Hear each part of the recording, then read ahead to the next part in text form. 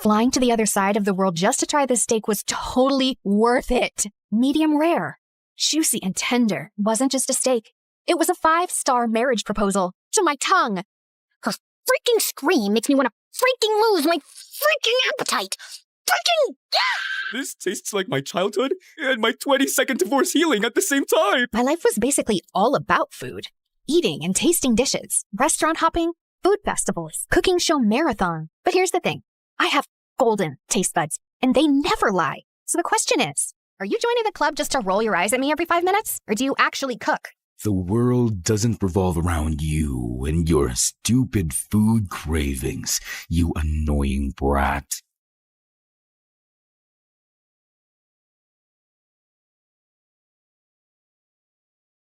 The morning bell echoes through the halls. 1,000 voices bouncing off the walls.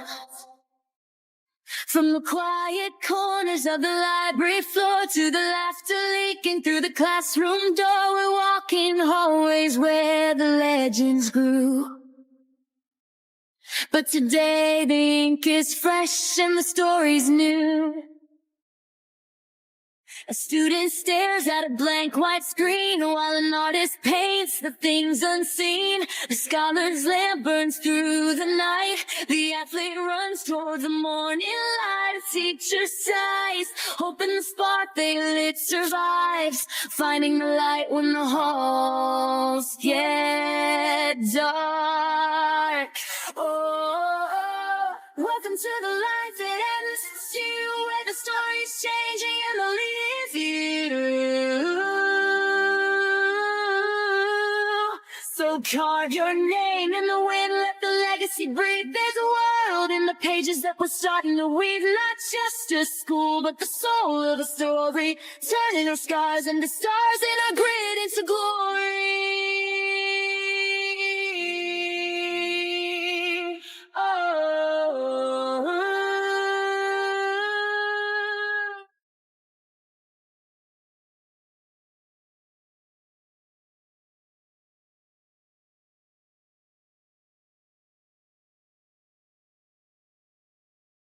Nutmeg makes soup creamier. Rosemary is steak's best friend. Basil goes with almost everything. Cinnamon brings comfort to sweet and savory alike. And chili? Chili sets the soul alight. But nothing could have prepared my tongue for what came next. Flying to the other side of the world just to try this steak was totally worth it. Medium rare. Juicy and tender. Garlic butter glaze, flame-kissed edges. The scent alone levitates my soul to heaven, like it was invited to have lunch with the beautiful angels up above. Okay, here comes the love of my tongue's life. Oh my Gordon freaking Ramsay! My taste buds were twerking like it was a Friday night. It's savory, juicy, yummy, steak-tacular. It wasn't just a steak. It was a 5-star marriage proposal to my tongue. Goodness gracious, lady, get a room. Oh God, she is either possessed or just really, really starving. I was still mid-foodgasm, letting every bite baptize the very depths of my taste buds when the haters around started mumbling. Did I care? Not one juicy crumb. I had my priorities, and it was to finish this masterpiece. It seems like you've been thoroughly enjoying our food, milady. Oregano. I finally opened my eyes and came face to face with the handsome chef. Oh, I practically proposed to the steak. Weren't you watching me, Mr. Chef? I was, and now I'm wondering, should I be jealous of the steak? Wow. Oregano. Okay, that was my cue to leave before I started flirting back and accidentally dated this man over medium rare beef. I came here for the food. Just the food. Not the flirty chefs with dangerous dimples. Oregano. My life was basically all about food. Eating and tasting dishes, restaurant hopping, food festivals, cooking show marathons, experimenting in my family's restaurant kitchen. Just name it. But here's the thing. I have golden taste buds, and they never lie. So the question is, will your dish make me scream and lose my voice, or spit it out in disgust and hate you for the rest of my life? Some boys at school have made it their life's mission to get option A. And I wasn't complaining. It was literally free food and a little ego boost. Try mine first, Taffy. My mom helped cut the onions and boil the eggs. Forget that, peasant. This is from a 5,000-star Michelin restaurant. It cost me 10 kidneys. Mine's completely and personally handmade. Took me a month to make this, but don't worry, it's not rotten yet. My mouth and soul were ready, but my brain was totally overwhelmed. Just then, my bestie Jules swooped in with his imaginary cape fluttering. Excuse me. Take it easy, gentlemen. Form an orderly line if you wish for Queen Taffy to bless your humble dishes with her divine taste buds. If your food makes her moan louder than a K-drama kiss scene, congrats! You win a date after class, but only for 60 minutes. No extensions, no exceptions. The boys went feral. What are you doing? I don't have time for boys. I just want to eat and that's it. Oh, babe, it's time you started eating with them, not just their food. Whatever. But let's see if one of these can make me scream. Unfortunately, every dish was a disaster. This one tastes like a zombie rat crawled out of the sewer, licked a quadruple A battery dipped in rotten mayonnaise, and fell into my mouth. What were you even thinking, dude? Next, fish and chocolate? It's bold and daring, but a total abomination. Next, please. Are you sure you ordered this from a Michelin star restaurant? Or did you accidentally grab it from a dumpster behind one? Suddenly, I felt it again. That weird, stabby vibe that hits me every time I chew. I turned my head, already knowing the source. And there he was. Gavin. The silent, brooding window guy. I always caught him glaring at me as if I just ate his pet goldfish. Maybe the bowl, too. And whenever I confronted him about it, he'd just roll his eyes at me. Like, seriously, did I eat his precious lunch in a past life or what? He was insanely annoying. It was even worse because he's stupidly attractive. Ugh! Why do hot guys always have to have the worst attitudes?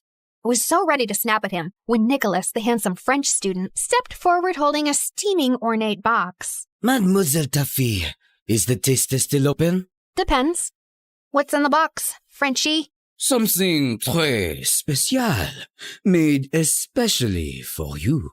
I took a bite, and fireworks started exploding around me instantly. Sweet gravy heavens! This is criminally delicious! Oh, I knew it. His dish looks as perfect as he is. So, do we have a winner now? Did you hear me scream? No, right? Because it's missing something. Are you implying my dish isn't perfect? It's really good, but it needs a little more kick. Maybe some spice, some crunch, some little twist, something to surprise me. Right now, it's just giving something, but not everything. You'll regret this, woman. I'm sorry, what? Nothing. I said I'll do better next time, just to hear that sweet scream of yours, mademoiselle. We'll see about that then, buddy. There was only one place that had ever made me scream so loud I lost my voice. The MSU cafeteria. I didn't come to this school for academics. I came for the food. The cozy, stylish ambience was just a bonus. And you know what was more interesting? Behind those lunch ladies hides a secret cooking legend. A masked mystery chef, whipping up dishes so good they'll make you cry in 1,000 different languages.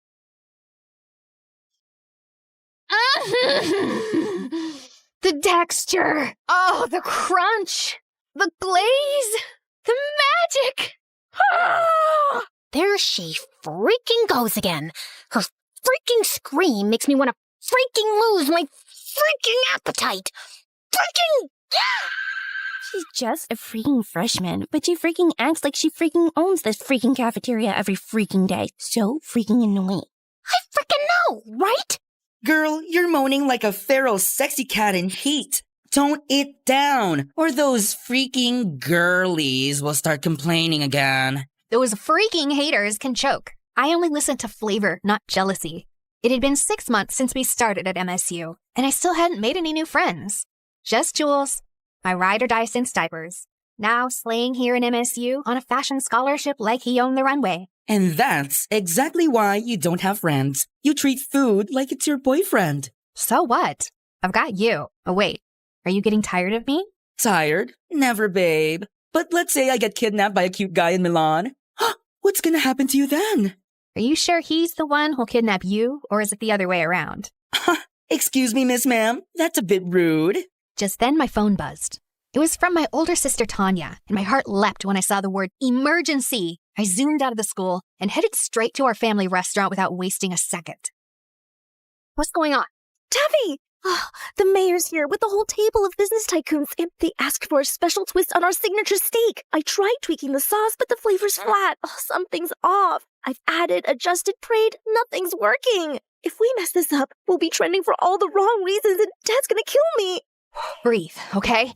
Let me see. Too much soy, not enough soul. All right, everyone, I got this. I swung the spice rack open and started working my magic. 2 pinches of smoked paprika, 1 drizzle of honey, a splash of aged balsamic vinegar for depth, a whisper of garlic, not chopped, grated, 2 drops of lemon juice for a little spark, and a dash of espresso powder. Now, try it. Tanya took a bite. Her eyes went as wide as the earth itself. Oh, Quickly clapped a hand over her mouth before she could scream and alarm the entire restaurant. Now go serve that magic to your VVIPs. Oh, you're a lifesaver, sissy, as always. I assisted her as she served it herself to the VIP table. The mayor took 1 bite and started crying. This tastes like my childhood and my 22nd divorce healing at the same time. I need a moment. This steak just forgave me for all of my sins. Your food is divine. You should expand this place. Branch out, and you'll have my full support. That sounds tempting, sir. Thank you. But we actually prefer to stay small, family style. Our restaurant had been around since the 1900s. No branches, no fusion. Because for us, it was never about the money. It was about legacy. And okay, maybe we were also deathly afraid someone would steal my great-great-great-great-great-great-grandma's top secret recipe for our signature dishes. I felt like a hero today. So I threw myself a mini feast in my bedroom as soon as I got home. Half an hour later, Jules barged in and was immediately intrigued by all the food around me. Salty. Sweet. Cheesy. Ooh, spicy. You're clearly riding a flavor high. Did you fall in love?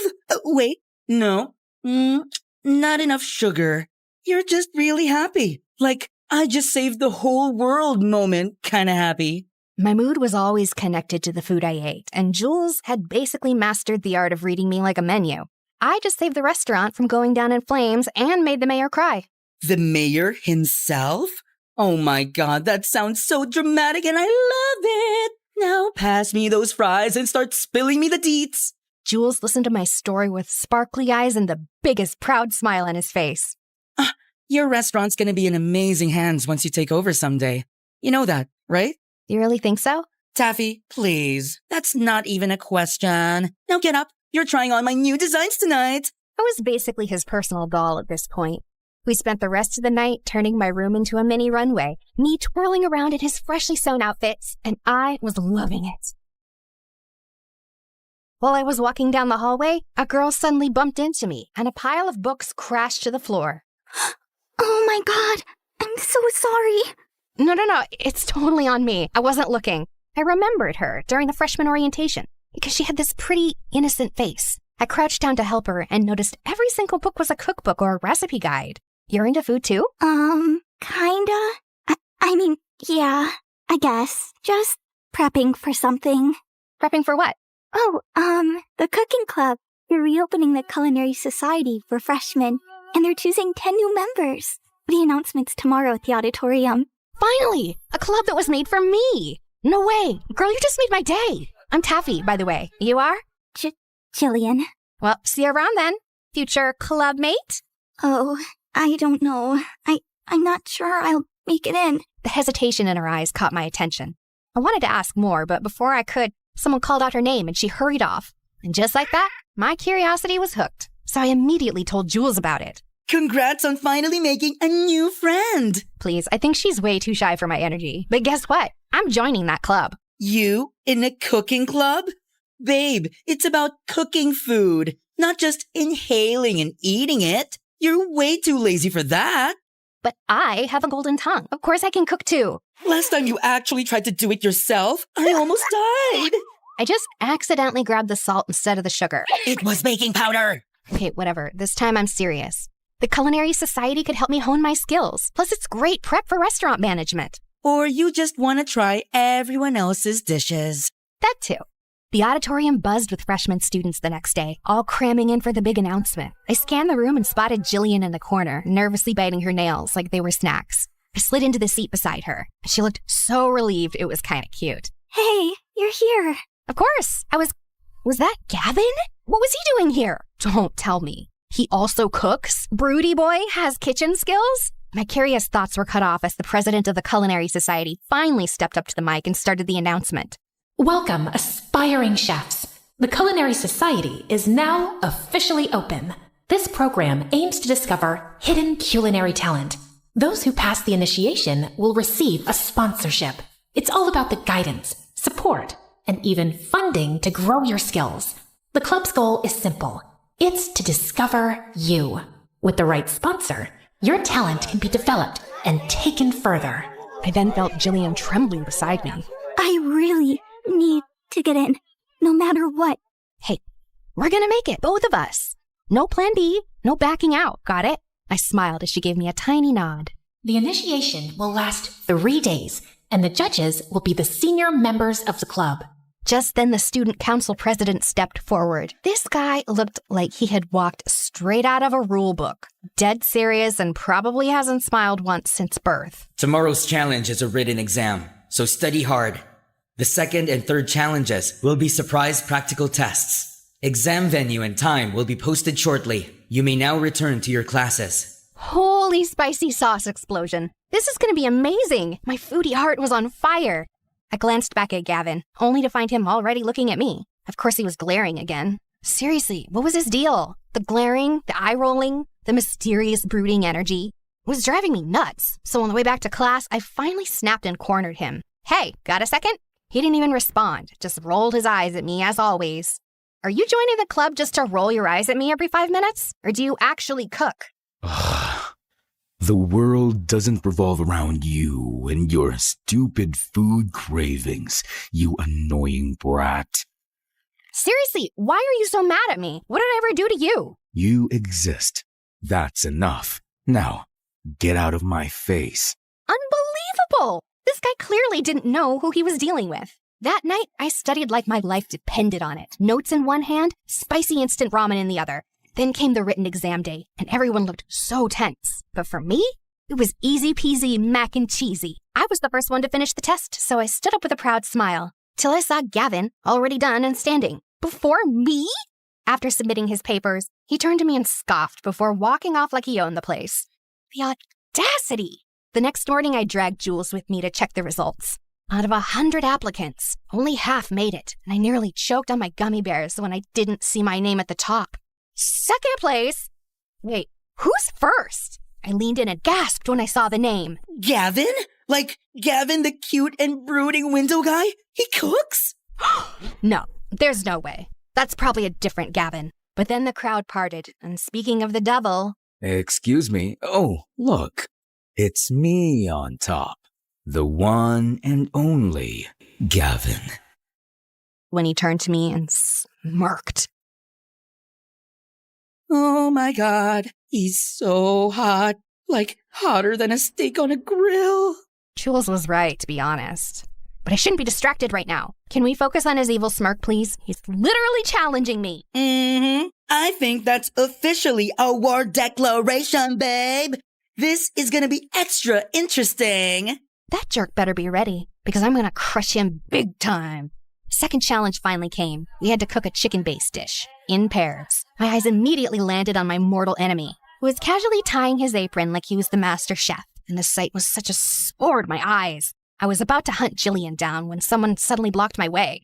Nicholas! He was here too? How did I not notice him last time? Ah, mademoiselle, fate brings you back to me. I'm still wounded from you turning down my masterpiece last time, you know? Team up with me, and if we win, you owe me a dinner date. Fair trade, no? I was about to reject him, but then my cinnamon roll savior appeared. Hey, Taffy. I was wondering if maybe we could... Oh, here comes my lovely partner. Sorry, buddy. Maybe next time? Ah, très bien. No hard feelings. At least Nicholas was always classy about rejection. Congratulations on passing the written exams. Thanks. I had been preparing for that way before I got here at MSU. Oh, you're really into this, huh? All right, girl, let's do this. You cook, I supervise. We're not doing it together? Of course we are. I'll be guiding you. So, what are we making? Let's go with crispy garlic honey chicken with mango salsa. That sounds fancy. Okay. We had exactly 1 hour. Jillian got to work while I hovered nearby, supervising like a resident chef. But my eyes kept drifting to Gavin. He looked calm and focused, like he belonged in a commercial for knives, while his partner looked so lost. The fact that he was also into cooking made him even more annoying. A few minutes later, Jillian finally threw her hands up and beamed. All right. Done. Ooh, let me taste. I took a confident bite, only to gag and nearly scream in disgust. I tossed the dish and everything else into the trash, and it landed dangerously close to Gavin's station. He hissed like a cat that had just got misted. Oh, gosh, girl, what happened to the chicken meat? Did you marinate it in mud and ask an old goat with horrible breath to spit on it or what? But I just followed everything you said. Jillian looked like she was on the verge of tears, so I took a breath to calm myself down. It's okay, my love. We've still got 20 minutes. We're gonna fix this. This time, I rolled up my sleeves and took over. Just as the final bell rang, we slammed our dish down and handed it to the judges, who actually liked it. As expected, we passed, and we're now qualified for the final challenge. But when I looked at Jillian, she didn't look happy at all. We only passed because of you. We almost failed because of me. Oh, come on, girl. It was my fault, too. I made you do most of the work. It was supposed to be a team effort. You know what? Let's practice after hours. Together. Is that okay with you? Of course. We then snuck into the kitchen later that day. A few other students were there, too, including Gavin, of course. For the sake of my sanity, I ignored his brooding presence and locked in on Jillian. This girl needed serious kitchen rehab. She was way too clumsy to be left alone with fire, knives, or even a blender. Honestly, if someone didn't supervise her, she'd either blow up the kitchen or food poison someone. Or both. She tried dish after dish, and I sacrificed my precious tongue for each one.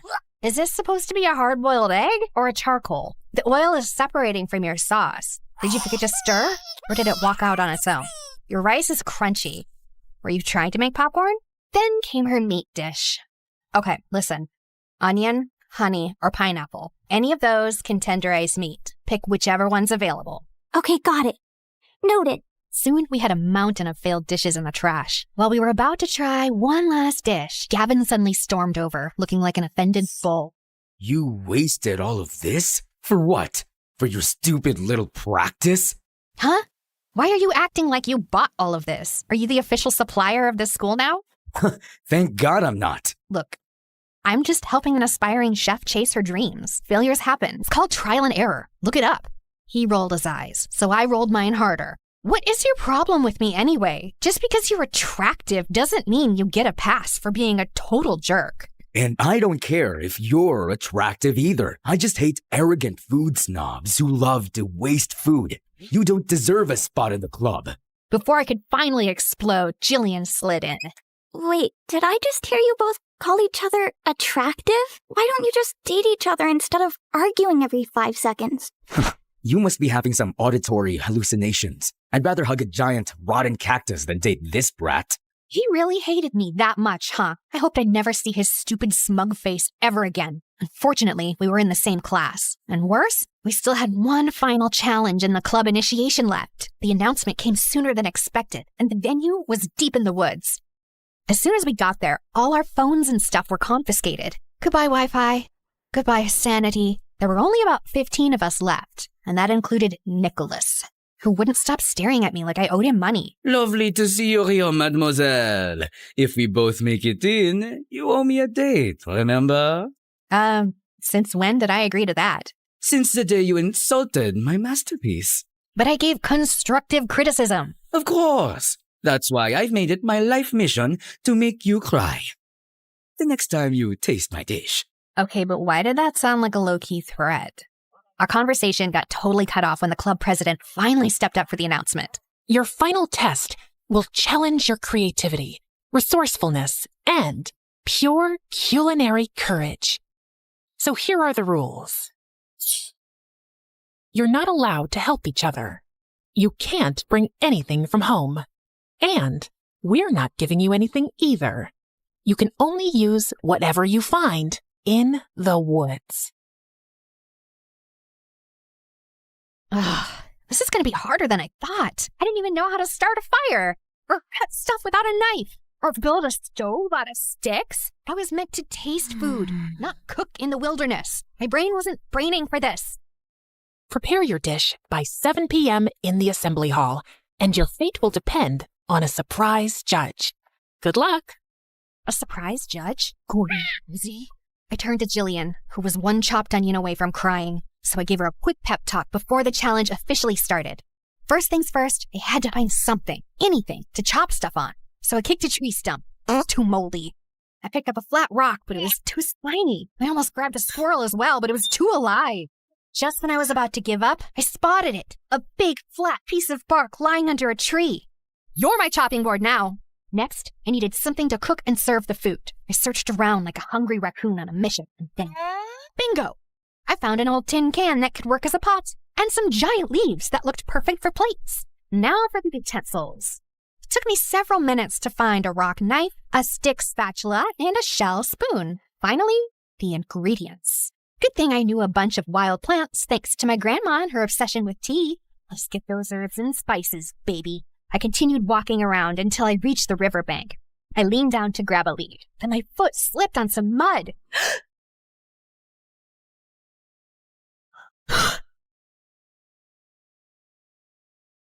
So, you're not just a brat and a snob.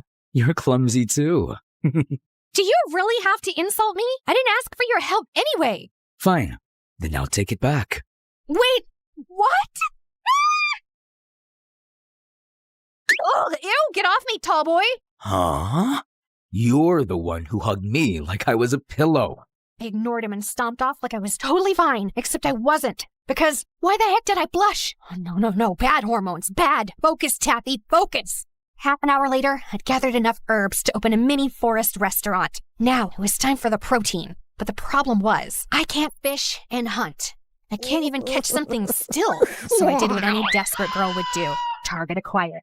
Eggs. Sorry, Bird Mom. Finally, it was time to build a fire. Tried. I really tried. But at this point, I was basically just bullying those sticks. Just then, I heard some chopping noises nearby. I walked closer to take a peek and realized that it was Gavin. What? Shirtless! My brain just short-circuited at the sight of those magnificent abs. Before I could stop myself, a weird squeaky sound escaped my mouth. I was busted! Are you stalking me? What? No, I was just peacefully trying to cook in my spot over there, and then I heard something, and obviously I had to check it out. Sure. Why are you even shirtless? Why? Does it bother you? Yeah, it's too indecent. Then find another spot? I was here first. You're the one who somehow set up your camp near mine. I was so furious. I huffed and stormed back to my sad little fire pit. I snatched up all my stuff and stomped off to find a new cooking spot, way further from him. I threw all my rage into rubbing those stupid sticks together like my life depended on it. And after what felt like 500 years, a tiny, weak little flame finally popped up. Yes! Wait! No! It suddenly started raining! Are you kidding me right now? I grabbed my stuff, and as I dashed through the rain towards the nearest cover, I spotted Gavin running toward the same place from the other side. We both reached the shade at the same time, soaked and panting. Wow. So the brat can run, huh? What do you think of me? A corn dog? What? Before either of us could say anything else, a soft sob broke through the sound of the rain. We both turned toward it and saw Jillian. She was soaking wet and crying. Jillian? What's wrong, girl? Are you okay? My family doesn't have much, and this was my only chance. But I think I'm too stupid for this, Taffy. As I comforted her, Gavin sat down next to her, pulled a small dry cloth from his bag, and handed it to her gently. No attitude, no sarcasm, and he looked so soft like that, like a totally different guy. Ugh. He hated how my heart noticed. Thanks, Gavin. To break the tension, I changed the topic to food and cooking, and somehow it worked. Jillian started to relax and even smiled a little. How about you, Gavin? Why do you love cooking? My ears perked up at her question. Gavin didn't answer right away. Instead, he stared out at the rain, silent, like he was watching a memory unfold in the distance. Tragedy struck me since I could remember, and I was homeless for a long time. Park benches, cardboard blankets, cold nights when I thought I wouldn't wake up, scavenging for even ketchup packets just to trick my stomach into thinking I'd eaten.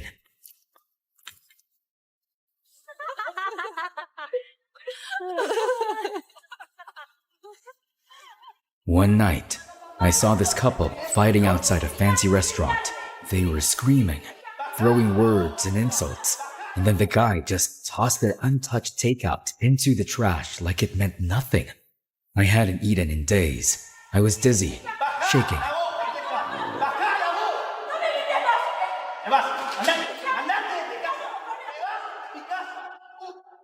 If you're gonna fight, fine, but don't waste good food.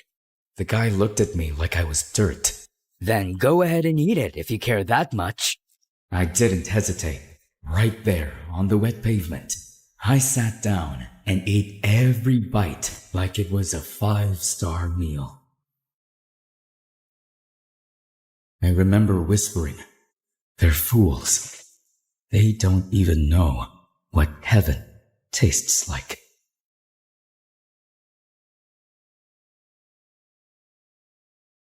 But I didn't realize the owner of the restaurant had been watching. He came out, no judgment, no pity, just asked if I wanted a job and a place to stay. That's how it started. That tiny kitchen saved my life. But also, I found passion. But the rest of the staff, they didn't see me as one of them. Just a stray they took in. A charity case with no pedigree, no past. I worked twice as hard to prove I deserved to be there. And I came to MSU to prove that I belong in the kitchen, to find a sponsor who actually believes in what I can do. You wasted all of this? For what? For your stupid little practice? Just hate arrogant food snobs who love to waste food. You don't deserve a spot in the club.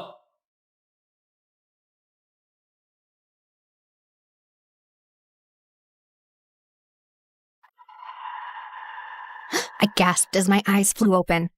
I almost screamed when I realized that I had actually fallen asleep on Gavin's shoulder. Oh, and to make it worse, I drooled on his shirt. Oh my gosh, I'm so sorry. Relax, it's just drool. Unless you care about what I think. Duh, no, absolutely not. Just then I realized it was getting dark already. Oh my gosh, what time is it? I haven't even started cooking. And where's Jillian? Chill. We've still got an hour and a half before 7. And Jillian's over there. She already got started. Apparently, she had already built her own campfire and was cooking over it like a master chef.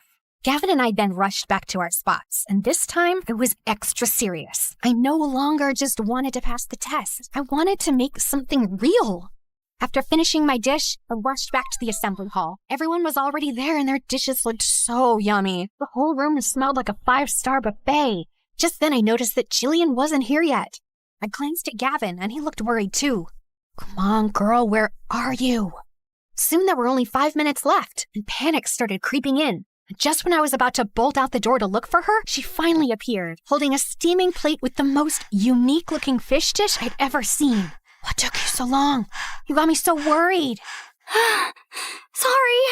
I just wanted to make sure everything was perfect. Before I could respond, the lights dimmed, and the club president stepped up to the stage. And now, for your final judge, a true master of flavor, the one, the only.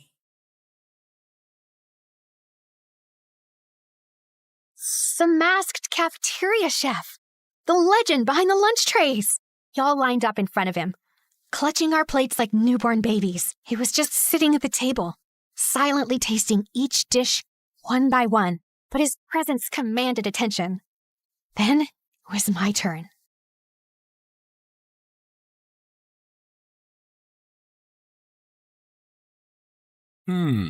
Interesting. Most people played safe with eggs, but you took a risk. The texture's playful, the flavor's daring, and the sauce, it's bold, defiant, and unforgettable. Just like you. I nearly passed out from happiness, or hunger, or his dangerously calm voice. Then came Jillian's turn. There was a long pause before he finally spoke. This is not perfect, but passionate. I like it. Oh, Jillian was finally able to breathe. The judging ended. Then came the moment we'd all been sweating for. The announcement of the top 10. The official new members of the Culinary Society. As expected, Gavin and I made the list. My name flashed on the screen and I nearly screamed. Then, the final spot. Jillian was trembling as she gripped my hand. We all held our breath. And the last spot goes to Jillian. She instantly burst into tears. As we celebrated, I noticed someone storming out of the venue looking furious. Nicholas! Wait, he didn't make it? That actually surprised me. As the winners celebrated, Gavin then strolled over to us, holding his plate like a trophy. Well, well. Looks like we all made it. Want to try my dish? Taffy, you have to try this. Careful. She might scream loud enough to summon the forest spirits. Oh, please. My golden tongue has standards. Oh, I know. That's why I strategically kept my masterpieces far away from you. Strategically? Yes. I knew the moment you tasted my food, you'd scream your lungs out and fall hopelessly in love. I'm gonna throw this plate at your face. But not before you taste it. Fine. One bite. I took a bite and instantly exploded. Oh my freaking goodness! This is... In the middle of my foodgasm, I saw him smirking, so I immediately stopped myself from praising his dish. I knew it. One bite and there goes your dignity. Shut up! He kept teasing me all the way home on the bus. But of course I had to stay strong for my pride. I will never admit it, ever. Unfortunately, I couldn't stop thinking about him and his cooking skills that night, so I stuffed my face with sugar to distract myself. That was when Jules barged into my room. Girl, why are you blushing and inhaling candy like you just caught feelings? Are you in love or something? I'm not blushing, and no, I'm not in love. Got it, miss. Totally not in love. Anyway, why is your voice all scratchy? He was never finding out my voice died because of Gavin's food. He'd never let me live it down. It's the rain. My vocal cords got water damage. Sure. The next day at school, my voice was completely gone. Jules wouldn't let it go. Are you sure it was because of the rain and not because of screaming over a certain someone's cooking? I glared at him in silence. Just then, because the universe hates me, Gavin walked by looking extra smug, like his ego had its own stupid fan club. Oh no, please. Not now. Don't say it. Don't. Lost your voice, huh? Told you my dish was too good. Jules nearly choked from laughing. Since then, things just got weird. Gavin and I started getting closer. Before, he used to glare at me all the time. But now, that glare was replaced with a stupid little grin that made my brain malfunction every time. Like that time in the hallway when I opened my locker and a sticky note fell out. Try not to scream over my food next time. Gee. I looked around, and of course, there he was, leaning against the wall with that grin. Ugh, so annoying. During lunch, he started joining us at our table, like he was officially part of our squad. Relax. I'm here for the food, not you. And worse, Jules literally saved him a seat every freaking day. Aw, why do you always walk in like it's a K-drama entrance? My heart can't take this. Nowadays, I just find myself finishing all my food. Clean plate and no crumbs, even if the dish wasn't perfect. And of course, he had a comment about it. The trash bin must be lonely without all the food you used to waste. Seriously, who kidnapped old you? People change, duh. And I didn't do it because of you. Mm-hmm. Sure you didn't. Can you two stop? I'm getting secondhand butterflies. Shut up. And because of him, the kitchen feels weird now. Am I too conscious of Gavin? He's still him, the broody, annoyingly talented chef in the making. Lately, he's been working way too close to my station, offering help I didn't ask for, smirking whenever I refuse like he's deliberately trying to make me skittish. Ugh. Your knife grip's a little stiff. Don't sneak up on people! Holy broccoli, why is he standing too close? I wasn't sneaking, just helping. I turned back to the cutting board, trying not to imagine how good his voice sounded that close. Taffy, focus, knife, chop, chop, scallions, not his stupid smirk. You really don't have to hover. I'm not gonna murder the soup. I wasn't worried about the soup. My heart skipped. What was that supposed to mean?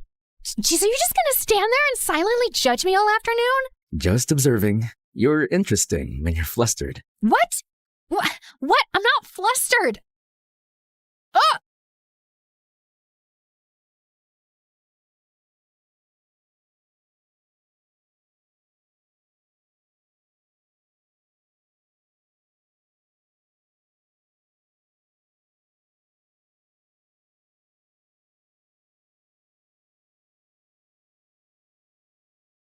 Careful now.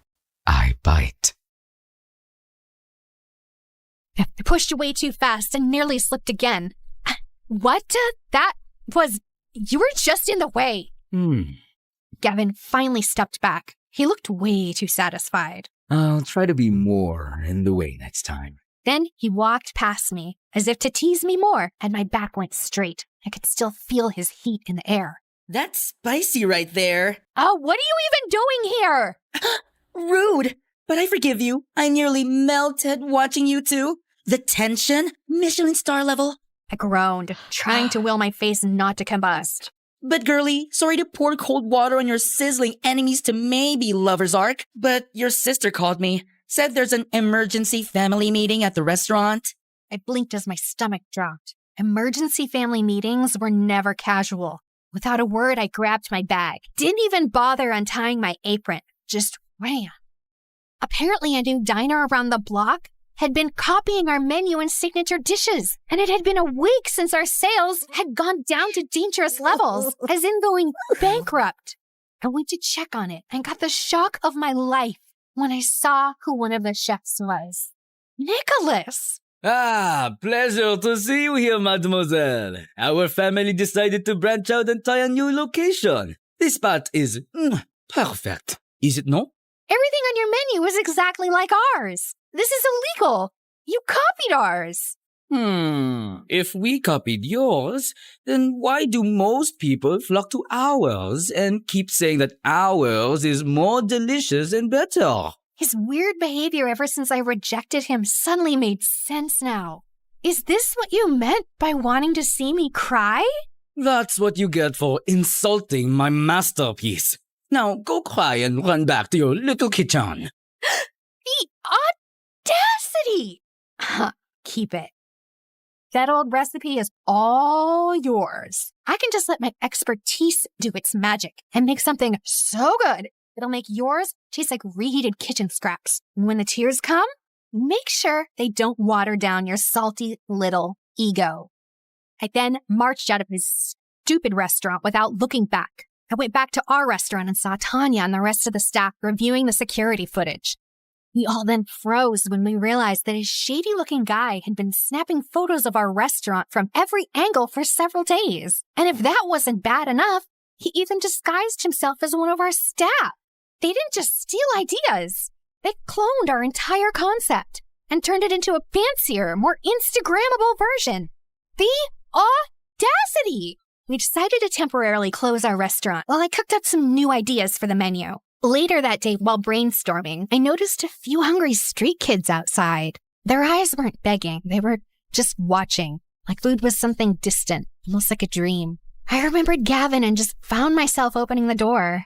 I'm not serving anything fancy as of this moment, but if you're hungry, come in. He sat quietly as I cooked.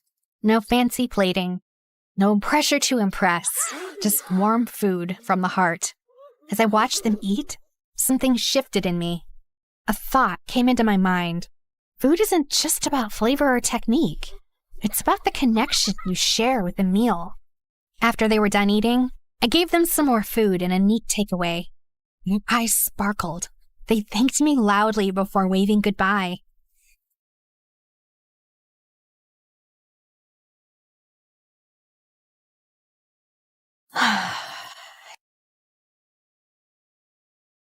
Think about some charity project and look for some volunteers to feed those kids again. Oh my God!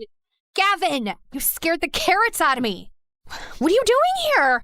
I overheard earlier, and I got worried. I asked your friend, and he told me everything. Well, I'm here to help you out.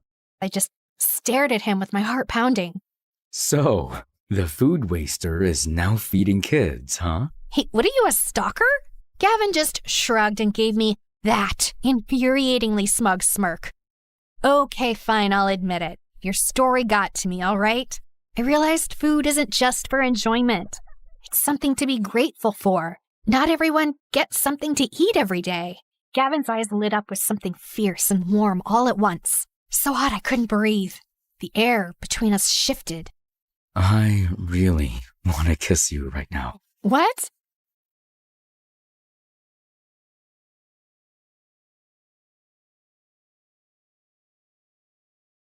Say no. I clutched his arms, the warmth of his touch sending my heart into a race, and my knees wobbled. He grinned. His intense eyes smiled. I take that as a yes. Then he pulled me in, and before I could blink, his lips crushed into mine. Hot, intense, sweet, and it tasted like cinnamon made from heaven. I melted. I never knew kissing the person you like is the sweetest thing ever. More than the best macaroons in the universe. I wanna stay here with you. All that we have is just I told you, I bite. promise I won't leave your side. Be who you are and you'll be enough. If you're giving me your love, giving me your love. All that we have is each other now. Promise you won't leave my side. I hope who I am is enough for you. If I'm Maybe it's the kiss. Okay, no, it was definitely the kiss that inspired this new recipe. Sweet, warm, with the right amount of spice. It lingered and was very special. Whoa, you made this look like it belongs in a 5 million star restaurant. Thanks for helping out, Jillian. While we worked on our test dishes, we discovered her secret skill. She was amazing at plating, garnishing, and all the aesthetics. Just don't ask me to actually cook it, like, ever. Girl, you're now officially the queen of food catfishing, and I say that with love. Then Jules popped in while holding up a sketch pad. Okay, if we're leveling up the food, then we're leveling up the fashion. He flipped the sketch pad around, revealing a full lineup of brand new uniforms. Chic, comfy, and grease stain resistant. You're welcome. Oh my God, you made slayable uniforms? I am an aspiring fashion icon, babe. Let me slay in peace. We all laughed. And in that moment, I realized that this wasn't just my comeback. It was ours. And for the cherry on top, we added a tagline for our new and special dish. The dish that can make you scream. It was inspired by someone, and as expected, it was a hit. Customers were literally screaming, and their videos went viral. They kept returning to our restaurant, so we finally decided to add it to the official menu. I used to think food was just about taste and fun. Now, I knew better. Nutmeg makes soup creamier. Rosemary is steak's best friend. Basil goes with almost everything.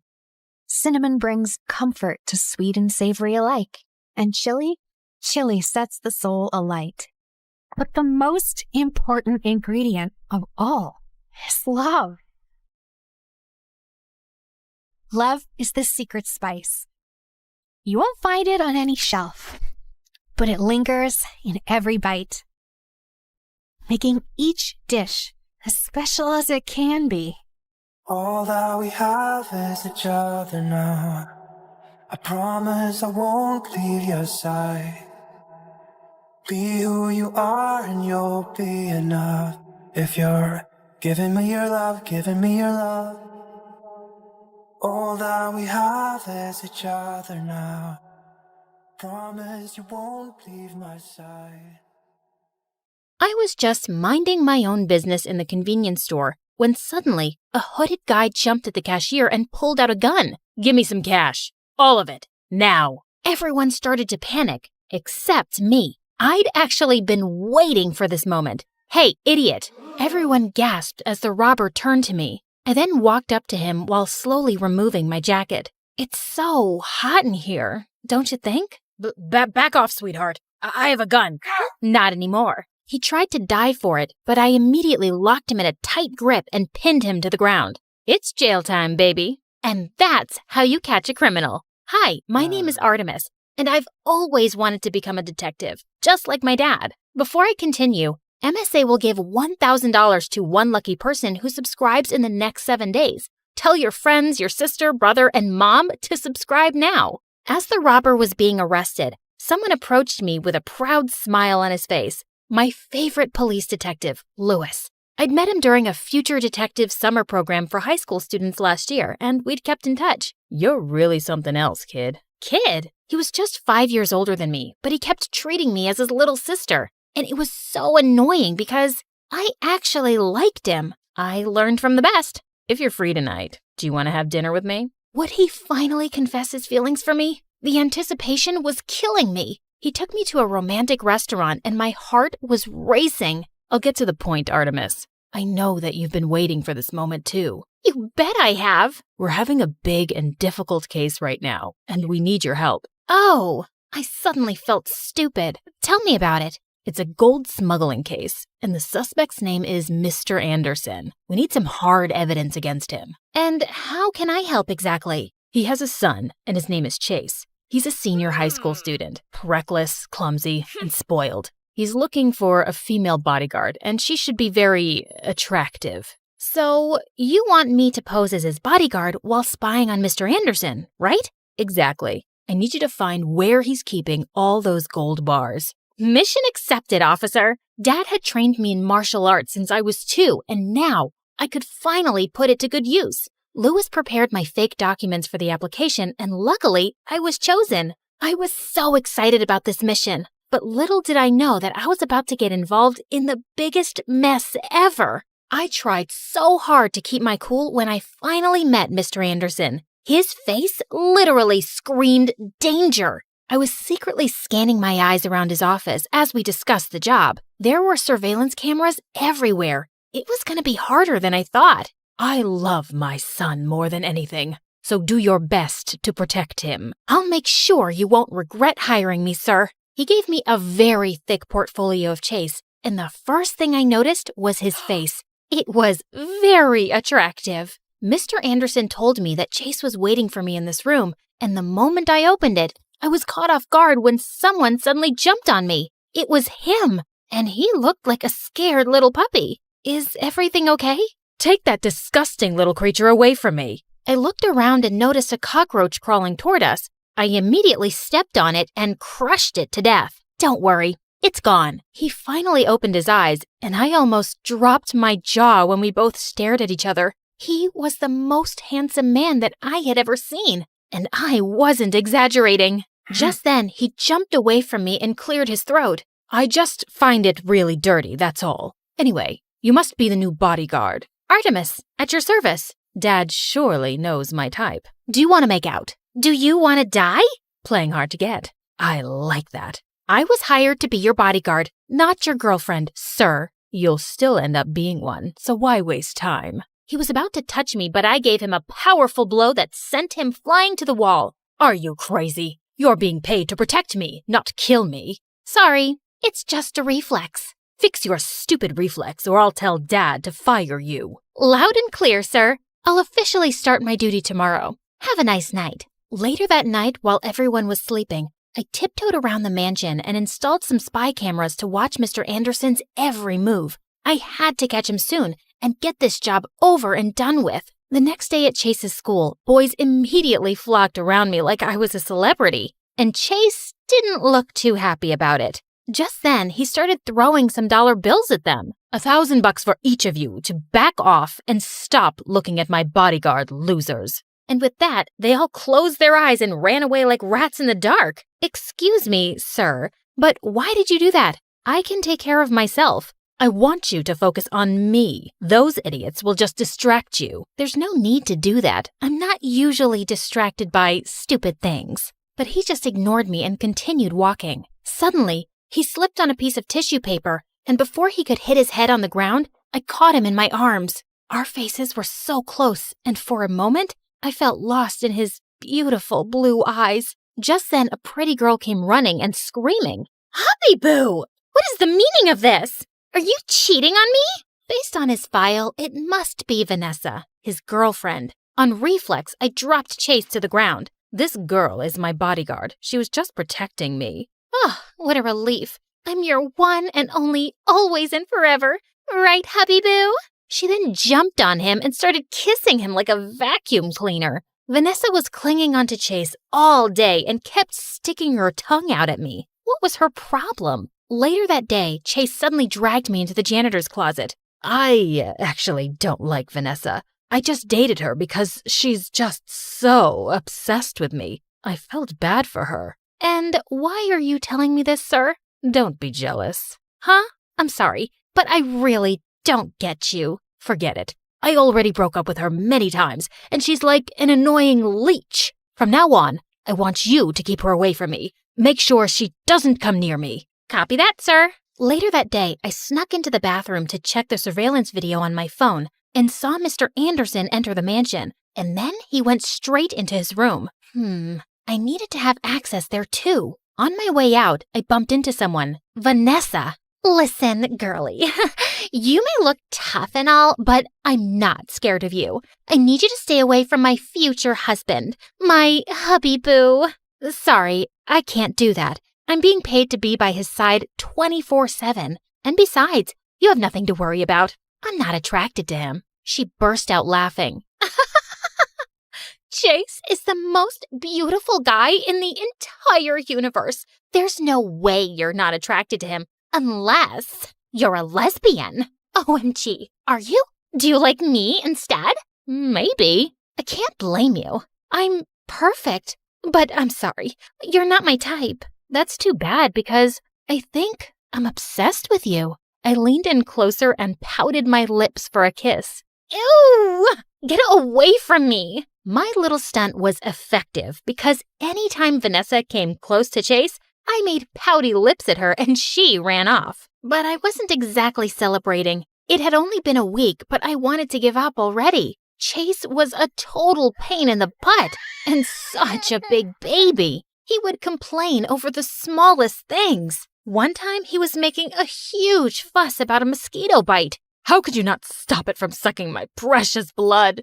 I thought you had great reflexes. See? It's swollen. You're not gonna die from it, sir. Relax. One time, he decided to skip school just to go shopping for a new yacht. As we were walking towards the port, we bumped into some guys who looked like gangsters, and he actually knew them. It's a perfect day to break some skulls, don't you think, Chase? What do you want, Brody? Your girl. She looks like my next girlfriend. He was about to touch me, but suddenly, Chase jumped in and shoved him to the ground. Don't you dare touch her, dummy. Brody went berserk. You stupid dirtbag. He was about to punch Chase, but I was able to block his fist just in time. I'd run home to mommy if I were you. I twisted his arm and he went screaming in pain. Get her, boys. I threw a couple of my karate moves and they all fell to the ground in no time. I turned to Chase and he looked stunned. He was still speechless, even in the car. When we got home, he just sat in front of me and stared at my face. Is there any problem, sir? You're the prettiest and coolest girl that I've ever met. Do you know that? He lifted his hand to touch my face, and I just shivered at the contact. You know what happens when you touch me, Chase. So get your hands off me before it's too late.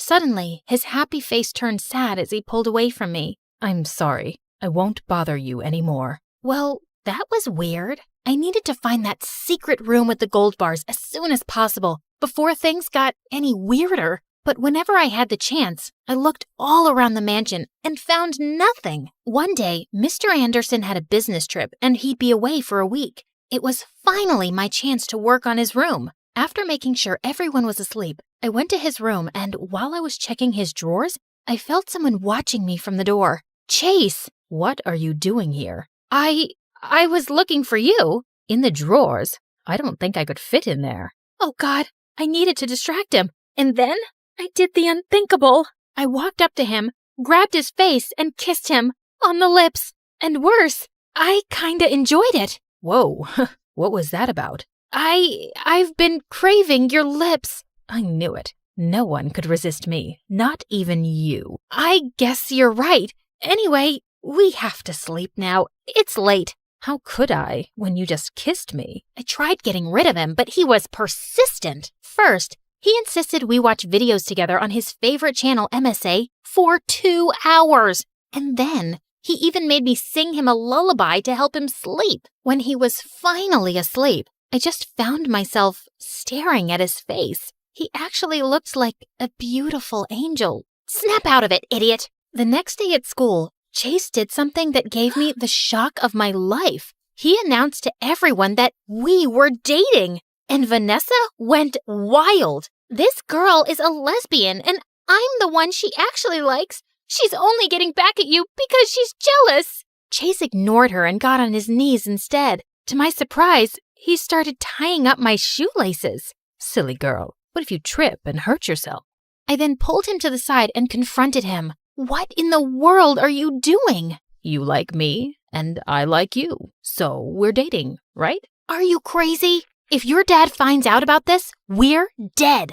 Don't worry. He's too busy to even check up on me. From now on, I'll protect you and serve you instead, okay? I kept on refusing, but he was unstoppable. He was just around me all the time, and it was driving me crazy. All he did was stare at me 90% of the time. Could you please stop that? It's freaking me out. I could stare at you forever. You're just too pretty. I sometimes doubt if you're even real. During classes, he kept reaching for my hand just to hold it. During lunch, he would feed me and just watch me eat. He was acting like the perfect boyfriend, and I had no choice but to play along to protect my cover. Ugh, what had I gotten myself into? Later that night, I called Lewis and reported everything, including my fake relationship with Chase. I need you to stop entertaining any distractions and finish your mission ASAP. Understood? He sounded mad, and it made me feel bad.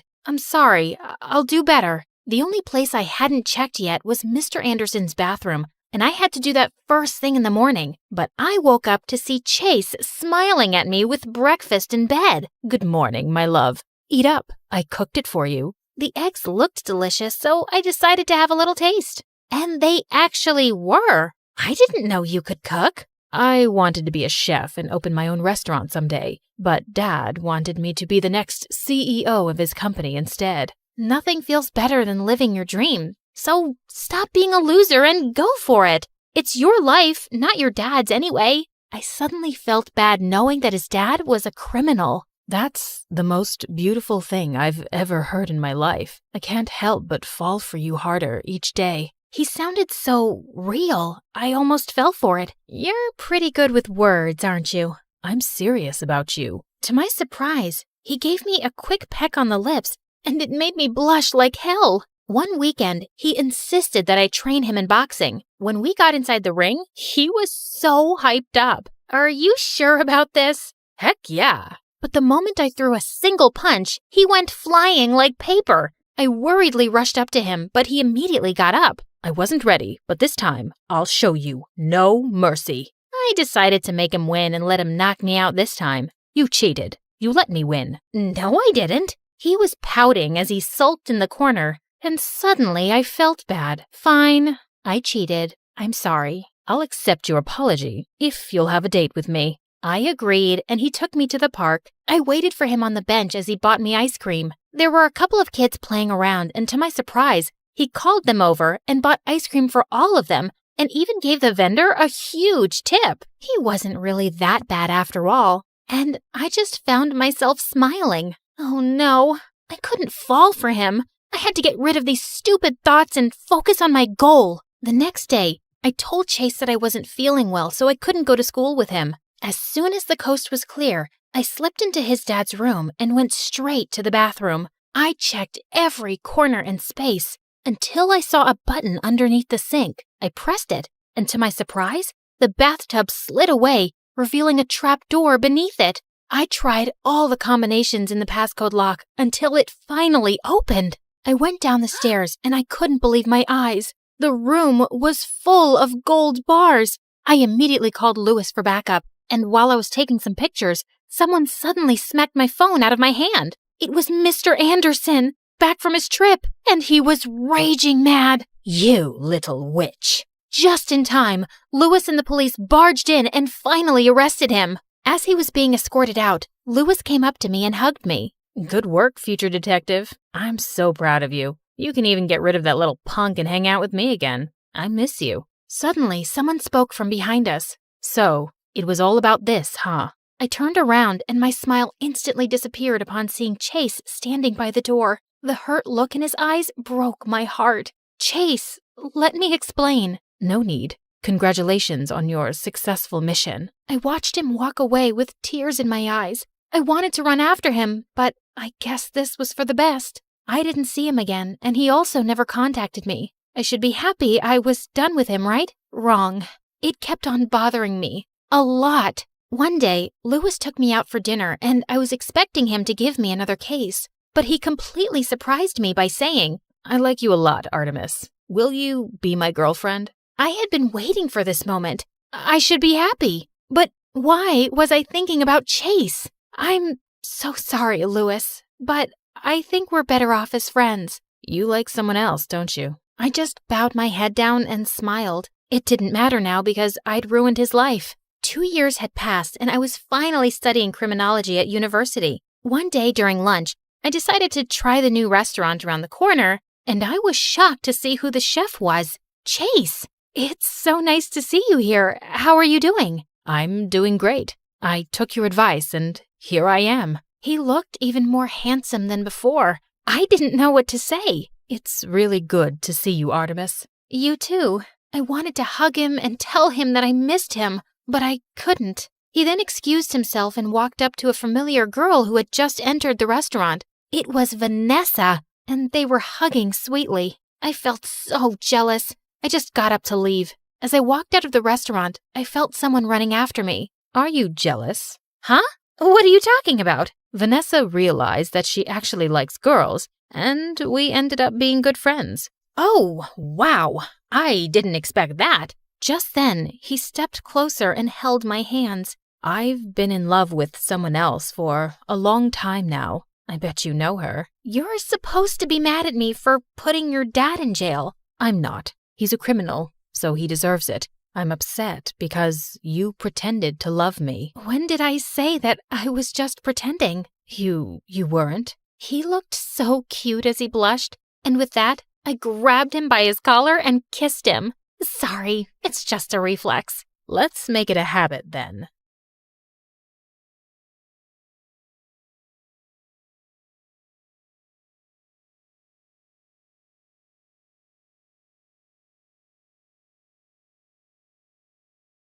I was about to shoot my target when suddenly someone appeared from the shadows and snatched the apple away. It was the most popular guy in school, Travis, and lately he'd been flirting with me every chance he got. Let's play a game. If you miss the target, I'll have to kiss you. But if you hit it, then you'll have to kiss me. What do you say? Sure, why not? Everyone knew how good I was in archery, and as expected, it was a bullseye. Deal's a deal, cream puff. As he closed his eyes for the kiss, I called for the school cat Loki and whispered something to it. You can open your eyes now. Loki scratched his face like a wild animal as I walked away, in total satisfaction. Hi, my name is Bianca, and I'm incapable of falling in love. Well, that's what I thought. But before I continue, please like and subscribe. My mom owned a huge chain of hotels, and I was the sole heiress to the business empire. Our family name was well known already, but I'd really made us famous. Teen heiress seen kissing alleged gangster? Spoiled princess seen at archaeological site closed off for public? Princess Bianca announces to pay any amount to straighten the Leaning Tower of Pisa.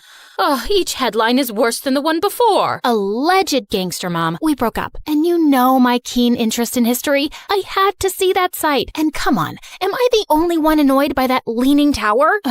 When will you ever get serious, Bianca? I have a private jet to catch, but we're not done with this conversation. Yes, go to your meeting, Mom. You didn't even remember to wish me a happy birthday, but I was still celebrating in style. I was having a huge birthday party at the newest club in town, but my night was ruined when I saw an uninvited guest, Travis, and he was approaching me and my BFF Carmen as if he was God's gift to women, despite that scary face. Hey, sugar lips, wanna dance? Aren't you supposed to hate me for making you look like Frankenstein? What's love without a little pain? And I adore your feistiness. He was all over me the whole night. Eventually, I had to make Carmen distract him and try to escape, but he noticed and followed me like a madman. I'm not done with you, my love. I turned around a corner and opened a VIP door at the end of the hallway. There were some men in suits playing poker, and they all turned to me like I was an alien. Oopsie, wrong room. Thought it was the toilet. But may I say, sir, your jacket is really cool. Very vintage 90s. Michael Jackson kind of vibe. Okay, I won't bother you guys. May the best man win. Bye. Travis was nowhere to be seen, so I took the chance to finally leave the club. But of course, I couldn't avoid him at school, and he was being such a nuisance that eventually I got a restraining order against him. My life was finally peaceful, till a few days later when Carmen told me that her cousin from the village would be joining our school. Since when do you have a cousin? Ever since he was born? You never told me about him. I love to collect snake skins and samurai swords in my basement. I didn't tell you about those either. What? Friends should share everything. I think some secrets are good. Oh my god, my cousin's here. I turned to this guy who was walking towards us like he was the king of the underworld. Judging by his walk, he knew he was a fine specimen of the male species. But suddenly, he tripped over nothing and fell into the fountain nearby. And then he immediately got up like nothing happened. I felt like I was watching a comic cartoon strip. Are you sure he's not some hot model you paid to act as your clumsy cousin? Nice way to say that he's hot and adorable. He then spun her around like she was a cotton ball. Carmen, my favorite girl. I missed you so much. The guy turned to me and I was stunned. He was even more handsome up close and also really familiar. You must be Bianca, Carmen's best friend. I'm Slater. Nice to finally meet you. Did you just curtsy? And have we met before? No. Is this how city people greet each other? Excuse us a moment. Carmen pulled me out of Slater's earshot. What you doing? Talking to my best friend's cousin? Why does that require you to bring your face so close to his? I just thought he looked really familiar. What's your problem? I just think you're finding an excuse to flirt with him. Now listen up, Bianca. You're never serious about any boy, and you just play with their feelings and dump them.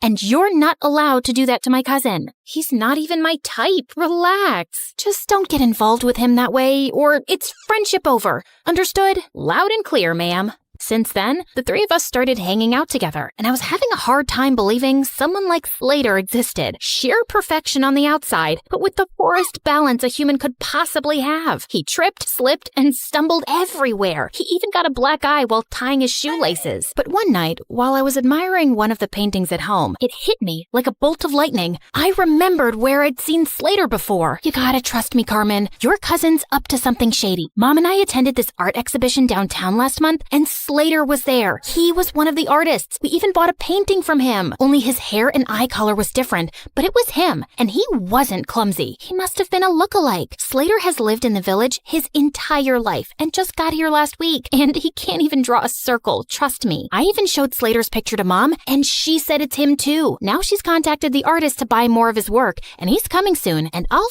finally know the truth. You just need to give yourself something to be excited about. Do what you want, but you're wrong. A couple of days later, later, the artist called Mom to say that he had to go out of town and he'd come to meet her next month. How convenient. I decided not to say anything to Slater and try to get to the bottom of his secret identity. He was always hovering around me and Carmen like an annoying fly. He was sure to slip up at some point. I'd be watching him. But one day, I was spying on him at the gym, and after seeing him miss the 100th basket, I got really bored. I decided to skip the rest of school that day to get a manicure. As I was walking to my car, a van suddenly stopped next to me. "Good day, child. Would you please buy some apples from me? I run an orphanage, and I'd like to get some toys for the children." "Sure thing. Just give me a basket and I'll give you $100,000. I was about to take the basket from her when Slater suddenly popped out of nowhere and crashed into me. "Hey, you, who do you work for? Show me your ID." The poor lady looked terrified and just drove away. What the heck was that? Didn't your parents ever tell you not to take candy from strangers? What if she was trying to poison you? Dude, those are apples, not candy. And who am I? Snow White? And that cute granny is trying to poison me because I'm the fairest girl in all the land. This isn't funny. You don't know how dangerous some situations can be. Oh, please. I swam with sharks last year and jumped off a hot air balloon when it malfunctioned. I laugh in the face of danger. And that lady just wasn't dangerous. I know you're from the village and probably think everyone in the city's evil, but please stop being a weirdo. But Slater just got weirder. Like another time, the three of us were at a restaurant, and as soon as the waiter served our order, he started sniffing mine. If you wanted me to completely lose my appetite, you succeeded. What's wrong with you? He also started sniffing his food and Carmen's. That's how we do it in the village. The first whiff of food tells you everything you need to know. About what exactly? About how organically the food was grown, if the farmer sang to his crops and cows. I ordered a giant brownie sundae with whipped cream and sprinkles. Are you insane? Just give me that. Just then, there was a loud crashing sound next to us, and Slater jumped towards me and brought me down to the floor, covering me like a human shield. He was looking down at me, and I was a little breathless. And then I saw everyone else staring at us like we were mental. Apparently, a waiter had just dropped a tray full of glasses. Oh, my bad. I thought it was a gunshot and maybe some robbers had come in. I just acted on instinct. Wait, let me get this straight. So you thought it was a dangerous situation and your first instinct was to save Bianca? Hello, what about me? Your own flesh and blood? Slater muttered some apologies while Carmen kept scolding him, even if he was crazy. It was really sweet how he tried to protect me. One weekend, Carmen told me that the cheer captain was throwing a party, just for the cheerleaders and all the boys. I felt curious to see how Slater would act at parties with other girls, so I dashed over to the venue and spied from the bushes. But I couldn't spot him anywhere. I knew how girls looked at him. He was probably surrounded by the cheerleaders. Well, what did I care? I took this opportunity to practice my amazing singing. I can buy myself flowers, write my name in the sand, talk to myself for hours, say things you don't understand. Suddenly, I heard a sound right behind me. Slater, what are you doing here? Same question for you. I came here to sing flowers, 'cause there are flowers here, duh. What about you? It's too loud inside, and everyone was acting wild. It was scaring me. Just then, a huge bug came flying at our faces, and Slater tried to smack it away, but he ended up slapping me instead. Oh my god, I'm so sorry. My hand is so stupid. Bad hand. Gosh, Slater, why are you so freaking clumsy? I don't know, just born that way, but I get even clumsier around you, 'cause attractive girls make me nervous, and you're the most beautiful I've ever seen. What do you mean? You know what I mean, Bianca. It suddenly hit me. He was attracted to me, and that could make things complicated. I had to avoid him from now on before Carmen could misinterpret things and unfriend me. But the very next day, I caught him in the janitor's closet with his butt stuck in a mop bucket. Jesus, what have you done this time? Can you just help me, please? I think I got a cramp. As I pulled him up, our lips accidentally touched, and my tummy fluttered. Just then, someone gasped from the door. Carmen! Girl, it's not what you think. I followed her to an empty classroom and tried to explain. I swear, there's nothing romantic going on between us. He's too dumb and clumsy for me, and I'm certain he's a liar. Excuse me? That's my cousin you're insulting. And you say these things, but I feel like you're attracted to him. Just don't get attached to him, okay? He's not right for you. Of course, duh. I already knew that, but I was a bit bothered by what Carmen said. Why did she think he wasn't right for me? A few days later, I was practicing archery alone when suddenly an arrow came flying from somewhere and almost hit me. I turned around and saw someone behind a tree. I dashed over and found Slater. What are you doing here? Trying to kill me now? No, what? What just happened? You happened, Slater. You nearly sent an arrow arrow straight into me. You're a hazard to society. Oh God, I'm so sorry. I didn't realize my arrow came your way. I mean, I didn't even know anyone was here. I would never hurt you, I swear. But let me make it up to you with an ice cream shake. Come on, let's go. I wasn't finding his act convincing. Why was he always around me? He was beginning to seem as obsessed with me as Travis. And what if he tried to hurt me on purpose with the arrow? By the way, are you free tonight? I want to talk to you about something. Just you and me, alone. Okay, sure. But we're alone right now. You can't tell me over ice cream shakes? What ice cream shakes? Oh, yeah, that. No, tonight's better.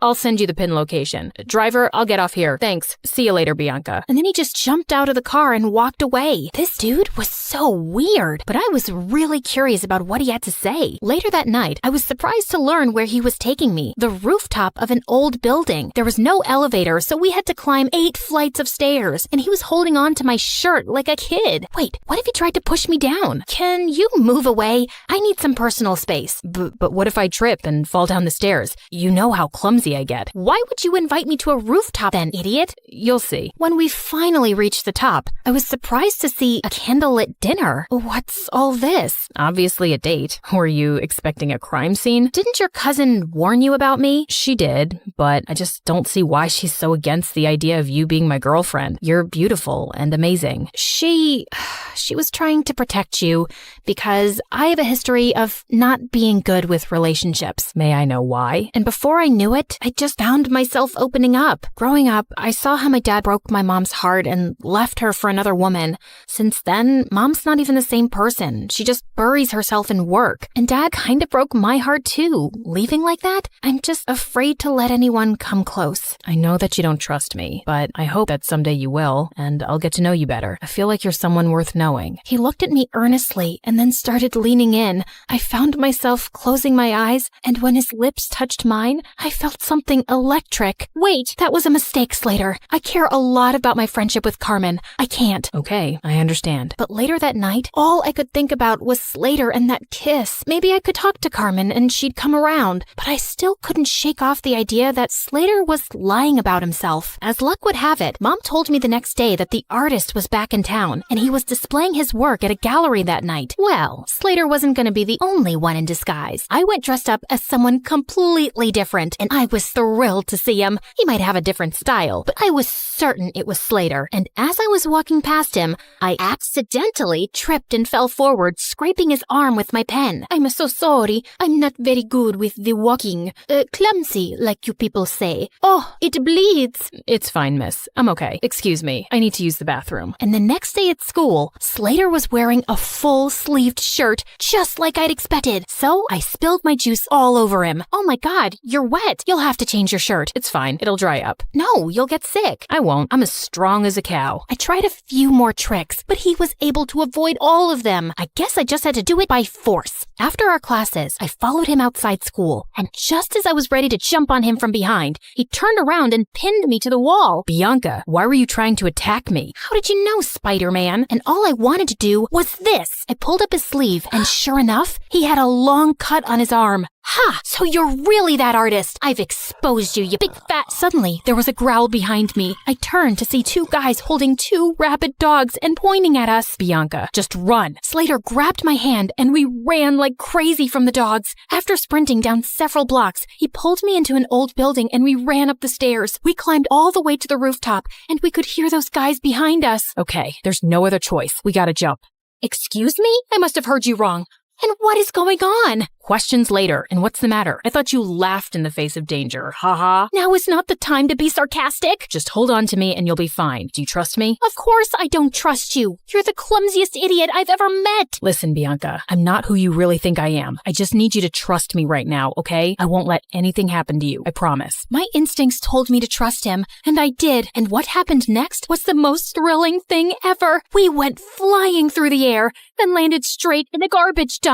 Ew, fish heads. Come on, this isn't over yet. I needed answers about why I was currently running a marathon with my BFF's mystery cousin around the city. Slater, why are these people after us? Listen, something happened. He didn't get to finish because the gangsters finally cornered us. Slater pushed me inside one of the diners as he started fighting them expertly. What were these kung fu ninja moves? He was so hot. Just then, one of the guys came up behind him with a metal chair. I looked around for anything I could throw at that scumbag before he could hurt Slater. Bullseye. That's my girl. Just then, a bunch of policemen arrived and surrounded the men, and Slater pulled out a badge. You're under arrest. What? He was a detective? As those jerks were being taken away, Slater finally told me everything, starting with how I unknowingly got involved with an international mafia gang. You walked in on them one night at the dance club and saw something you weren't supposed to see. You've been in danger since then. Oh, those guys. But I swear I didn't even see anything. They couldn't be sure of that, so you've been their target since. I was already in town looking for this gang and posing as an undercover artist, but when we found out that they were looking for you, I joined your school to be closer. We also thought we could catch them using you. You mean using me as bait? I didn't mean use you like that. We just knew they'd come after you. So that date on the rooftop, was that also a ploy to get the gang members there? Well, yeah. We had police hidden all over that building, but I think the gang realized it was a trap. Everything made sense now. He was just pretending to be interested all along so he could be around me for my protection and to catch the bad guys. I was just a mission for him. You saved my life. Thank you. I just did my job. I'm glad you're safe now. I gotta report to headquarters soon, so... Yeah, great job. Goodbye then. As I walked away, I suddenly felt sad and empty, and the next day at school, Slater was gone. I demanded more answers from Carmen. Slater really is my cousin. He became a detective at a young age, and he doesn't tell us much about his job. But after that restaurant incident where he was clearly protecting you, I asked him what was going on,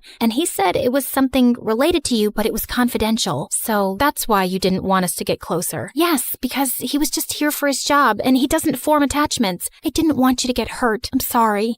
What for? I can see it in your eyes, Bianca. You're in love with him, but I don't think he can make you happy. Oh, please. I've told you, I'll never fall in love with anyone, if you say so. Over the next few days, I tried my best to get back to normal, but I couldn't get Slater out of my mind. Even Mom noticed something was up with me. Haven't seen any crazy headlines lately. No new adventures? Yeah, it's been kinda quiet, but I did make one stupid mistake, falling in love. Mom sat down beside me and then pulled me into an awkward hug. Sweetie, I know you've been affected by what your dad did, but don't close your heart off. Falling in love isn't stupid, and you'll find the right guy one day, and it'll be amazing. Trust me. Mom decided to take some time off work, and we planned a vacation together. But just as I was leaving for the airport, I heard a loud crash from the main hall and saw Slater had pinned Travis to the ground. Slater? Travis? What are you both doing here? Bianca, my cream puff, I couldn't go on any longer without seeing you.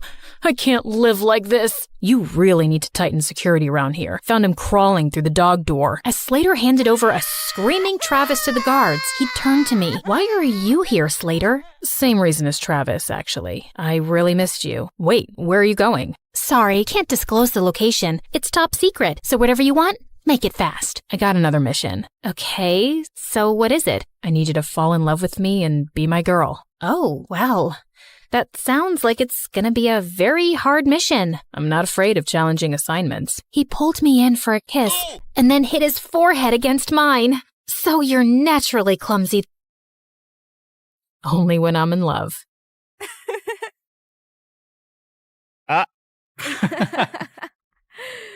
Hi, I'm Alicia, and I'm about to tell you how I met the love of my life. But before we get into that, please like and subscribe to MSA. If there's one thing you have to know about me, it's that I wasn't an ordinary little girl. Being raised by a single father who was an ex-army officer does that to you. I had rules, discipline, and responsibility drilled into me since I was very young. And growing up, I found other kids my age really immature. I don't know why he'd break up with me. I wore the clothes he liked, woke up at 5 every morning to do my hair because he liked them curly, and pretended to love watching wrestling. Excuse me, but I need to get that muffin. Can't you see that I'm crying? My boyfriend just broke up with me. Aw, I'm so sorry. You know, it reminds me of the time my dad took me for this obstacle course, and I twisted my ankle so badly, the doctors told me I'd never be able to walk again. But I didn't lose hope, and here I am. How is that said the same thing. It's not, because that was an actual problem. But yours is just a bunch of high school nonsense. Now move your butt, please. Needless to say, I didn't have a lot of friends. And I didn't care either. My life was all sorted out. Graduate school, get into a good college, work, and retire. But then I turned 18 and met Arthur. He was a transfer student from Greece, and boy, was he dreamy. The first time I met him was in gym class. We were playing catch, and I was so lost in looking at him. I totally missed the ball, and it hit me right in the face. I fell on my butt, and Arthur came running. Are you okay? You're bleeding. It's nothing. I'm used to much worse. On second thoughts, I might need a doctor. Arthur smiled and carried me to the nurse's office. The entire time I was there, he sat next to me, and later he dropped me home. We became friends after that, and slowly I fell for him. He was smart, mature, and sweet. If there was one guy I wanted to date, it was him. So I decided to ask him out, except I didn't know how. So I turned to MSA for help, and it did not disappoint. Rule number 1, never let your crush know you're interested in him. Avoid eye contact and do not speak at all. The next day, when Arthur waved at me in the hallway, I wrinkled my nose and turned away. He sat next to me in class, but I didn't pay any attention. But then in the cafeteria, he caught up with me. Are you avoiding me? Me? Avoiding you? Oh, don't be silly. I was just really busy thinking about global warming and how it's impacting the fish population. Oh, that reminds me. I have to water my fish. My plants. I'll see you around. And I just ran before I embarrassed myself further. After that epic failure, I turned to step number 2. Dress up nice and behave like a total diva. I went shopping, picked up a bunch of dresses, and the next morning it took me 2 hours to get ready. I thought I looked great, except the moment I entered, everyone started pointing at me and laughing. Oh my god, why is she dressed like a peacock? What is that on her face? Did someone finally punch her for being a know-it-all? I was so embarrassed. I immediately turned around and ran for the bleachers. I was still sulking when Arthur walked up to me. If you rub your lips anymore, they're gonna fall off. This lipstick won't come off. Ugh, it's so annoying. Let me help you. Also, I'm not saying you don't look good with makeup, but you actually look way prettier without it. Really? Does that mean you'll go out with me? Are you serious? I wanted to ask you out for the longest time, but everyone in school told me you're a cold-hearted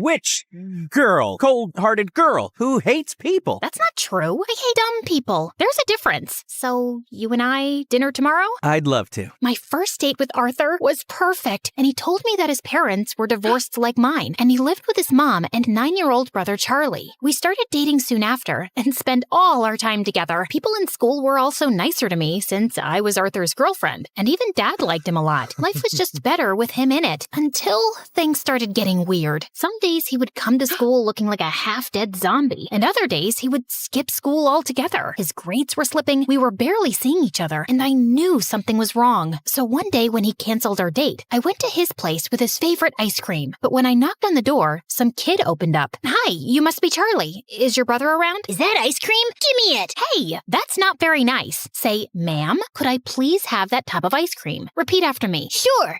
Ma'am, give me the ice cream or I'll kick you. And Charlie kicked me on my shin, snatched the tub, and ran away. As I yelled out in pain, Arthur came running downstairs. Alicia, why didn't you tell me you were coming? When would I tell you? You hardly talk to me these days. I know. I'm sorry. It's just that Mom's getting married again. The guy doesn't want Charlie in his life, and Mom loves her stupid boyfriend so much that she decided to move out, leaving me in charge. Why wouldn't you tell me that before? Because it's embarrassing, and I didn't want to drag you in my mess. I'm already a part of your mess, and we'll get through it together. Okay, I know that was a bit cheesy, but Arthur looked like he was gonna break in a million pieces, and I really wanted to help him. Besides, how bad could a 9-year-old be? Turns out a lot, because Charlie was a total devil. He would cry over the smallest things, throw tantrums if he didn't get his way, and would constantly butt into my dates with Arthur. We hardly spent any time alone. I was pretty sure he just hated me. Like one time, I was waiting for Arthur in his living room, and Charlie kept giving me death stares. Something on my face? I was just trying to figure out how someone can look like a horse and a camel at the same time. That's kind of mean, Charlie. And you're kind of ugly. Anyway, have fun on the date. It won't last long. And 10 minutes into the date, Arthur got a call from the babysitter that Charlie had locked himself in the washroom and we had to run back. Then another time, it was Dad's birthday and I had planned a really cool surprise for him. I'd invited all his old friends from the army. Arthur helped me deck up the place and I was arranging the cake when Charlie walked up to me. Oh, wow, this cake looks yummy. Give me a piece. Only after my dad cuts it. But I'm hungry now. Then eat something else. There's a whole pizza on the counter. Are you stupid? I said I want the cake. Charlie tried to get the cake, but I got in his way. He shoved me away, and I accidentally knocked into the cake, which crashed to the floor. Whoopsie. Guess no one gets to eat it. What happened? I heard some noise. Your brother ruined my surprise. I just asked her to give me some cake, and I asked you to wait. Relax, Alicia. We'll get a new cake. I'm sure your dad won't know. That's not the point, Arthur. Your brother is a spoiled brat. He needs some discipline. You put that kid on a leash, or I swear I will. He's my brother, not some dog I can put a leash on. I know he made a mistake, but he's just a kid. You know what? We'll just leave. We wouldn't want to ruin your evening any more than we have. Perfect. Arthur took Charlie's hand and they left. I wanted to stop them, but I was too mad. Later that night, when I calmed down, I realized I might have been too rude and called Arthur up, but he didn't answer. He didn't even show up to school the next day, and neither did Charlie. So I went to his place to talk to him and saw Charlie crying on the porch. What's wrong? Arthur wasn't here when I woke up this morning, and I don't know where he went. Did you call him? He left his phone behind. Then why didn't you answer when I called? Anyway, don't worry. We'll find him. But till then, you're coming home with me. No, I don't like you. You don't have to like me, but I'm not leaving you alone till Arthur gets back. So annoying. We waited the whole day for Arthur to show up or get in touch, but he didn't. By nightfall, I decided to sleep in the lounge and offered Charlie my room. If you need anything. The next morning, Arthur was still a no-show. I couldn't reach his mom either, and then remembered he'd told me she was out of the country on her honeymoon. Next, I asked his friends and colleagues, but none of them knew where he was. Eventually, I contacted the police, but even a week later, they had no news of him, and I was worried sick. What could have possibly happened to him? Meanwhile, Charlie refused to go to school or shower. He mostly kept himself locked in my room and reacted rudely to any nice gesture I made. I was losing my mind. So I turned to Dad for help, and he promised he'd get a word out to his colleagues in the army to track Arthur down. I still don't know what to do with Charlie. He shuts me down every time I try to talk to him. He's been through a lot, Alicia. What he needs is some distraction to keep his mind off things. After your mom left, you were all over the place. That's why I built such a strict routine for you, so you wouldn't have time to think about her. Maybe you should do something similar. I decided to give Dad's advice a shot, and the next morning, I walked to Charlie's room and woke him up. Get up. We're going out. Is Arthur back? No. Then let me sleep and go away. Nope. You're getting up right now. Charlie resisted, but I dragged him out of bed, and somehow we made it to the bus stop. He kept cursing me the whole way, but I didn't care. And minutes later, we were at our destination, the paintball arena. I'm not going in there. Why? Too chicken to lose? As if you're on. Charlie and I had a great time at the paintball game, and it was the first time I actually heard him laugh. Afterwards, we went to a trampoline park and jumped our hearts out. By the end, he was so tired he could barely walk, so I called a cab and took him to my favorite burger joint, but he just stood at the entrance and stared. What, you don't like burgers? No, it's just that this was my favorite place to come with my mom. Every weekend, we'd come here and play our favorite songs on the jukebox machine. And now, she doesn't even call me, and Arthur's left me too. Arthur will be back in no time, I promise you. He loves you a lot, Charlie, and no matter what, we'll always be here for you. You too? Yes, me too. Charlie cried and hugged me tight. For the first time, I saw him as a heartbroken kid who just wanted his family back. Since then, Charlie warmed up to me. We'd have breakfast together, and he would always make my bed when I got home from school. He was a lot calmer and hardly threw a tantrum. I couldn't wait for Arthur to come back and see how much progress Charlie had made, but we still had no leads on him. I wanted to be strong, but with each passing day, my hopes of ever seeing him again were getting dimmer, and it broke my heart. Finally, one night, I broke down in front of Dad. I don't think Arthur's coming back, Dad. It's been weeks, and no one knows where he is. If he was in town, we would have found him by now. And Charlie, he's lost his mom and might lose his brother too. What can I even say to him? What? I turned around and saw Charlie standing at the door. You've been telling me all along the police will find him. You said you were sure. No, I'm sure he's fine, Charlie. I was just... Stop lying. Why do all grown-ups lie so much? hate you! All of you! And Charlie just ran out of the house. Dad said he'd go after him, and as I was sitting in the kitchen in despair, the phone suddenly rang. It was the police, saying they'd found Arthur in a hospital close to town. I rushed to the location and texted Dad on the way. The doctors at the hospital told me that Arthur was brought in a few days back by the forest rangers. Apparently, he went on a hike and got injured, and since then, he'd been in a coma. I was sitting next to him when Charlie walked in with Dad. How is he? He hit his head, but he's out of danger. Doctors say there's a very good chance he'll be just fine. Charlie, promise me, no matter what happens, you and I will never fight again. I promise. I will never scream again, and I will always be a good brother. He will wake up, right? What do you think?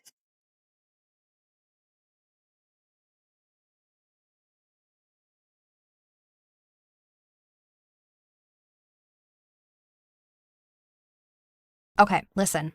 Onion, honey, or pineapple. Any of those can tenderize meat. Pick whichever one's available. Okay, got it. Noted. I didn't come to this school for academics. I came for the food.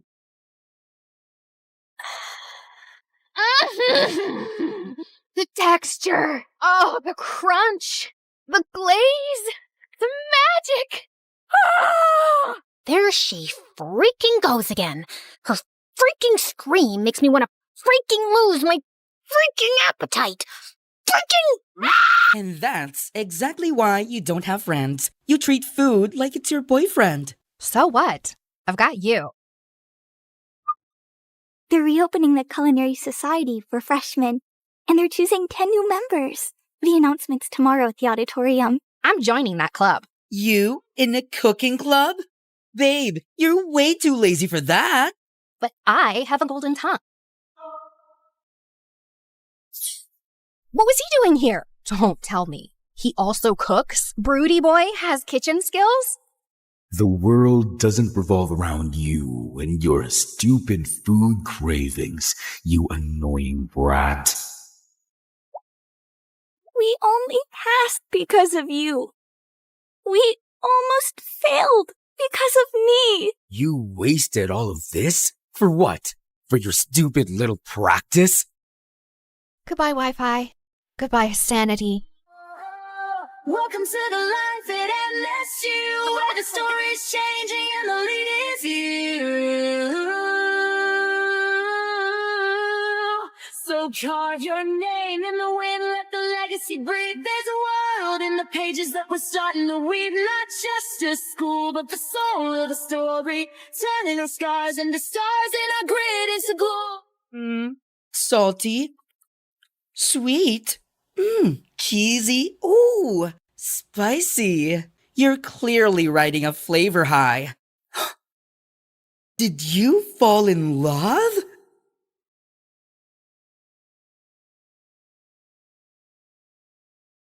Hi, my name is Ashley, and I live next to the worst family on earth. They're the biggest snobs ever. They drive around in the fanciest cars and clothes and look down on everyone else. And they have a son named Jack, who's an absolute troll. But before I continue, please like and subscribe. If you do, you might see a shooting star tonight. When I was 6, I was playing with my favorite doll, and Jack ran up to me, snatched it out of my hands, and threw it into the street. A car ran over it and smashed it into pieces. Another day at school, Jack stole a bunch of cookies out of the cookie jar and blamed it on me. Ashley took the cookies. No, I didn't. She hid them in her desk. The teacher opened my desk and found a cookie inside. I got in huge trouble, and after school, I saw Jack on the playground stuffing his face with the stolen cookies. When Jack wasn't terrorizing me, his parents were trying to get my family kicked out of the neighborhood. Our house was the smallest on the block, and even I had to admit, it was a really ugly green. And my parents were a little weird sometimes. My dad loved to sunbathe on the front lawn, and every morning, my mom made this strange sound to call all the stray cats in the neighborhood to feed them. She'd also sing to the birds and make birdhouses all day. Our house looked like a zoo, and the neighbors hated it. Their yard is unacceptable. It looks like an overgrown swamp. Their house gives me a migraine every time I look at it. Mommy, my eyes hurt. You have to do something, officer. And can someone please tell that man to put a shirt on? Jack's parents threw fancy parties every week, but me and my family were never invited. We only lived in the neighborhood because we inherited the house from my grandfather, who used to be a famous investigative reporter. I wanted to grow up and be just like my grandfather. When I was 12, I joined the school newspaper, and when my teacher's cat, Mr. Whiskers, went missing, it took me less than 2 days to find him on the roof of the school auditorium. Though I suspected Jack had something to do with it. In high school, Jack was the richest and most popular kid. I, on the other hand, only had one friend, my cousin Bethany. Bethany moved into town a week before we started 10th grade. But Bethany was obsessed with being popular and would do anything to get Jack and his rich friends to like her. Jack's friend Sadie was the ringleader of the rich kids, and she made Jack look like a saint. Bethany adored Sadie. She'd carry Sadie and her minions' books, do their homework, and follow them around. She'd even let them copy her answers during tests. They'd smile in Bethany's face and laugh at her behind her back. Why do you let them treat you like that? They're just joking around. Those girls aren't your friends, Bethany. They're jerks. Bethany never listened. She wanted to be popular so bad she couldn't see the truth. One day, my mother dragged me out of bed at 5 a.m. on a Saturday morning to volunteer at a soup kitchen. It's important to give back to those less fortunate. But do we have to do it so early? As I was serving food, I looked up to see a familiar face. Jack? Ashley? What are you doing here? Jack's face turned white, and he just ran out of the soup kitchen. The next day, I saw Jack at school in science class. The teacher partnered us up for a big project, and we met in the library after school. Why were you getting soup at the soup kitchen? Did you fall on your head or something? Why would I ever go to a place like that? You don't have to lie to me. I'm not lying. I'm just trying to help. No one asked you for help. The next day, Bethany and I were walking to class, and we ran into Jack in the hallway, and Jack gave me the meanest, coldest stare ever. What's up with you and Jack? I saw you two whispering in the library. Are you guys dating? Is it a secret romance? Oh, Jack's so cute and so rich. I'm so mad you didn't tell me. Jack and I aren't dating. Then what's going on? Can you keep a secret? Of course. I told Bethany about how I saw Jack at the soup kitchen and his weird behavior afterwards. But all Bethany cared about was that I had the attention of such a rich, popular boy. But I had an itch to investigate. So later that afternoon, I stopped by Jack's house to check things out. But I heard Jack's parents yelling inside. I heard someone coming, so I hid in the bushes. Then the door swung open and Jack rushed out. He darted down the street before I could say a word. Jack missed our study session the next day. Then he started missing all his classes. I started to worry, so I called and texted him, but he didn't answer. A few weeks later, I went by his house again, but when I knocked on the door, a strange woman answered. There was another family living in Jack's house. The wheels in my head started spinning. I started asking around to see if anyone knew what happened to Jack. Sadie said Jack and his family were vacationing in the south of France? Or was it the Hamptons or Tahiti? It was probably all three. Jack is so lucky. I wish I was rich. There was even talk about why he'd moved. Jack's dad bought a new mansion that's twice the size of the old one. Twice the size? He's richer than I thought. The explanation seemed reasonable, so I let it go. During summer break, I was heading home one day after running some errands when I saw a boy in an oversized hoodie playing guitar on the sidewalk. He played a sad song that was so beautiful, it made my heart sink. When the song ended, some people dropped money in the can beside him. I walked over to put in some money too, when a suspicious-looking guy crept up and snatched the boy's can. Then the thief ran toward me. Without thinking, I stuck my foot out and tripped him. Give that back, or I'll turn your face into scrambled eggs. I took a martial arts stance that I saw in a movie once. It worked because the thief dropped the money and ran. I picked it up and turned to the boy whose hood had come off. It was Jack. Jack? Are you okay? Jack shook his head and broke down into tears. He told me that his parents broke up, then his dad sold their house, stole his mom's money, and fled the country. Now Jack and his mom were broke and living in a shelter. I felt so bad for Jack. No one deserved that, not even a rich jerk like him. So I invited Jack and his mother to my parents' house. Ashley, why is this woman in our house? They're in trouble, Mom. They need our help. Jack's mom apologized for the way she treated my parents. My parents forgave her and invited them to stay in our guest room for as long as they needed. Luckily, Bethany was away all summer with her family, so I could keep the secret. Jack and his mom were so grateful that they helped out as much as they could around the house. Jack even tried to help my dad fix a leaky faucet. That didn't turn out well, but the gesture was sweet. I tutored Jack to help him catch up on the work he'd missed at school. It was odd having Jack in my house at first, especially when I saw him walk out of the shower with a towel around his waist. A few weeks later, Jack's mom got a job and they moved out. I hated to admit it, but I missed having him around. On the last day of summer, Jack sent me a text asking me to meet him. What's all this? I wanted to thank you. It's not much, but it's the best I could do. Jack opened the basket and pulled out my favorite foods, chili dogs and Brussels sprouts. You and your family are the strangest people I've ever met. What's that supposed to mean? It's a good thing. No one's ever been so kind to me, and I love how you and your parents live your lives without caring what others think. It's inspiring. How do you do it?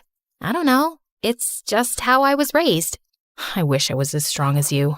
I looked at the biceps bulging out of his shirt. I think you might have me beat. School's gonna be so tough. I'm supposed to be the rich kid with the fancy car and the millionaire parents, and you're not that guy anymore. And to be honest, you were a real jerk before. I like the new you way better. Since we're being honest, I have to admit something. What? I think I have a crush on you. Really?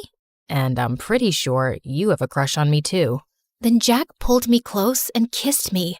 We talked for hours that night, and he even played me some songs. I saw Bethany at school the next morning after summer break. Jack passed us in the hall and he winked at me, and I couldn't stop smiling. What was that? I don't know. Jack's always been weird. Then why are you blushing? I didn't tell Bethany about me and Jack. We were taking things slow. One day, Jack and I were walking home from school when Sadie and her rich friends pulled up in a fancy car. Hey, Jack, where's your ride? I don't... You're trading it in for a new one, huh? Always trying to one-up me, Jack. We all get it. You're the richest, but I'm a close second. Yeah, my new car is going to be great. It's twice as expensive as the last one. Jack, what are you doing? Ditch that loser and hang out with us. Plus, we have to decide what color we're going to wear to the winter dance. I'm not going to the winter dance with you. Then who are you going with? Tell me you're not going to take that freak instead of me. If you're referring to this amazing girl standing beside me, then yeah, I am. Sadie was pissed and drove off. I appreciate the compliment, but you can't keep lying. About what? Your father's not buying you a new car. I know that. Then why lie about it? Why not? It's not hurting anyone. The truth always comes out, no matter how hard you try to hide it. Let's talk about something else. What time should I pick you up for the dance? I think I'll pass. I'm allergic to liars. Jack and I didn't talk after that. I'd see him at school bragging to his friends about the money he didn't have, lying about the huge fancy house he just moved into, and making fun of the poor kids. He was a rich, self-centered jerk again. I couldn't believe I fell for this guy. Jack called and texted me after school, but I ignored him and binge-watched MSA videos. What's with the frown? It'll give you wrinkles. I don't get why Jack has to lie about being rich. Some people will do anything to keep up appearances. Lie, cheat, sometimes even steal. But it's not right. Of course it's not right. Doing the right thing isn't always easy. I decided to go to the dance alone. Bethany and I were supposed to go together, but she wasn't returning my calls. When I arrived at the dance, I saw Bethany hanging out with Sadie and her crew, following them around, holding their drinks. Hey, Bethany, I've been trying to reach you. Sorry, I gotta go. Bethany was acting strange. She could barely look me in the eye. Then Jack walked up to me, and before he could say a word, everyone's cell phone started going off. I looked at my phone and saw a video of Jack's mom working as a maid. You're not rich, Jack. You're a poor loser. Then all of Jack's rich friends laughed at him. And don't try to deny it. Bethany told us everything. She even made this video. It's true. Ashley told me that she saw Jack begging for food at the soup kitchen. Shut up, Bethany. No one asked you to speak. Be a good little puppy and stand over there. I felt furious at Bethany. I'm so sorry, Jack. I never meant... It's okay. It's not your fault. I should have stopped pretending a long time ago. Sadie, you're right. I'm poor, but I don't care what you or anyone else thinks of me. You've never been my real friends anyway. All you've ever cared about is my money. Well, now it's gone and it sucks. But I found something way more valuable. Then Jack took my hand. Oh, geez. If you say you've fallen in love with that freak, I'm gonna throw up. I'd had enough. I walked over to her and accidentally spilled my drink all over her dress. Oh, sorry about that. But you know, the punch does bring out your eyes. You want to get out of here? Yes, please. As Jack and I walked out the door, Bethany ran up to us. Ashley, it wasn't personal. We're still friends, right? Maybe I can fix things with you and Sadie. If you did her homework for a week, then you're pathetic, Bethany. And you deserve someone like Sadie. Jack and I left the party and went to the beach. We ate chili dogs and Brussels sprouts and danced the night away. This is nice. You know what the best part is? What? It doesn't cost a thing. Then Jack gave me the most romantic kiss ever.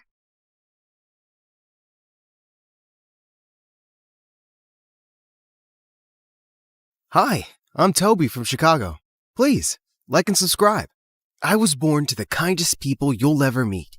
My dad owned a giant tech company, and we were wealthy, but my parents were always caring and generous, and taught me to be the same. When I was in the first grade, my parents took me to an amusement park for my birthday, and as we were leaving, I suddenly spotted a boy crying behind a bench. I realized it was Nathan from my class. He was a giant bully, but I couldn't just leave him there. Hey, Nathan, are you lost? Let me help you. My parents and I searched for his parents all over the giant park and finally found them after 2 hours. And it turned out that Nathan's dad was my dad's biggest business rival. His parents didn't even thank us and just took him away. Rude. I thought after what happened though, maybe Nathan and I could be friends. But the next day at school, I was walking down the hallway when he suddenly pinned me against the wall. If you tell anyone you saw me crying, I will deal with you. Do you get me? I won't. But how about you stop being a jerk to me? Why? I still don't like your face. He pulled my bag and threw it across the hall, sending my things flying everywhere as he laughed and ran away. And things never got better. He kept being a jerk, and my revenge was beating him in both studies and sports. And everyone else at school really liked me, but I always tried to be kind and helpful. Once in 8th grade, I was helping our driver wash the cars when I noticed something heartbreaking at the gate. It was a girl my age, searching the trash for food. I walked up to her, but suddenly she dashed away like a cheetah. Oh, wait, come back! I don't want to hurt you! But she was so fast, I couldn't keep up. We have lots of food in the house, even cakes. I'll get you some. She stopped immediately, then slowly walked back to me. Cakes? When I told my parents about her, they immediately invited her for lunch. Her name was Jessica, and she gobbled down her food like she hadn't eaten in weeks. Jessica started coming to our house every day after that. She never talked about her family, and whenever I asked, she got moody, so I dropped it. One day, we were having lunch when we heard a loud knock on the door, and seconds later, a huge man barged into the dining room. Jessica, it's time to go home. Hey, I don't know who you are, but it looks like she doesn't want to go with you. I'm her father, and I don't need your charity. Stay away from my child. Jessica, we're leaving, now! She crept out and he led her away, and she didn't come again. My parents and I were really upset, and we contacted Child Services to try to track Jessica down, and it turned out that her father was a wanted criminal. He was arrested soon after that and was sent to jail, while Jessica ended up with some nice foster parents, who even enrolled her in my school. Hey, I'm really sorry about your dad. It's okay. I don't really miss him. He wasn't very nice. He often forgot to get me food and made me leave school because he was on the run. That's awful, but it's all in the past now. Yeah, and I wanted to stay there. I don't ever want to talk about it again. Pinky swear, we won't talk about it again. I wanted to give Jessica a present for her first day at my school, so I asked my mom to take me to the mall. And I picked out a beautiful red sweater for her, and I waited for her at the school gate. She was late, and I was beginning to panic. What if she decided she didn't want to go to school anymore? But thankfully, she showed up. You thought I changed my mind, right? Yeah, you had me a bit worried. Here, I got you something. Oh, it's so pretty. And red's my favorite color. Thank you. She hugged me, and I felt a million butterflies in my stomach. Whoa, who's this, babe? And why are you hugging that cockroach, babe? I was about to tell Nathan off, but Jessica spoke up first. I don't know who you are, jerk, but don't talk to us again. Come on, Toby. Let's go. Jessica fit in easily and was making new friends in no time. I was a little jealous that I didn't have her all to myself, but I was glad she was enjoying school. Guess what I did today? I joined the track team. That's awesome. I'm sure you'll beat everyone. I'm still trying to catch my breath from the first time I chased you. The secret to slowing me down is to say, hey, I got cakes. I'll probably stop running and follow that person. Having Jessica around was a dream come true, and I was just falling more in love with her. One day after school, I was looking for Jessica when I found her in the hallway with Nathan.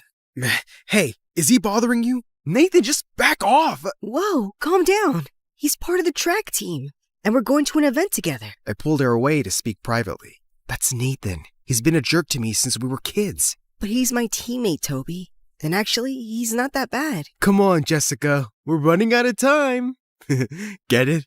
Jessica laughed out loud and walked away with him. What? It was a terrible joke. But from that day on, Nathan was always around Jessica, and it burnt my heart. Jessica was so good on the track that she was winning medals in no time. She became really popular and was always hanging out with the cool kids now. But one night in the 10th grade, I was studying for a test when she crept through my window. Hey, Toby, I missed you. Really? You bailed on our plans like 100 times. Yeah, I know. I'm sorry. So, listen, Nathan took me out for a drive, and I completely forgot about this big math test tomorrow. Will you help me, please? Okay. I'm studying right now, so pull up a chair. Oh, not right now. I mean, can you help me during the test tomorrow? You mean cheat? You know I never do that. But I'm going to fail, Toby. Yeah, well, that happens when you hang out with people like Nathan. Keep doing that and he'll ruin you. If you can't help me, at least don't give me a lecture. Thanks for nothing. I'm sure Nathan will think of something. And with that, she left. And the next day, I spotted a shy girl in our class, passing cheat sheets to Jessica and Nathan during the test. So that was Nathan's solution? Bullying other kids to help them cheat? But just then, the teacher caught the girl and took her off to the principal. And moments later, Nathan and Jessica were called out too, and then suspended for a week. I really hoped that Jessica had learned her lesson. But a week later, I found her and Nathan cornering the shy girl in the hallway. You're supposed to be one of the smartest girls in class, so how come you're so stupid? You ratted us out to the principal. You know what we do to snitches? And can you stop crying? You got snot on your face, and it's gross. What the heck? Jessica was a bully now? Jessica, what's wrong with you? Knock it off and leave her alone. Mind your business, nerd. I wasn't talking to you, jerk. Well, you're talking to my fist now. And then Nathan punched me. I tackled him to the ground, and we both wrestled like crazy till some teachers stopped us. And for the first time ever, I landed in detention. Jessica tried to talk to me, but I just walked past her. I completely avoided her for the next few days. But then one evening, the police arrived at our house with some news of her dad. He was really sick and was being transferred to another city for treatment right away. And he wanted to meet Jessica before he left. She wasn't answering my calls. And when I went to her house, her foster parents told me she was at Nathan's place for a party. Great. It was the last place I wanted to go, but I had to tell her. As I looked around for her, my heart suddenly dropped to my stomach. Jessica was in the corner with her arms around Nathan, and then she kissed him. Jessica, I need to talk to you. It's urgent. What are you doing here, man? You're not welcome in my house. It's not like I want to be here. Jessica, listen. I'm gonna call security. Toby, can you please leave? I don't want you creating a scene in front of my friends. She started walking away, and suddenly felt a wave of rage. Is that all you care about now? I thought you'd like to know that your dad is sick, and he wants you to see him before he's shifted to another prison. The loud music suddenly died as I shouted, and everyone stared at us. What? Your dad's in prison? You're some criminal's daughter? Jessica burst into tears as she ran out. Jessica, please stop. I'm sorry. She suddenly turned around and pushed me so hard I fell to the ground. It's the one thing I ever asked you, Toby. I said I never wanted to talk about my dad, and you decided to announce it? I didn't mean to, but I had to tell you about him, and you wouldn't listen. I think you can't stand that I have other friends, and you just wanted to ruin that. Do you think I should be eternally grateful to you? and not have a life of my own because you saved me from a dumpster? Jessica. Just leave me alone. The next day at school, everyone had heard about her dad, and her friends had dropped her like a dead fly. I tried sitting next to her at lunch, but she immediately walked away. But later that day, I saw Nathan and her holding hands, and she didn't look so sad anymore. I stayed away from them and tried to focus on schoolwork. Dad asked me to start coming into his office after school to learn more about our business, and I was happy to keep myself busy. Our tech company was launching new gadgets soon, and I was quite excited to be a part of it. But a few weeks later, I woke up to really loud voices downstairs, and I went running. I found my parents watching the news, and I couldn't believe my eyes. Nathan's dad was on TV, introducing a prototype of the gadget our company had been working on. I just don't understand how our plans were leaked. My office is secure, and my home study is always locked. I just can't believe anyone working for me would betray me. This is terrible news. All our investors will be furious, and our company is going to take a huge hit. And it did. The company suffered huge losses, and there was no way to prove the theft. I went to school a week after the whole disaster, and I couldn't bear to even look at Nathan. His dad was a crook. But later that day, I was going to sit on the bleachers when I spotted Jessica yelling at him. How could you do this? You told me those files were about some small project Toby was working on, and you'd mess up the plans to embarrass him in front of his dad. You never said it was something that could bring his parents' company down. Okay, I lied. Boo-hoo. I didn't make you do anything. You got those files from me and then put them back. Remember? I was angry. I only wanted to humiliate Toby. You went too far. And I thought you loved me. It's not my fault you're stupid. You really thought I loved you? Daughter of a felon? Jessica, you did this? I couldn't believe it. The girl I loved was responsible for our ruin. Toby, please wait. He lied to me. I didn't know what he was doing. I just wanted to mess with you because I was upset. I'd never hurt your parents. Don't ever speak to me again. All I've done since I met you is love you. And you stabbed me in the back. Wait, you love me?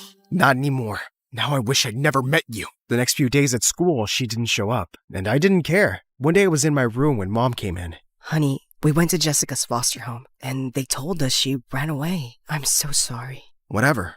Good riddance. Toby, that's unkind. Mom, you still think she deserves kindness? After what she did? I'm sure she got manipulated by that boy. Remember? She had a rough past, and maybe she was just trying to fit in and be loved. I know what she did was awful, but she was a good girl, and I hope she's okay. Mom's attitude made me feel ashamed of myself, and I soon started regretting the things I said. But I couldn't take it back, because Jessica had vanished. But in a shocking turn of events, an employee from Nathan's dad's company came forward with proof that the product had been stolen from us. They had to pay millions in damages, while his dad served time in prison. The family moved away, and I never saw Nathan again. High school passed fast enough. And after graduating from university, I joined Dad's company and helped build it to newer heights. But one day, I was at a shopping mall when I caught sight of a girl who looked like Jessica. My heart was pounding as I ran after her. But by the time I got outside, she was nowhere to be seen. Toby, is that you? Oh my God, Jessica, I've always wondered what I'd do if I ever saw you again. I don't even know what to say, except that I'm so happy you're okay. Toby, I've thought of this meeting a million times too, and I really need to say that I'm so sorry. I was so stupid, and I knew even then that you'd never hurt me on purpose, but I ended up hurting you and your family so much. I left because I couldn't face you guys anymore. Please say you'll forgive me. I hugged her, and we sat on a bench and talked. After she'd ran away, she ended up in a foster home again, and they got adopted by some really nice people, and I was so glad her life hadn't been miserable. As I loaded her groceries in her car, I spotted something in her back seat. It was the red sweater I'd given her in the 8th grade. Jessica, do you think I can call you sometime and ask you out on a date? I wanted to since forever. You can ask me right now, and my answer is yes.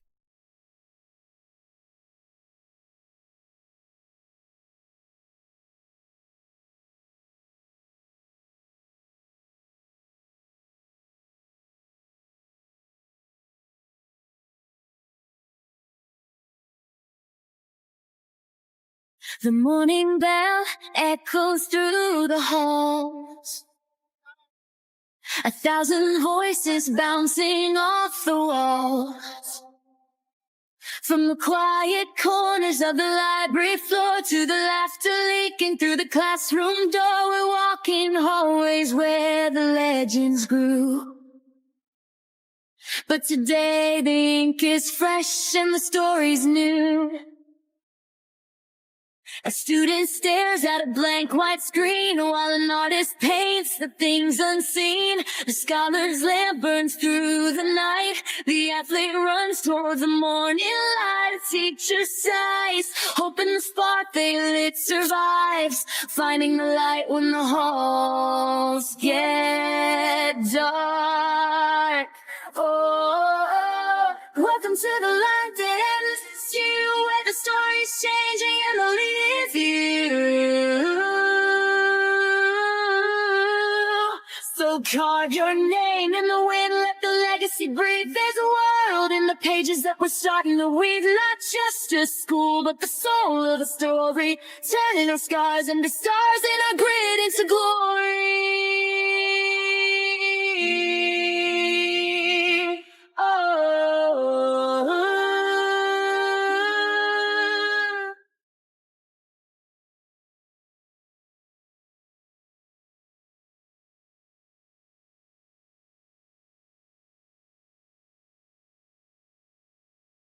Nutmeg makes soup creamier.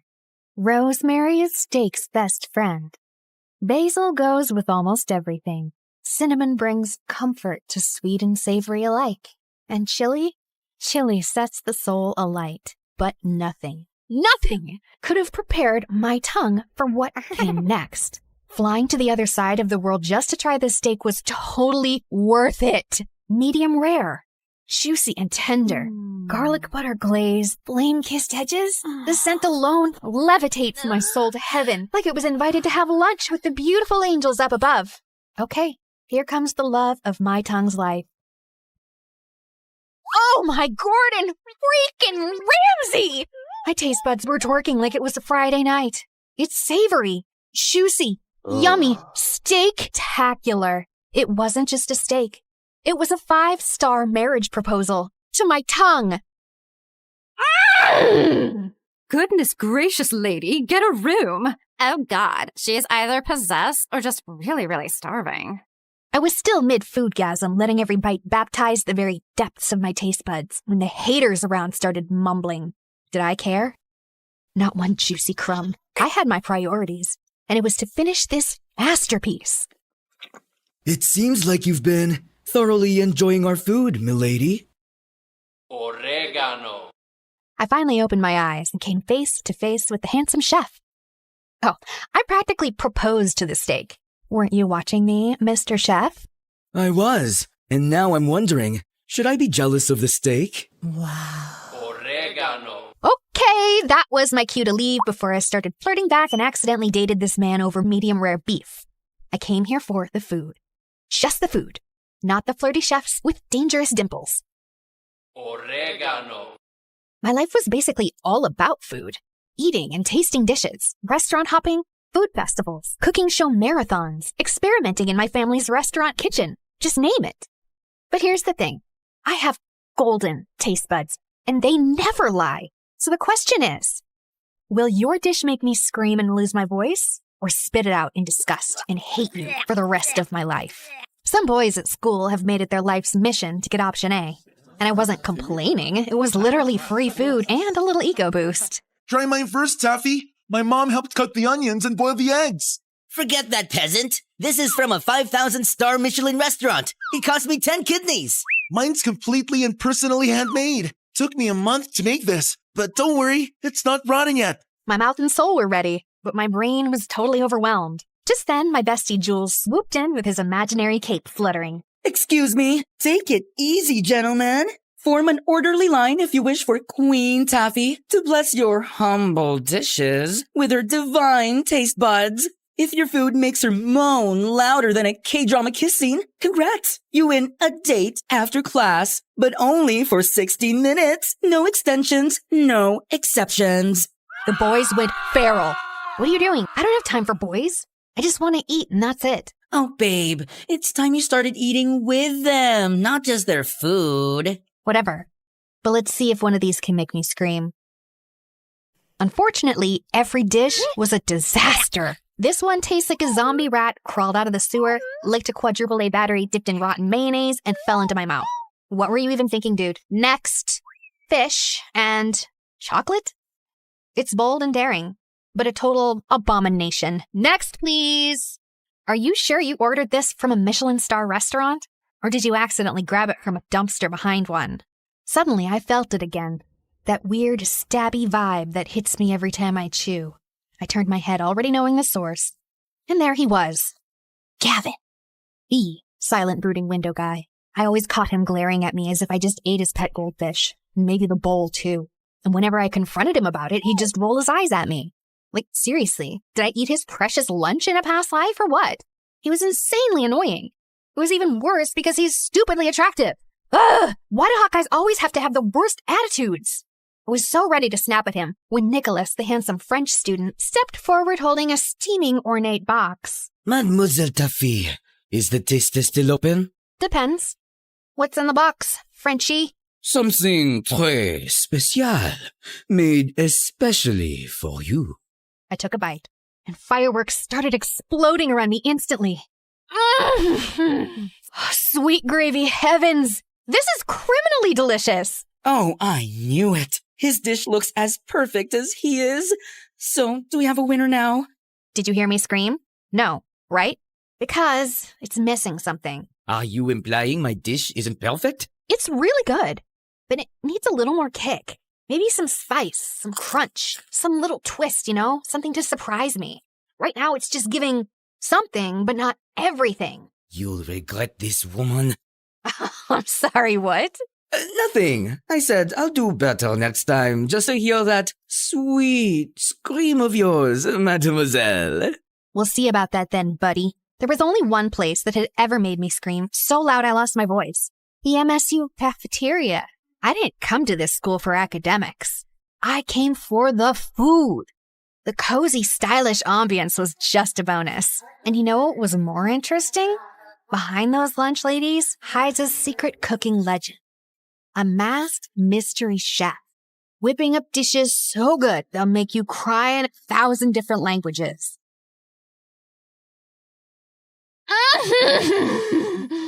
The texture, the crunch, the glaze, the magic. There she freaking goes again. Her freaking scream makes me want to freaking lose my freaking appetite. Freaking... She's just a freaking freshman, but she freaking acts like she freaking owns this freaking cafeteria every freaking day. So freaking annoying. I freaking know, right? Girl, you're moaning like a feral sexy cat in heat. Tone it down, or those freaking girlies will start complaining again. Those freaking haters can choke. I only listen to flavor, not jealousy. It had been 6 months since we started at MSU, and I still hadn't made any new friends. Just Jules, my ride-or-die since diapers, now slaying here in MSU on a fashion scholarship like he owned the runway. And that's exactly why you don't have friends. You treat food like it's your boyfriend. So what? I've got you. Oh, wait. Are you getting tired of me? Tired? Never, babe. But let's say I get kidnapped by a cute guy in Milan. What's gonna happen to you then? Are you sure he's the one who'll kidnap you, or is it the other way around? Excuse me, Miss Ma'am. That's a bit rude. Just then my phone buzzed. It was from my older sister Tanya, and my heart leapt when I saw the word emergency. I zoomed out of the school and headed straight to our family restaurant without wasting a second. What's going on? Taffy! The mayor's here with the whole table of business tycoons, and they asked for a special twist on our signature steak. I tried tweaking the sauce, but the flavor's flat. Something's off. I've added, adjusted, prayed. Nothing's working. If we mess this up, we'll be trending for all the wrong reasons, and Dad's gonna kill me. Breathe, okay? Let me see. Too much soy. Not enough soul. All right, everyone, I got this. I swung the spice rack open and started working my magic. 2 pinches of smoked paprika, 1 drizzle of honey, a splash of aged balsamic vinegar for depth, a whisper of garlic, not chopped, grated, 2 drops of lemon juice for a little spark, and a dash of espresso powder. Now, try it. Oh, quickly clapped a hand over her mouth before she could scream and alarm the entire restaurant. Now go serve that magic to your VVIPs. Oh, you're a lifesaver, sissy, as always. I assisted her as she served it herself to the VIP table. The mayor took one bite and started crying. This tastes like my childhood and my 22nd divorce healing at the same time. I need a moment. This steak just forgave me for all of my sins. Your food is divine. You should expand this place. Branch out, and you'll have my full support. Oh, that sounds tempting, sir. Thank you. But we actually prefer to stay small, family style. Our restaurant had been around since the 1900s. No branches, no fusion. Because for us, it was never about the money. It was about legacy. And okay, maybe we were also deathly afraid someone would steal my great-great-great-great-great-great-grandma's top secret recipe for our signature dishes. I felt like a hero today. So I threw myself a mini feast in my bedroom as soon as I got home. Half an hour later, Jules barged in and was immediately intrigued by all the food around me. Salty. Sweet. Cheesy. Ooh, spicy. You're clearly riding a flavor high. Did you fall in love? Wait, no. Not enough sugar. You're just really happy. Like, I just saved the whole world moment kinda happy. My mood was always connected to the food I ate, and Jules had basically mastered the art of reading me like a menu. I just saved the restaurant from going down in flames and made the mayor cry. The mayor himself? Oh my god, that sounds so dramatic and I love it! Now pass me those fries and start spilling me the deets. Jules listened to my story with sparkly eyes and the biggest proud smile on his face. Your restaurant's gonna be in amazing hands once you take over someday. You know that, right? You really think so? Taffy, please. That's not even a question. Now get up. You're trying on my new designs tonight. I was basically his personal doll at this point. We spent the rest of the night turning my room into a mini runway, me twirling around in his freshly sewn outfits, and I was loving it. While I was walking down the hallway, a girl suddenly bumped into me, and a pile of books crashed to the floor. Oh my god, I'm so sorry. No, it's totally on me. I wasn't looking. I remembered her during the freshman orientation because she had this pretty, innocent face. I crouched down to help her and noticed every single book was a cookbook or a recipe guide. You're into food too? Kinda. I mean, yeah, I guess. Just prepping for something. Prepping for what? Oh, the cooking club. They're reopening the Culinary Society for freshmen, and they're choosing 10 new members. The announcement's tomorrow at the auditorium. Finally! A club that was made for me! No way! Girl, you just made my day! I'm Taffy, by the way. You are? Jillian. Well, see you around then. Future club mate? Oh, I don't know. I'm not sure I'll make it in. The hesitation in her eyes caught my attention. I wanted to ask more, but before I could, someone called out her name and she hurried off. And just like that, my curiosity was hooked. So I immediately told Jules about it. Congrats on finally making a new friend. Please, I think she's way too shy for my energy. But guess what? I'm joining that club. You in a cooking club? Babe, it's about cooking food, not just inhaling and eating it. You're way too lazy for that. But I have a golden tongue. Of course I can cook too. Last time you actually tried to do it yourself, I almost died. I just accidentally grabbed the salt instead of the sugar. It was baking powder. Okay, whatever. This time I'm serious. The Culinary Society could help me hone my skills. Plus, it's great prep for restaurant management. Or you just want to try everyone else's dishes. That too. The auditorium buzzed with freshman students the next day, all cramming in for the big announcement. I scanned the room and spotted Jillian in the corner, nervously biting her nails like they were snacks. I slid into the seat beside her. She looked so relieved it was kind of cute. Hey, you're here. Of course. Was that Gavin? What was he doing here? Don't tell me. He also cooks? Broody boy has kitchen skills? My curious thoughts were cut off as the president of the Culinary Society finally stepped up to the mic and started the announcement. Welcome, aspiring chefs. The Culinary Society is now officially open.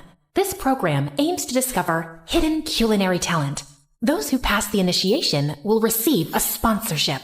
It's all about the guidance, support, and even funding to grow your skills. The club's goal is simple. It's to discover you. With the right sponsor, your talent can be developed and taken further. I really need to get in, no matter what. Hey, we're gonna make it, both of us. No plan B, no backing out, got it? I smiled as she gave me a tiny nod. The initiation will last 3 days, and the judges will be the senior members of the club. Just then the student council president stepped forward. This guy looked like he had walked straight out of a rule book. Dead serious and probably hasn't smiled once since birth. Tomorrow's challenge is a written exam, so study hard. The second and third challenges will be surprise practical tests. Exam venue and time will be posted shortly. You may now return to your classes. Holy spicy sauce explosion. This is going to be amazing. My foodie heart was on fire. I glanced back at Gavin, only to find him already looking at me. Of course he was glaring again. Seriously, what was his deal? The glaring, the eye-rolling, the mysterious brooding energy. It was driving me nuts. So on the way back to class, I finally snapped and cornered him. Hey, got a second? He didn't even respond, just rolled his eyes at me as always. Are you joining the club just to roll your eyes at me every 5 minutes? Or do you actually cook? The world doesn't revolve around you and your stupid food cravings, you annoying brat. Seriously, why are you so mad at me? What did I ever do to you? You exist. That's enough. Now, get out of my face.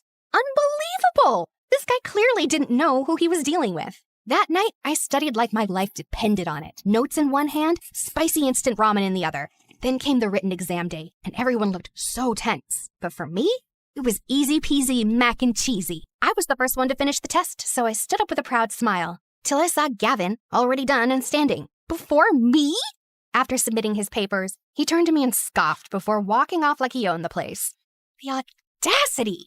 The next morning, I dragged Jules with me to check the results. Out of 100 applicants, only half made it, and I nearly choked on my gummy bears when I didn't see my name at the top. Second place? Wait, who's first? I leaned in and gasped when I saw the name. Gavin? Like Gavin, the cute and brooding window guy? He cooks? No, there's no way. That's probably a different Gavin. But then the crowd parted, and speaking of the devil... Excuse me. Oh, look.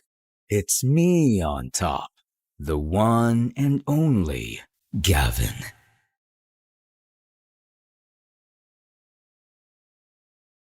Oh my god, he's so hot. Like hotter than a steak on a grill. Jules was right, to be honest. But I shouldn't be distracted right now. Can we focus on his evil smirk, please? He's literally challenging me. I think that's officially a war declaration, babe. This is gonna be extra interesting. That jerk better be ready, because I'm gonna crush him big time. Second challenge finally came. We had to cook a chicken-based dish, in pairs. My eyes immediately landed on my mortal enemy, who was casually tying his apron like he was the master chef, and the sight was such a sword in my eyes. I was about to hunt Jillian down when someone suddenly blocked my way. Nicholas! He was here too? How did I not notice him last time? Ah, mademoiselle, fate brings you back to me. I'm still wounded from you turning down my masterpiece last time, you know? Team up with me, and if we win, you owe me a dinner date. Fair trade, no? I was about to reject him, but then my cinnamon roll savior appeared. Hey, Taffy. I was wondering if maybe we could... Oh, here comes my lovely partner. Sorry, buddy. Maybe next time? Ah, très bien. No hard feelings. At least Nicholas was always classy about rejection. Congratulations on passing the written exams. Thanks. I had been preparing for that way before I got here at MSU. Oh, you're really into this, huh? All right, girl. Let's do this. You cook, I supervise. We're not doing it together? Of course we are. I'll be guiding you. So, what are we making? Let's go with crispy garlic honey chicken with mango salsa. That sounds fancy. Okay. We had exactly 1 hour. Jillian got to work while I hovered nearby, supervising like a resident chef. But my eyes kept drifting to Gavin. He looked calm and focused, like he belonged in a commercial for knife, while his partner looked so lost. The fact that he was also into cooking made him even more annoying. A few minutes later, Jillian finally threw her hands up and beamed. All right, done. Ooh, let me taste. I took a confident bite, only to gag and nearly scream in disgust. I tossed the dish and everything else into the trash, and it landed dangerously close to Gavin's station. He hissed like a cat that had just got misted. Oh, gosh, girl, what happened to the chicken meat? Did you marinate it in mud and ask an old goat with horrible breath to spit on it or what? But I just followed everything you said. Jillian looked like she was on the verge of tears, so I took a breath to calm myself down. It's okay, my love. We still got 20 minutes. We're gonna fix this. This time, I rolled up my sleeves and took over. Just as the final bell rang, we slammed our dish down and handed it to the judges, who actually liked it. As expected, we passed, and we're now qualified for the final challenge. But when I looked at Jillian, she didn't look happy at all. We only passed because of you. We almost failed because of me.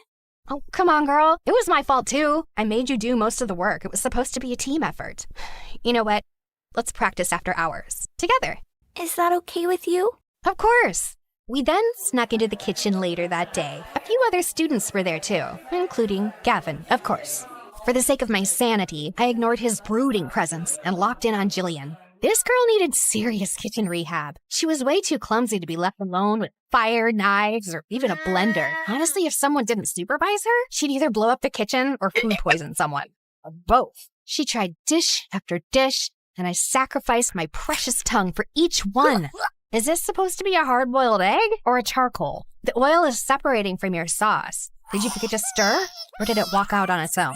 Your rice is crunchy. Were you trying to make popcorn? Then came her meat dish. Okay, listen. Onion, honey, or pineapple. Any of those can tenderize meat. Pick whichever one's available. Okay, got it. Noted. Soon we had a mountain of failed dishes in the trash. While we were about to try one last dish, Gavin suddenly stormed over, looking like an offended bull. You wasted all of this? For what? For your stupid little practice? Huh? Why are you acting like you bought all of this? Are you the official supplier of this school now? Thank God I'm not. Look, I'm just helping an aspiring chef chase her dreams. Failures happen. It's called trial and error. Look it up. He rolled his eyes, so I rolled mine harder. What is your problem with me anyway? Just because you're attractive doesn't mean you get a pass for being a total jerk. And I don't care if you're attractive either. I just hate arrogant food snobs who love to waste food. You don't deserve a spot in the club. Before I could finally explode, Jillian slid in. Wait, did I just hear you both call each other attractive? Why don't you just date each other instead of arguing every 5 seconds? You must be having some auditory hallucinations. I'd rather hug a giant, rotten cactus than date this brat.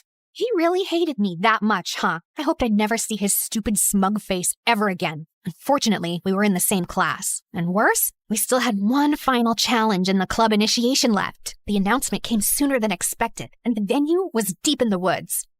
As soon as we got there, all our phones and stuff were confiscated. Goodbye, Wi-Fi.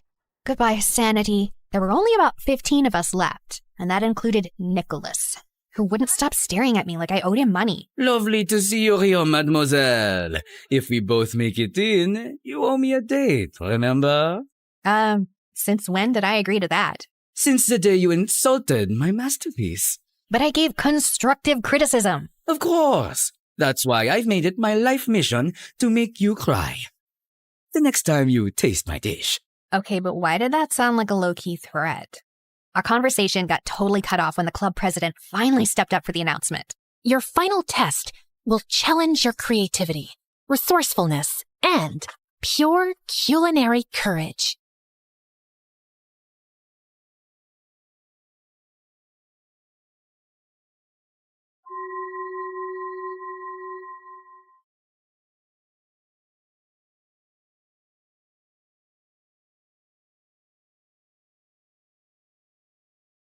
I sat in the audience for the 1,000th time watching my annoying sister Mara's talk show. I was just about to fall asleep when suddenly a spotlight shone on me. There she is, my twin sister Brooke. Come help us play the game, sis. Wait, what? Before I could say a word, the audience started chanting my name and my parents nodded at me encouragingly. Mara was waiting on stage with her guest star, who was some famous model. So, Brookie, you and Iris are going to play the card game War, and whoever wins breaks an egg on the other's head. Can I jump off a building first? Always such a little party pooper. I played the dumb card game until I won. So I cracked an egg on Iris's head before turning to go off stage. Ow! You just hit me in the head with an egg. That was the goal of the game, genius. Well, you did it way too hard. Ow! The next day, my accidental egg assault was all over YouTube and social media. Sister of talk show host Mara gets violent with popular model Iris. So melodramatic. My life wasn't always like this. I'd never asked to live in the public eye. All of this started when my bimbo sister got her own show a year ago and became a child millionaire. Then here I was, just trying to get through high school without punching or kicking walls. Hi, I'm Brooke from Manhattan, and this is my story. But before I rant about my drama, please like and subscribe. Everyone at school brought up the stupid talk show incident. Look, it's Mara's extra crazy sister Brooke. Should we refer to her as the egg beater? I can beat an egg over your head, but don't worry, I'll avoid smashing your new nose.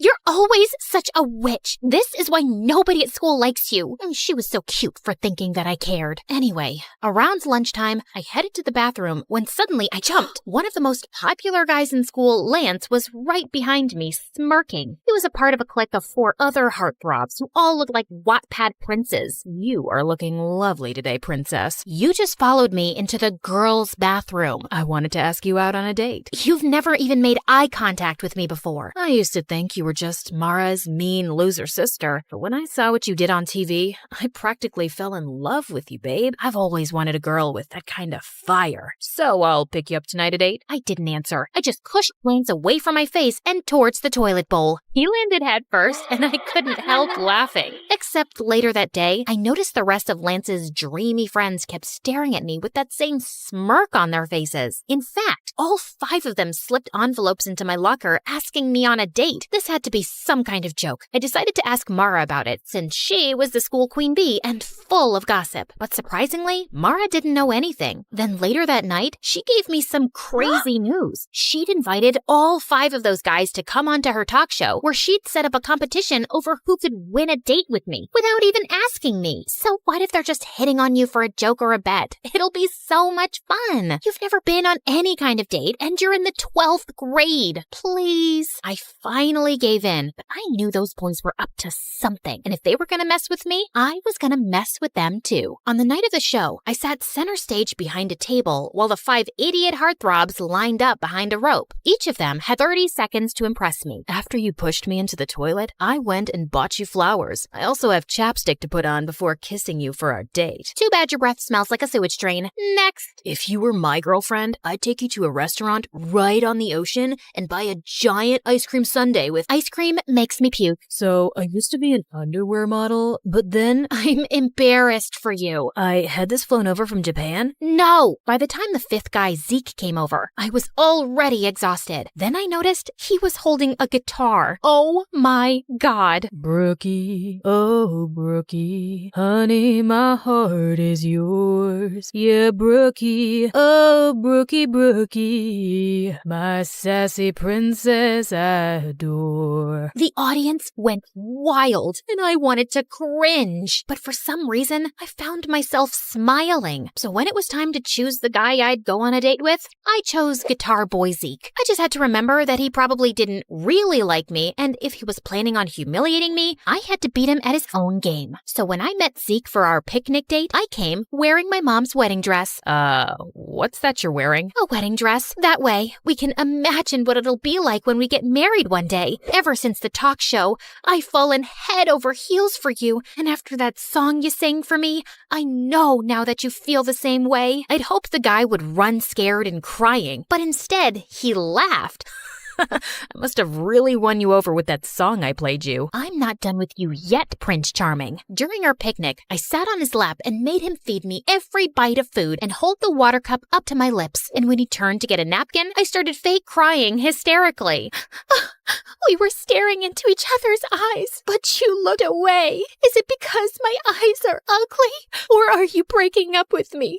I have nothing else to live for now. You are so extra. I know what'll cheer you up. Let's have a romantic dance. Wait, what? Before I could say a word, Zeke turned on classical music and pulled me up to dance. He started spinning and twirling me around and even threw me in the air. God, he was crazy. Later on, Zeke drove me home, but he said he needed to stop at his house first for something. I decided then I'd confront him. Look, I know you're either dating me because you bet your friends money or you guys want to humiliate me as a joke. Either way, I'm just telling you, I didn't fall for it. I told those guys you'd be too smart to trick. It was Lance's idea to bet money on which one of us can win you over. I never wanted to do it, but I couldn't tell Lance that, because whatever Lance wants, Lance gets. Zeke then told me his dad and Lance's dad were friends, and because Lance's family was rich, his dad was going to pay for a music college Zeke got into. Therefore, he could never afford to ever piss off Lance. And don't tell Lance I said any of this. Please, just let me tell him you fell for me and you asked me to be your boyfriend. I really want to go to music school. Come on, you don't care what anyone thinks, and you're already unpopular and barely have any friends, and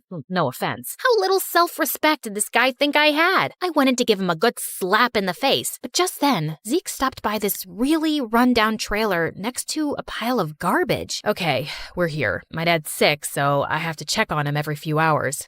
Holy crud, this is where he lived? This place was a single room, and Zeke's dad was in a bed with an oxygen tank. I guessed with his dad's medical bills, he'd never have enough money to even think about music school. So I decided to let Zeke tell Lance he was gonna keep dating me for a bet. The next day at school, I saw Lance and the other 3 heartthrobs looking at me and snickering to themselves. Even other kids seemed to be onto the bet, but I could live through it. I was doing a good deed by humiliating myself. Plus, Zeke was fun to be around, and I didn't mind having him as my fake boyfriend. One night, I decided to invite him to a celebrity party Mara and I were attending. I even bought him a suit and tie, and secretly, I thought he looked super handsome. At one point, I was walking by the entrance when suddenly I saw Zeke standing with Lance and his friends, and Zeke was saying he had to go. What do you mean? This is a huge exclusive party that I invited you to. Listen, cranky face, I came to pick up your boyfriend for some last-minute plans. Surely you two can reschedule. With that, Zeke took off with the boys, and for some reason, I felt really angry about it. Just then, Mara came over to ask if I was okay, and I ended up telling her everything. Look, I know you feel bad for Zeke because of his home situation, but you don't have to sell your dignity for charity. If you think he doesn't genuinely care about you, just dump his sorry butt in front of everyone tomorrow. Or I can talk tomorrow in school, like an actual mature person. But I know maturity is kind of a foreign concept to you and the other kids at school. Okay, listen, sis, you've never had any real friend or boyfriend before, and I'm at the top of our school's social ladder. I know how to deal with these things. I can handle this myself, thanks. Just because I don't date a different guy each week doesn't mean I need boy advice from you. So on Monday at school, I headed to the bleachers at lunch where I knew Zeke practiced guitar, except he spotted me first and immediately came over to hug me. I am so sorry about what happened at the party. Lance decided at the last minute that he wanted to have a betting party. Kids at school are betting on how I'm gonna break your heart and everything. I realize this may be going too far. It's going way too far. I tried to do a nice thing for you, but you're totally taking advantage of me. Also, how long are you gonna be Lance's slave for? Can't you get a scholarship to the school or something? No, I'm not talented enough. It's cool. I'll tell Lance the truth and stand up to him. I'll just find something other than music that makes me happy. Zeke turned to walk away, but I just couldn't let him give up his friends, his reputation, and his dreams. So I told Zeke I'd help him apply for a scholarship because even though he didn't believe in himself, I knew he was talented enough to get one. And 2 weeks later, he got accepted. You just made my dreams come true. Brooke, no one has ever believed in me like that before. You're amazing. Zeke suddenly picked me up and spun me around, which made me feel butterflies. After that, Zeke and I became really close and started hanging out all the time. I helped him take care of his dad, and he helped me make some friends at school. Except there were a couple of issues. One, I started to develop real romantic feelings for Zeke, and 2 was Zeke still hadn't told Lance the truth, even though it was part of our agreement. So finally, Zeke decided to confront Lance one day after school as I hid behind a tree to listen in. Look, man, I told Brooke about the bet. It's not right the way we're manipulating her. Plus, I've been hanging out with her, and I think I want to date her for real. You know, she helped me get a scholarship to the music school you were going to pay for. Now, you don't have to. Are you kidding me? What am I going to tell all the kids who've been giving us money, betting the different ways you can dump her? You're one of us, Zeke, and she's an unpopular loser. It'll make the whole squad look bad. If you date her, then you're dead to us. Well, fine then. You guys are jerks anyway. I'm going to get myself an awesome girlfriend. I held my breath as I watched Zeke ditch his friends for me. And just like that, Zeke and I became an item. He held my hand, kissed me in public at school, and didn't even seem to care that he'd lost all his friends in popularity. Everything seemed to be going well, at least for a couple of weeks. Then one weekend, I went away with my family for a camping trip with no Wi-Fi or cell reception. But when I arrived back at school on Monday, something horrible happened. I was sitting in the cafeteria when suddenly Zeke stood up on one of the tables with a microphone and speakers. Can I have everyone everyone's attention, I have something to say to my girlfriend, Brooke. I'm sorry, babe, but I just can't date you anymore. I've realized that I don't want to be with a stuck-up sourpuss who's way below my league. It's also really lame that you've never dated anyone before. So for all of you out there who bet money how I'd dump Brooke, the ones who selected public humiliation win. I stood with shock as I watched a bunch of kids run over to Zeke, Lance, and the other guys with cash. None of this made any sense. Had it just all been a setup? I ran out of the room and into the hallway to collect myself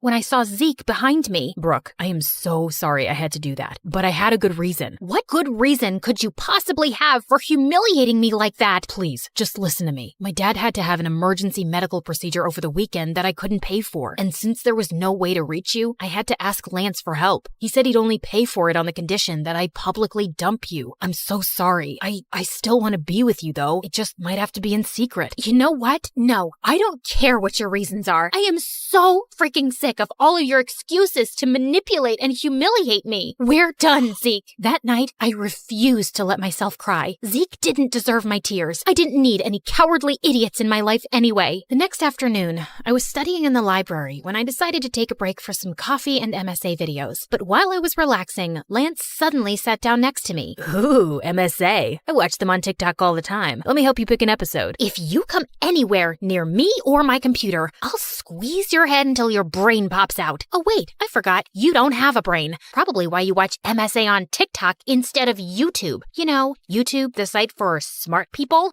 Wow, Zeke must really regret dumping you. Yeah, about that. I know it was you who forced Zeke to break up with me. Why do you have to go around messing with his life and mine? The way you and your friends bet on me and tried to break my heart for fun? How sick do you have to be to want to do something like that? Maybe some people just enjoy messing with other people's lives. You should ask your sister. After all, the whole betting game was her idea. Lance got up and left, leaving me very confused. What did he mean by that? He was probably just messing with me, but I still asked Mara about it, and she got really quiet. Okay, it's true that it was my idea, but let me explain. I just felt bad because our whole lives, you've lived in my shadow. I have everything. Fame, popularity, friends, and you didn't get any of that. So I wanted to find you a cute boyfriend to make you happy. Except none of the guys at school wanted to date you. The only ones who were willing to were Lance and his friends, if they could make money off of it. But I had hoped one of them would fall for you for real. I was stunned and silent as Mara apologized over and over. I knew her heart had been in the right place, but she'd gotten me into such a giant mess. God, I just needed space from everyone. The next morning, I was going through the mail when I saw an envelope from Zeke's music school. To my surprise, they'd returned a check I'd paid as a deposit to confirm his place in the program. Apparently, Zeke had called the college and declined the offer to attend. I thought right away of his sick dad, and suddenly I got a bad feeling. I drove immediately to Zeke's house, but when I reached there, he was sitting outside and playing guitar, looking perfectly happy. Zeke, is everything okay? Did you call your college and decline the offer?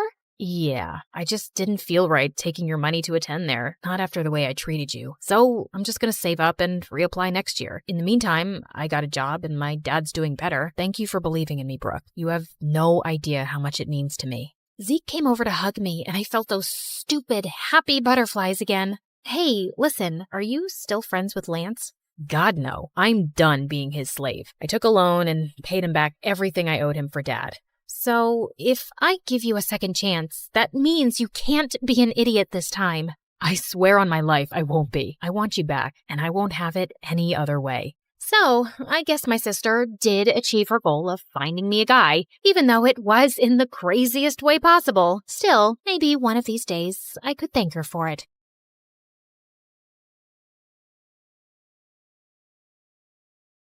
Hi, I'm Leah from Indiana. Before I continue, please hit like and subscribe. Since I was a baby, I was meant to be a dancer. I could dance before I could even walk. I would do the cha-cha while cleaning my room, and bust a move while brushing my teeth, and of course, I was shaking it all the way to and from school. People smiled and laughed when they saw me, but I never cared. When I was 10, I would watch my friends head off to dance class after school. It would tear me up inside to see them living my dream. I came home one day as my mom was finishing her makeup. Mom, can I please go to dance class? All my friends are going. You're not going. You have no idea how much that class costs. There was no other parent to ask at that time. Just me and Mom and whoever she was dating that week. But Mommy, please. I swear, I'll do your laundry and chores, and when I make money from ballet, you'll get makeup from Sephora. I'll take you shopping, whatever you want. Pretty please. This means everything in the world to me. We'll see if that ever happens. Right now, I don't have time for this. I'm going to be late. The answer is no, and that's final. She left me alone in the cold house while she sped off in Ted or Fred's Ferrari to some fancy dinner. For me, another night of instant noodles. I felt devastated with how my life was going, just dreaming about my dream of dancing. But then I turned 12. I was alone, like always, and before I could blow out my candle on my plain cupcake, it flickered out. Oh no, there's still so much to wish for. I was about to leave for school when Mom barged in. Hold on, Leah. You have mail. My mom handed me a card with my name and address on it. Who's it from, Mommy? To Leah from Aunt Lucy. Who's Aunt Lucy? I haven't spoken to her in years. I don't talk to that side of the family. She gave me a ticket. Mom snatched it immediately from my hand. That's not a ticket. It's a check for $10 million. My mom went crazy. It was like she stepped into a Louis Vuitton fever dream. I didn't even know she was that loaded. I could do so much with this. I could buy a Gucci dress, an MK bag, and a diamond set. And I can't wait to see the look on Mary's face. She'll be fuming. And oh, that Tony who dumped me, he'll come crawling back like a puppy, begging me to take him back. I didn't remember the last time my mom looked so happy. She showered me with hugs and kisses, even making me twirl around like a ballerina. I had so much to ask Aunt Lucy, but Mom said she didn't have her number or anything. And when I turned 14, Mom decided to move. So we packed up everything and headed to New York City. That's right, the Big Apple, the city that never sleeps. We were ready to start a new life. I finally signed up for dance lessons at an art school. Me, the girl who used to have holes in her shoes, had ballet slippers. I practiced every day until my legs cramped, but I was ecstatic. My mom also had new friends, like Tiffany, Chanel, and Fendi. I had always wanted to be close to Mom, so I joined her shopping sprees, and it worked out great. I guess that's what I was always missing. We would spend our time stalking the malls for the best clothes, handbags, and of course, shoes. Oh, Leah, we have to get these too. I was covered with shopping bags and balancing shoe boxes while scooting through the aisles. I could barely see in front of me through Mom's haul. Hurry up! We don't want to miss the first drop of Balenciaga's new collection. I'm right behind you. But honestly, when we were in these very posh stores, I felt like a princess. I was offered fancy drinks, tried on expensive dresses, and best of all, I felt so close to my mom. I walked out of the dressing room in a sparkling dress. Now spin around. Oh, beautiful, so beautiful. We'll take it. I looked at myself in the mirror. I could barely recognize myself, but maybe this is who I was supposed to be. I carefully teetered in the heels my mom had picked out for me, but crashed into the mirror. Do you think we could look at some flats? While I spent so much time with my mom, I might have been distracted from my dancing. My dance teacher seemed to be losing patience with me. Okay, Leah, you're up next. Saute. I smiled nervously at my dance teacher, attempting to jump, but fumbled the landing. The other students giggled at me. Have you been practicing? Yes, of course. I lied. What time did I have to practice? School was out at 3. I told my mom I would be at Bloomingdale's by 4. I mean, it was so unreasonable. Besides, I never looked more like a ballerina. The clothes, the hair, the shoes, the makeup. I was the definition of what a ballerina looked like. It wasn't my problem if my teachers couldn't see it. By the time I was 16, me and my mom had our routine down. Shopping, dining, and dining. Mom had friends she'd visit while I was in school, and we'd chat about them over dinner. And you wouldn't believe her hair. It's turned this terrible orange color. And her roots? Oh, her roots could be seen from outer space. Honestly, Leah, I'm beginning to think you're my only real friend. She loved me. My mom loved me. Just then, 2 men walked into the restaurant and surrounded us with serious faces. Jeannie Roberts? Yes? What is your problem? They flashed their badges at us. It was the police. You have to come with us. Excuse me? I am not done with my dinner. I want to speak to your manager. Jeannie Roberts, we need to talk to you about your tax evasion. This is ridiculous. You don't have the right person. They're gonna ruin my blouse. Mom, what's going on? Leah, I will call you as soon as I can. Can you let up a little? This is silk. The police dragged my mom out of the restaurant. I didn't know what else to do, so I ran back to our apartment. I paced and cried, staring at my phone. My mom was arrested. What on earth could I do? Finally, at midnight, the doorbell rang, and it was Mom. Mom, what's going on? Listen, I have to be quick. You need to get help. Otherwise, they'll put me away for good. They said tax evasion, but you haven't done anything. We have the money. Tell the police we have millions of dollars. We don't, Leah. It's gone. My stomach dropped. I need you to get me out of this trouble. I need you to go see Aunt Lucy and ask for the money. They have people watching me. They'll pounce on me if I try to leave the city. But you said you didn't know anything about her. Yeah, I just remembered her address.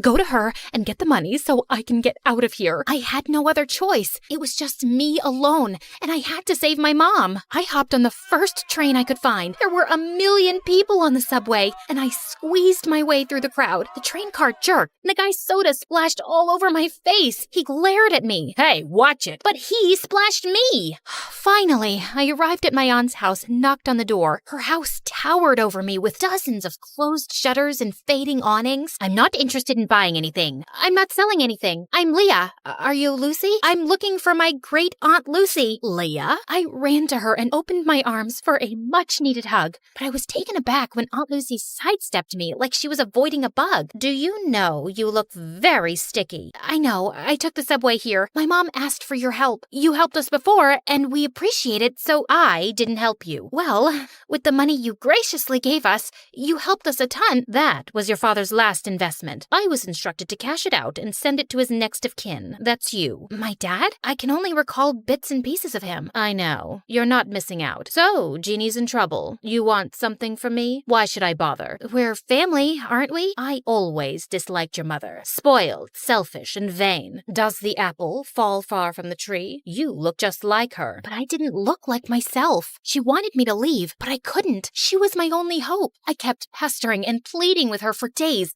buzzing around her like a pesky fly. Finally, after what felt like forever, she talked to me. This used to be a hotel, you know. I took care of everything, and I was great at it. But it's hard for a person my age to manage everything around here. There's too much space and too many stairs. I have a few guests coming over, but I don't have much staff. I would like to see how useful you can be. Whatever you need, I can do it. I needed to win her over to save my mom, so I got to work by cleaning out the fireplace. Large chunks of ash rained down on me, covering the floor in a thick blanket of gray. Oh my God, what a mess. Leave this and go wash your face. And when I scrubbed the windows, one of the panes cracked and a large piece of glass fell. I caught the glass right before it hit the floor. Oh no. I heard some guests coming, so I quickly shoved the glass under the bedspread. A large older man entered the room and plopped down on the bed. The glass made a large crunching noise and the man screamed. New sheets. You must need new bed sheets. I scampered out of the room and caught Aunt Lucy giving me the death stare. On the way to get new bed sheets, I bumped into a flower vase and knocked water everywhere. I sprinted off into the hall and grabbed the mop to clean, and then thud! The rest of the guests slipped and fell. Oops, I think I forgot the wet floor sign. Ugh, it's gonna be one of those days. I totally screwed up, and I knew there was no way she'd forgive me. So I hid from her, and when she finally found me, I started bawling like a baby.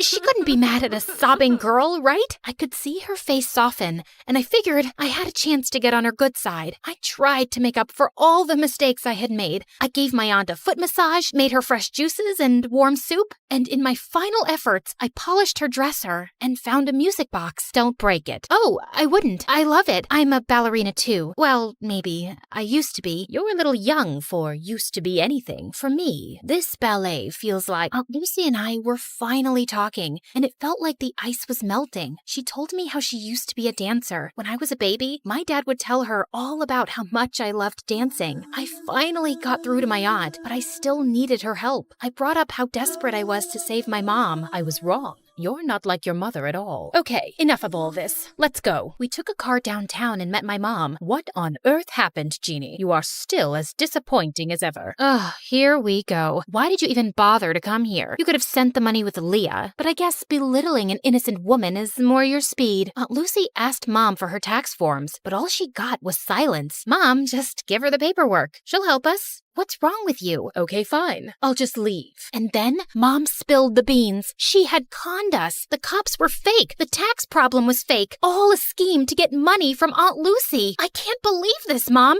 How could you do this? I had to. The bank was going to take the apartment, so I had no choice. I was in debt and knew only you could convince your aunt. I'm sorry. I know I spent a little, but I spent on you too, and it was for us, right, Leah? It made you happy, right? You were happy, and that's what made me happy. But I'm behind on all of my classes. We're out of money, and we don't even have the apartment. And now you're definitely not happy anymore, so I'm not happy. And I don't see how I could ever become a dancer. Enough. Leah, you need to go to school and work on your studies. You want to be a ballerina? Yes, of course. Then you are coming with me. And Jeannie, you need to pay all of this off. You'll need a source of income to dig your way out of this. This is an impossible situation. I know I made a mistake, but I want to change. And I can't live without you, Leah. I had doubts, and I was furious too. I even stepped outside with my aunt to leave. But then I realized I couldn't abandon my mom, not even after all the things she did. Okay, Mom, I think we should try to be a family, all of us together. I believed that this time it was going to work out. The three of us went back to the hotel and were ready to start our new lives together. But the next morning, Mom, I ran around the hotel but couldn't find my mom. Her clothes and purse were gone. I searched up and down until I got to the front desk. The cashier's box was completely empty. She left and took my Aunt Lucy's money.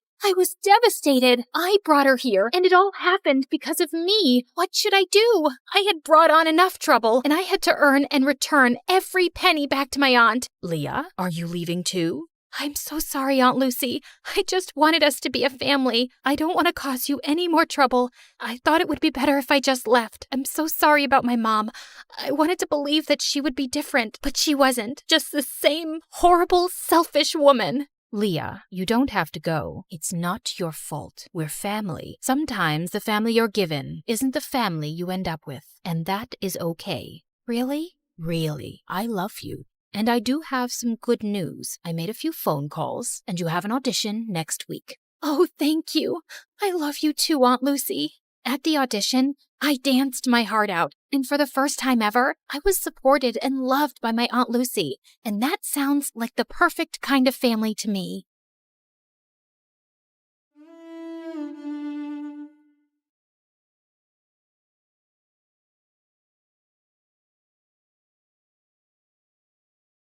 The student stares at a blank white screen while an artist paints the things unseen.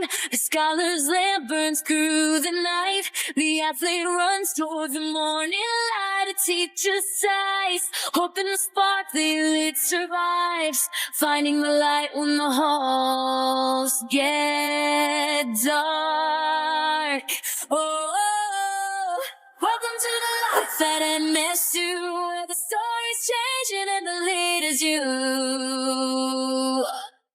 Yeah, the story's changing and the leader's you. Welcome to the life at MSU.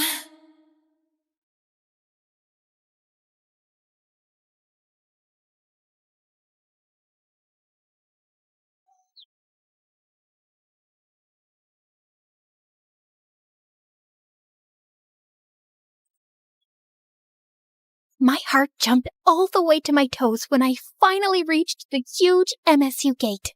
For a hopeless romantic introvert like me, the first day of high school was both super scary and a little exciting. New year, new school, a whole new vibe. Would I make any friends here? Or maybe find love?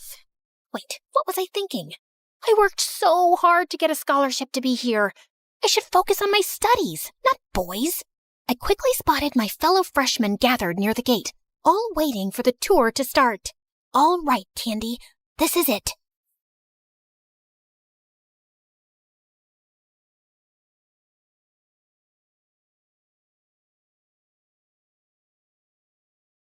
We walked through the school hallway, and I was amazed by the surroundings. Everything was clean and neat, and I could even smell the natural scent of bamboo and flowers. The ambiance was peaceful. Despite the usual school noise, I could still hear the leaves rustling and the soft stream of water from the river. It would help a lot with studying. Suddenly, something caught my attention. Was that a Squirrel wearing a freaking hoodie? Where did it even find those tiny clothes? I got distracted for 2 seconds, and when I blinked again, my tour group was gone. Oh my god, where did they go? I was about to break down in the middle of the way when a smooth voice sounded behind me. Need some help?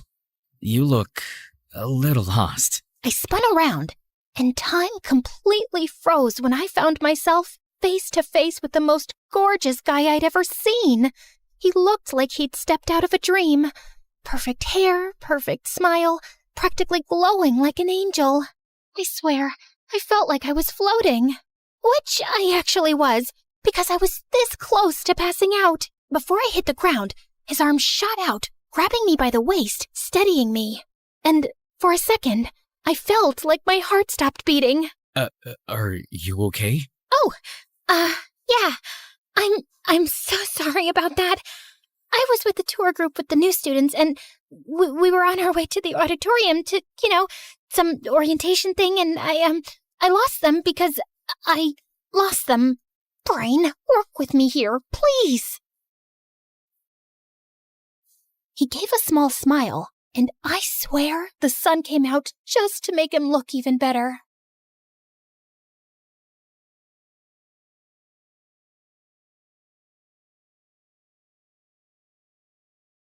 Well, you're not far off. The auditorium's this way. I can walk you there if you'd like. Oh my god, oh my god, you really don't have to. I don't want to waste your time and... I insist. But... Please. Okay. He started walking, and I followed him like a lost and completely mesmerized kitten, sneaking glances at him every few steps. Is this really happening? A cute guy is helping me? How did I get this lucky on my first day?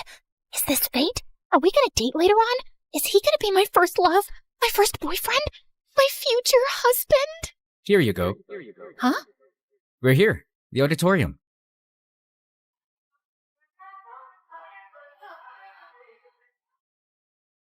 And I think the freshman orientation is about to start. Oh, right. Thank you so much. No problem. I'm happy to help. Anytime. He then reached into his pocket and pulled out something small. Here. A little good luck for your first day. A candy? I stared at it like he'd just handed me a diamond. I swear I will never eat this. This candy is sacred now. I'm keeping it forever. Maybe I'll even build a shrine for it. Oh, thank you for this. This looks sweet. I mean, this is a candy, right? Good luck. I just stood there, frozen, clutching my new good luck charm. By the time I snapped out of it, he was already gone. Panicking, I took a few steps forward, scanning the crowd. Where did he go? I should have at least gotten his name. Soon enough, the ceremony wrapped up, and I followed my fellow freshmen toward our building, my eyes darting around like I was on a secret mission to spot my crush. When we finally got to our homeroom class, I headed straight to the back. I then glanced at my seatmate, only to find her glaring at me. She's really pretty, but she looks like a meanie. What was her problem? Do I know her? Did I accidentally steal her seat or something?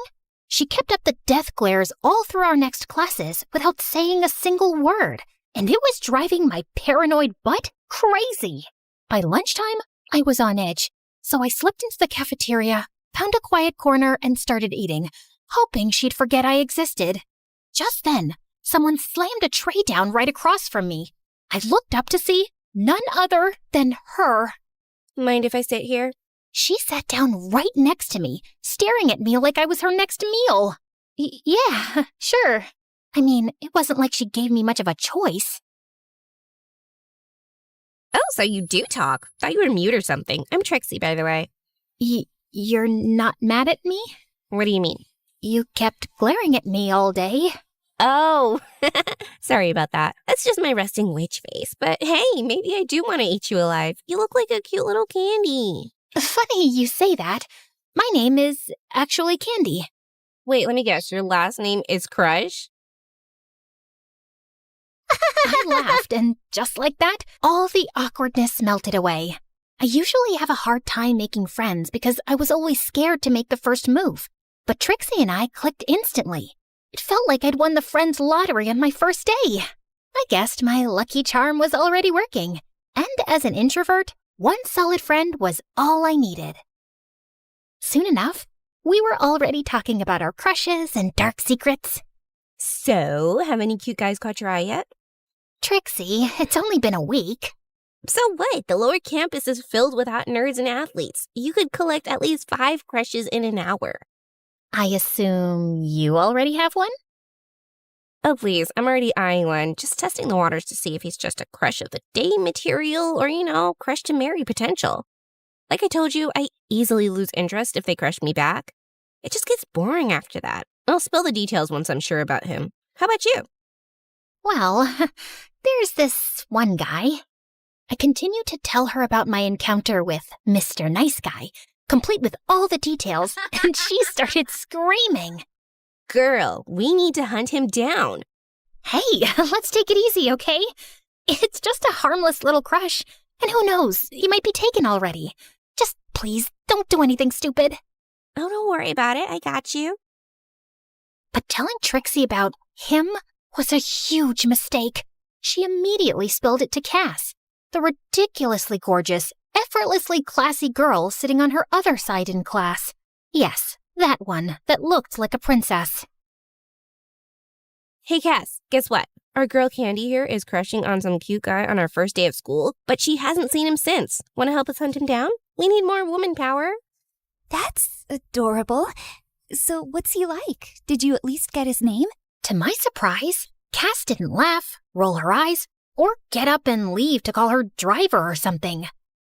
Unfortunately, no. Candy here is a total amateur. Like, she's already planned their wedding, but she forgot step 1, basic introductions. That's why she needs our help.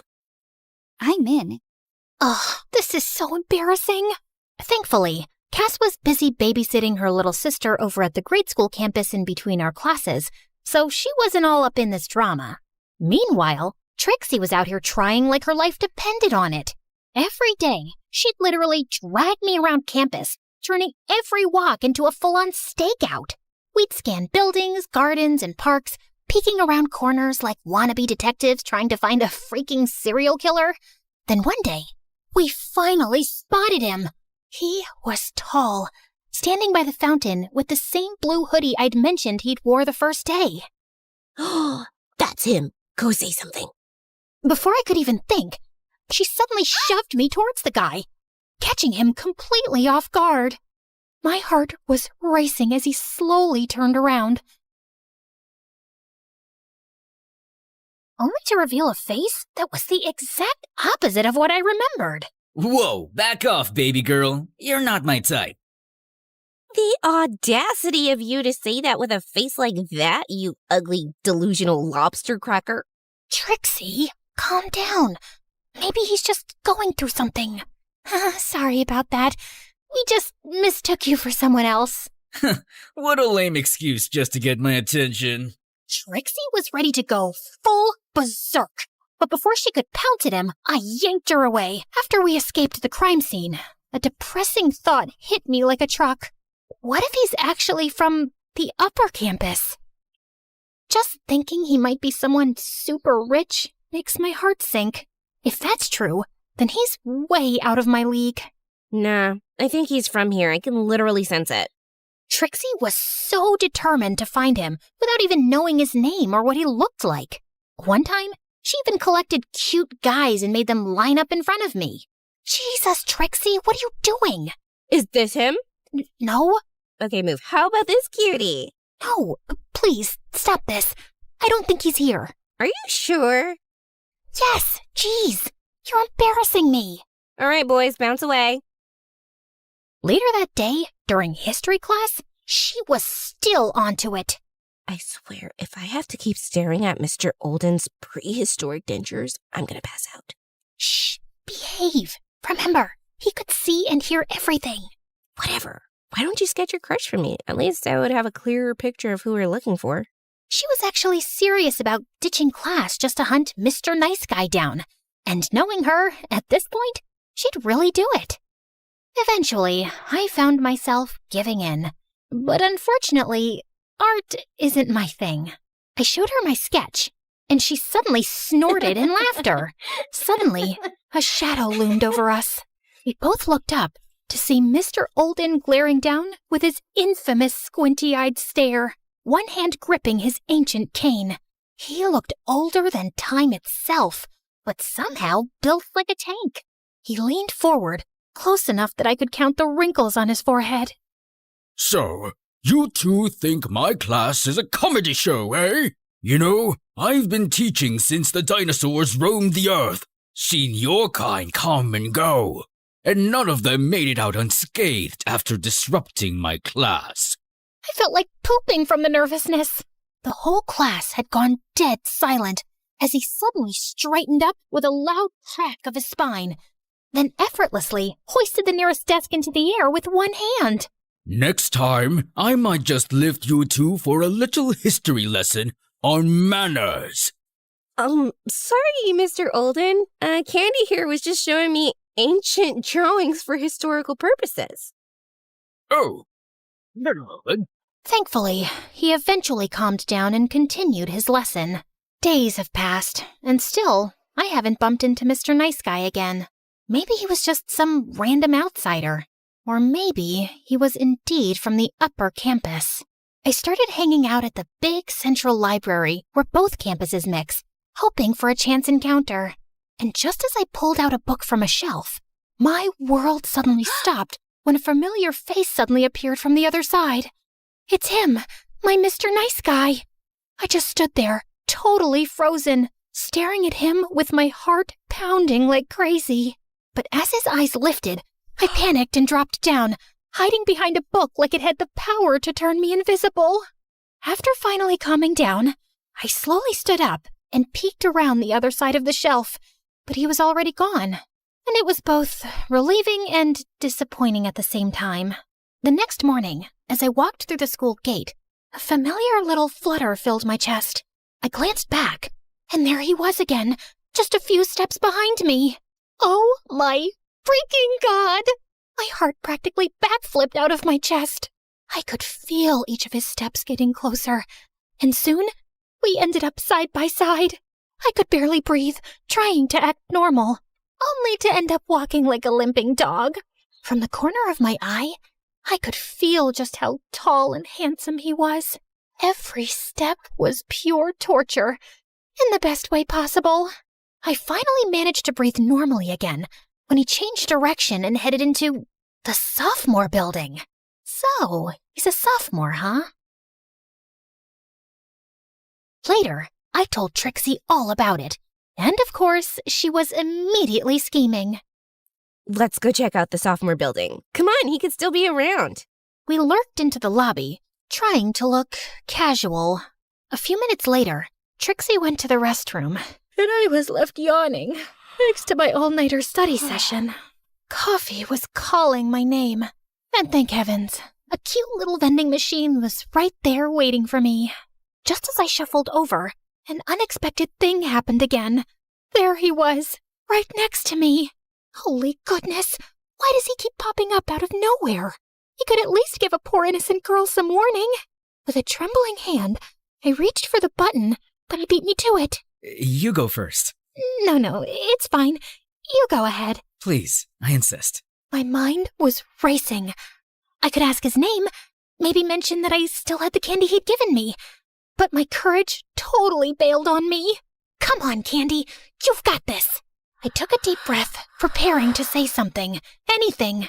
But he'd already disappeared down the hall. But what about his coffee? Just in time, Trixie returned, her eyes lighting up. OMG, guess what? I had the cutest moment with my crush in the hallway. Is this the same crush you told me about last time?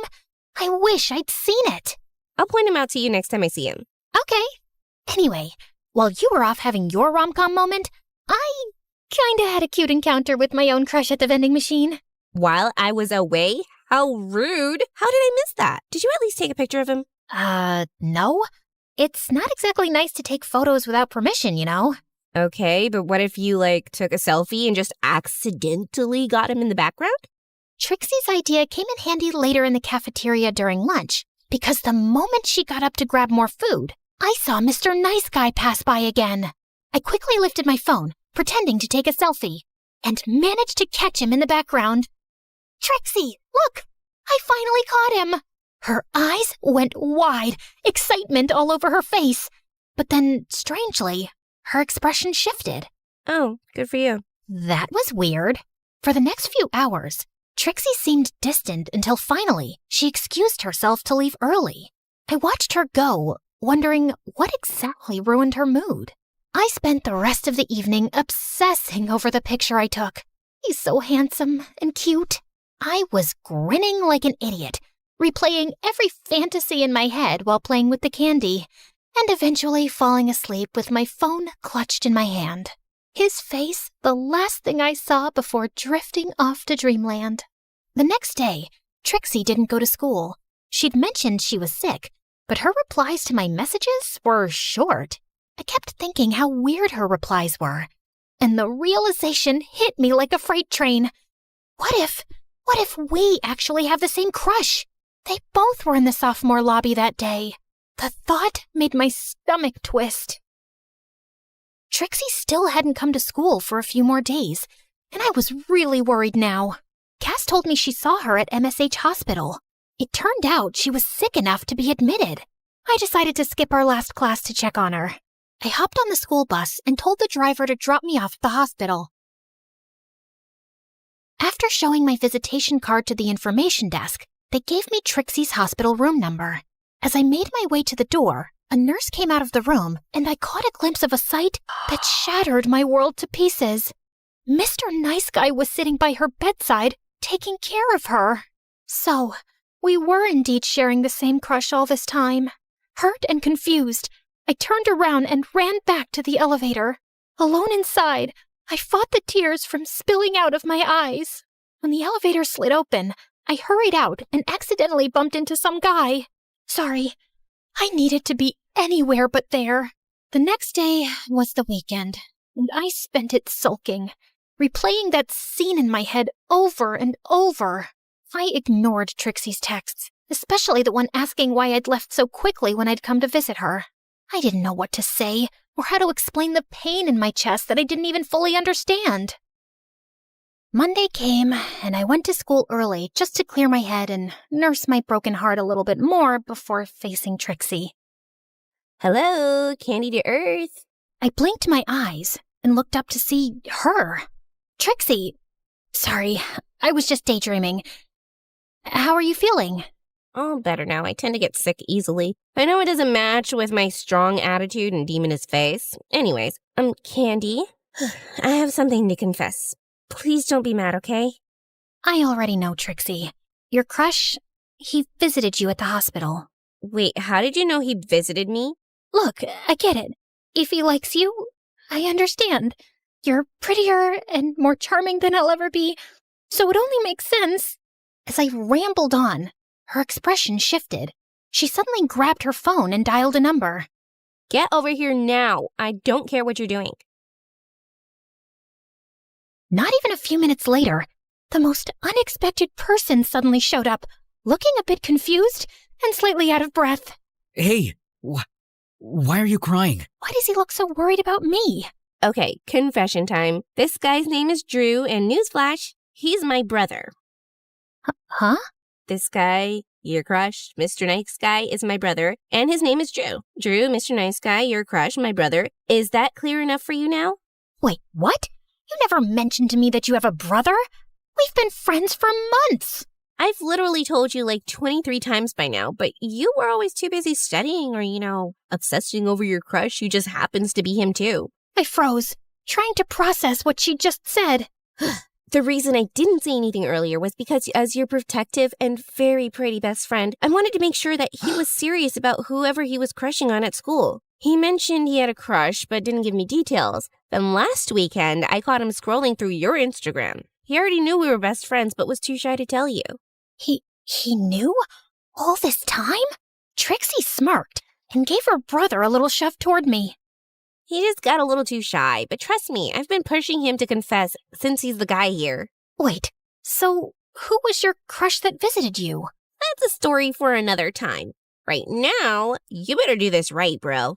With that, she walked off, leaving me alone with Drew. I fiddled with my fingers, sneaking glances at him, waiting for him to make the first move. Please, say something. Soon enough, he finally cleared his throat. Sorry about my sister. She can be kinda intense sometimes. Intense, right. You're right. She's indeed intense.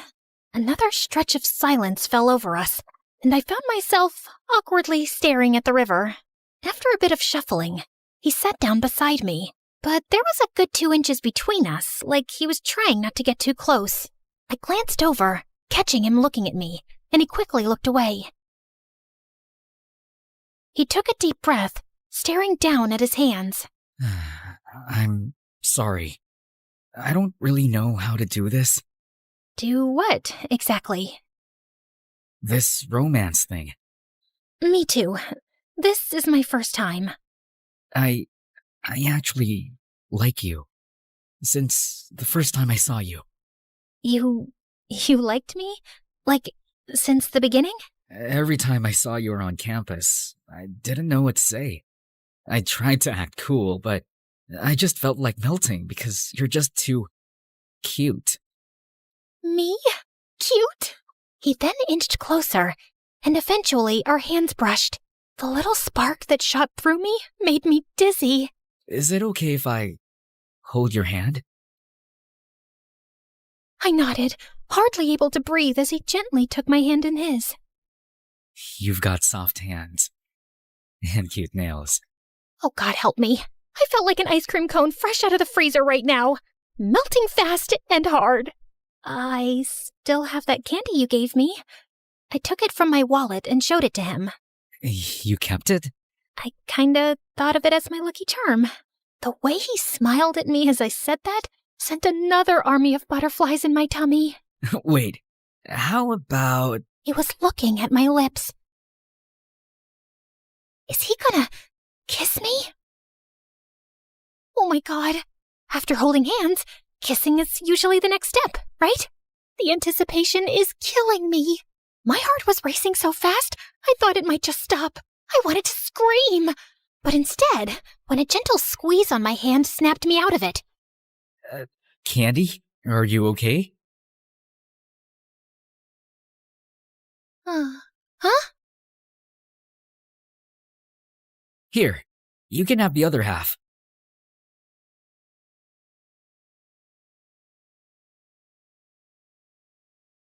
Oh! Thank you! Wow, this is so good. So, you like sweet stuff, huh? Yeah, I like sweets. I know this cafe in town. I mean, I'd like to get to know more about you. Well, would you like to go on a date with me this weekend? Of course. First step to romance, first date. We both laughed, and suddenly, everything didn't feel so tense anymore. I felt his fingers intertwining mine.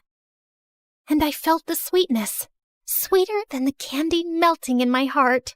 I couldn't wait for our first date of thousands more to come.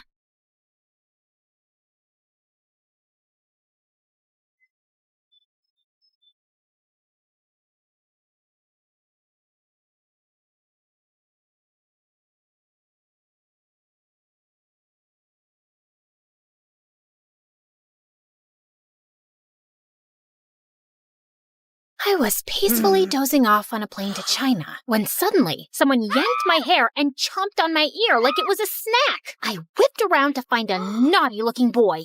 Ow! Seriously? Keep your teeth to yourself, kid! He then burst into tears and his mom turned to me. 你竟敢对他大喊大叫，他还是个孩子。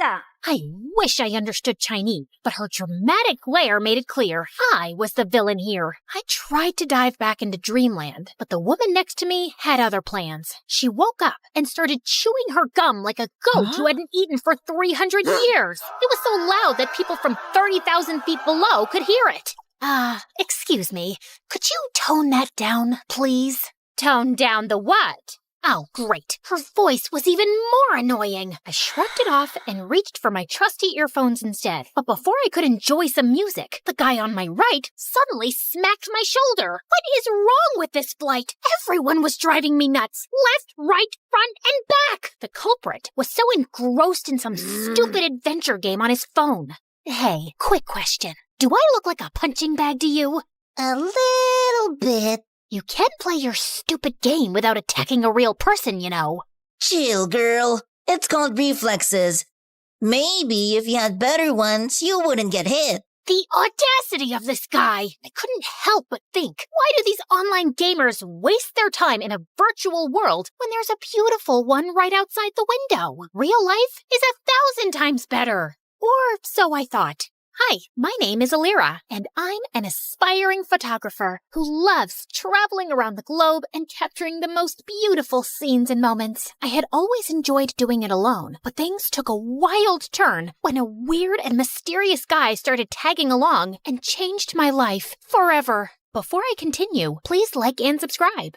After dealing with all those annoying passengers, I eventually fell asleep after listening to music while letting my imagination run wild. Soon enough, the plane finally landed, and I headed straight to my beautiful hotel. I took a short beauty sleep while waiting for nighttime to roll around, and when it finally came, I excitedly jumped out of my bed, took my camera, and immediately rushed outside. Stunning views, beautiful people, inviting lights, glowing lanterns, and the sweet traditional vibes of China. Ah, this is the dream. Walking along the streets, I stumbled upon a guy sleeping on a bench. Judging from all the stuff around him, he must be homeless. Poor thing. I found myself clicking pictures of him, my camera perfectly capturing his struggles and hardship from every detail of his form. Just then, a green owl suddenly appeared from behind the bench, perched on the sleeping guy as if he owned him, and scowled at me. Relax, little buddy.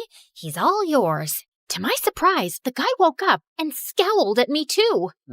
Who are you? And what are you doing here? His eyes then lowered to my camera. Were you taking pictures of me while I was sleeping? Duh, I was taking pictures of the street, but you were blocking my view. It's not my fault you were sleeping there. That's a terrible excuse for disrespecting my private space. The private space? That's rich coming from you, who is sleeping on public property. Delete my pictures, or I'm gonna delete it myself. Don't you dare touch my camera! Do you have any idea what it takes to capture a beautiful moment or view? The countless hours, the right timing, the quest for the perfect angle.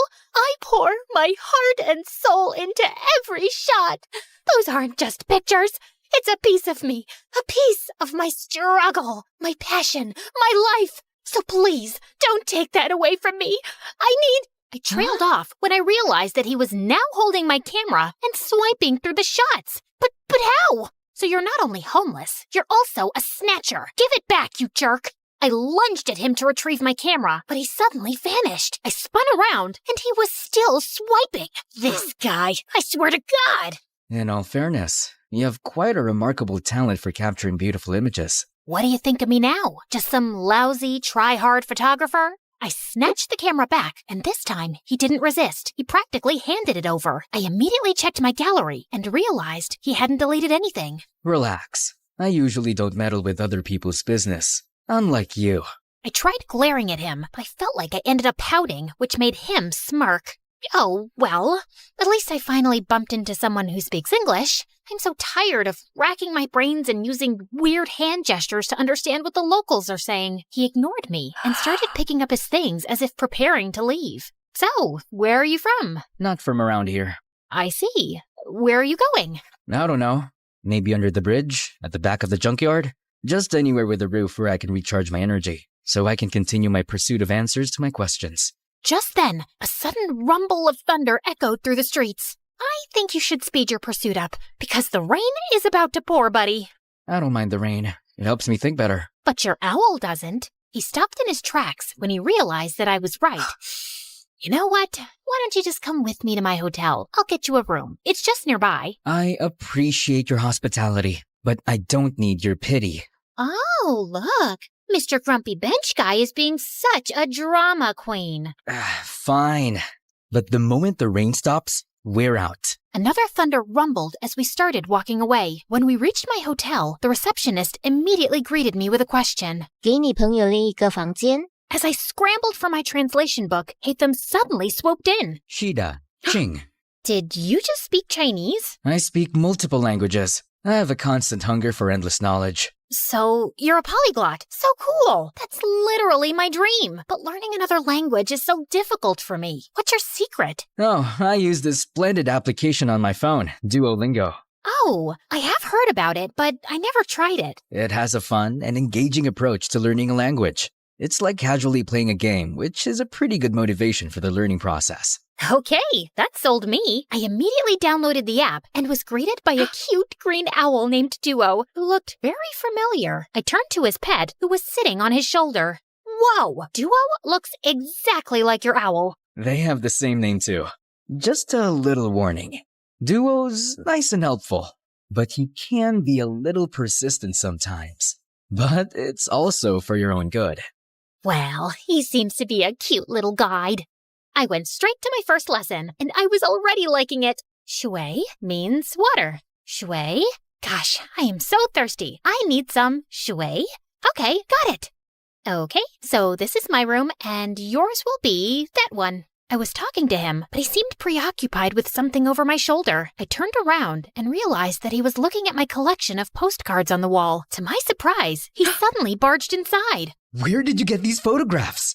Those are the places that I captured with my precious camera. And these right here are my goal destinations. They're beautiful, aren't they? He looked so ecstatic as he gawked at one of the pictures, like it was the most delicious meal he had ever seen. Where is this place? That's my next destination, the Tianzi Mountain. It's one of the reasons why I visited this country.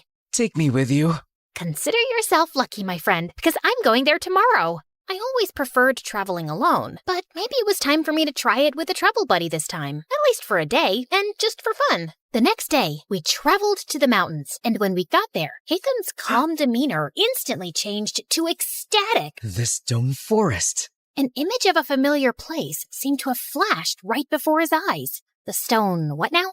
He ignored me and started navigating the place, running around like he owned it. Dude, wait up! We rode a cable car, crossed a river, and jumped from one stone to another, and after an hour, I felt like collapsing. Slow down, Spider-Man. I'm not a marathon runner with endless stamina, you know. Jeez. When I finally caught up, I found him standing in front of a mysterious and ancient-looking monument. He fiddled with a rock against it, but nothing happened, and he looked super frustrated. Hello? I would really appreciate it if you would tell me what's going on. What is that thing? And what are you trying to do with it?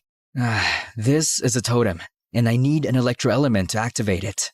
What do you mean, electroelement? Electroelement. Something, anything that produces lightning. Oh, you mean electricity? Huh? Lucky for you, I've got something here. What is that? You don't know what a taser is? It's my go-to for self-defense. Zaps people with electricity or whatever you call it. Interesting. He immediately took it from me and tried it on the totem. After a few sparks, it suddenly got triggered and a glowing symbol appeared on top of it. Holy cheeky bananas! Is that a hologram or something? He found 2 more totems, and after doing the same thing to each of them, a strong streak of light came from above, forming a pillar. What in the world is happening? Is this some kind of secret experiment from the government? And what's your deal with all of this? I've been traveling from place to place looking for these runes. Since I'm not from around here, I don't know where to go. I need to activate these beacons in 6 places scattered around the world. With your knowledge and resources, things are going to get easier for me now. But for what? Why are you doing all of this out-of-this-world stuff? We need to go. Dude, you didn't answer my question. Sometimes, the journey to find answers is more important than the answers themselves. Whatever you say, Plato. After activating the first beacon, we embarked on a thrilling and action-packed adventure of a lifetime. After Tianzi Mountain, we rushed straight to Huanglong River, which Hatham kept calling Luhua Pool Liu. There, we had to light up some fire totems. There were 5 of them, but according to him, only 3 needed to be activated. Of course, those 3 we needed were surrounded by water. Great, right? Hatham was all business, using his fancy tricks to get those waterlogged totems blazing, while I just snapped pictures of these outrageous moments. Our next stop was the breathtaking Matterhorn in Switzerland, aka Dragonspine, according to my travel buddy, where we faced a puzzle with circular platforms and wall signs. The place was so cold that I had to huddle by fire torches just to keep myself from turning into a popsicle. I let Mr. Mysterious Smarty Pants solve the puzzle by himself while I continued my Duolingo sessions. You know I can't miss those streaks. With each beacon we activated, I felt a mixture of excitement and curiosity. What was this leading to? And why did it feel like the world had turned into one big adventurous playground? During our flight to our next destination, I found myself fully immersed in my new favorite app, Xin Ten Toila Elira. You could take a break sometimes, you know? I need to learn the basics, at least for now, and I like how Duo keeps reminding me with his cute little expressions. When we finally reached Vietnam, I decided to try out what I learned by asking the locals about the directions. Xin lỗi, bang có thể chung tôi doang. The woman stared at me as if she was solving the most difficult math puzzle. Có thể... Xin lỗi, no ngàn con đích chỗ, chúng tôi viết đông viết vinh, ha lông đục trong. Được chứ, bạn chỉ cần đi thẳng, rồi đi qua cái cây khổng lồ kia, sau đó rẽ phải và đi bộ khoảng 200 mét sẽ thấy một khoảng đất trống. Okay, I guess it was too early for me to attempt a conversation. After learning the direction, Hatham continued walking towards the bay. Ugh, why is this guy so good at everything? You still have a long way to go, Elira. I literally just started. Just wait and see. I'll be leading the leaderboard with an unbeatable streak in no time. I commend your determination. Keep it up.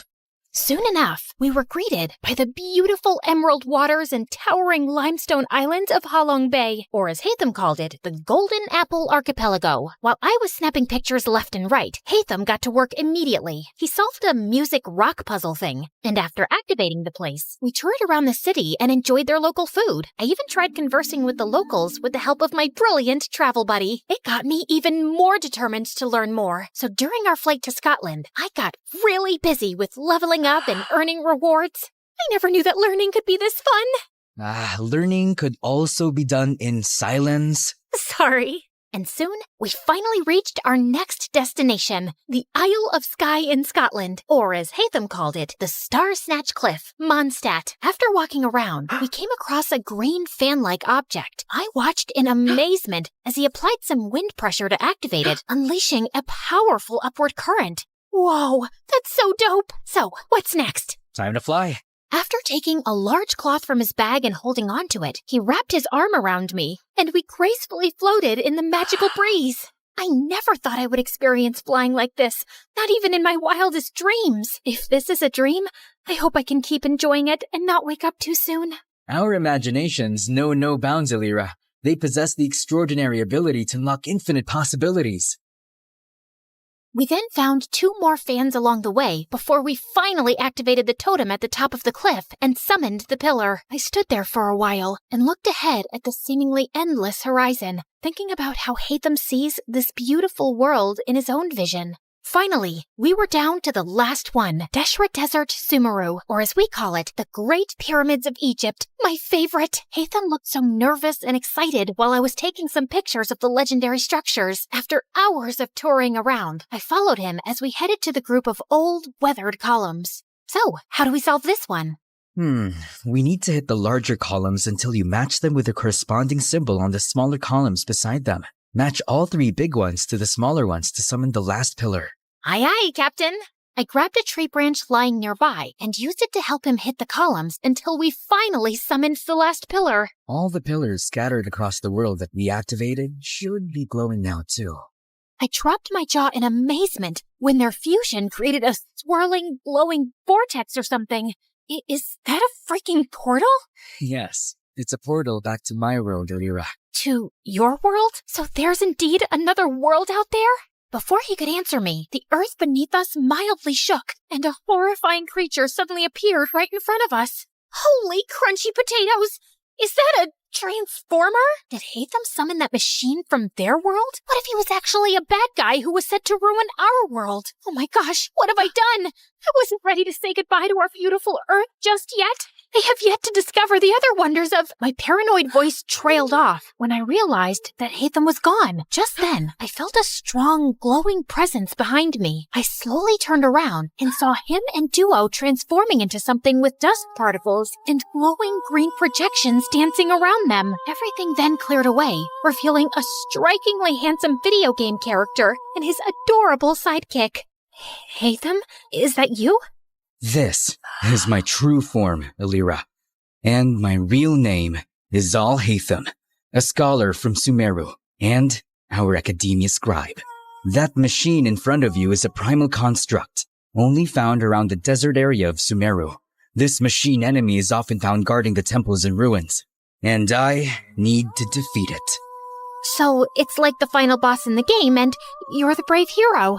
I suddenly felt bad for suspecting him as a bad guy. As the primal construct started charging toward them, 3 ethereal green mirrors popped in and hovered around Hatham, radiating a brilliant emerald light that almost blinded me. He then started fighting the monster, moving with grace and precision, consistently blending freestyle moves and rotational attacks with his sword and abilities. Watching them fight was mesmerizing, as if I had been transported into an epic video game. He unleashed a barrage of reflective attacks, boomerangs slicing through the air, slashes carving through steel. Each hit dealt a lot of serious physical damage. Soon enough, the terrifying machine was finally defeated. Dude, you were so cool! How did you do that? I don't need to fight. I only need to think. Everything else is connected.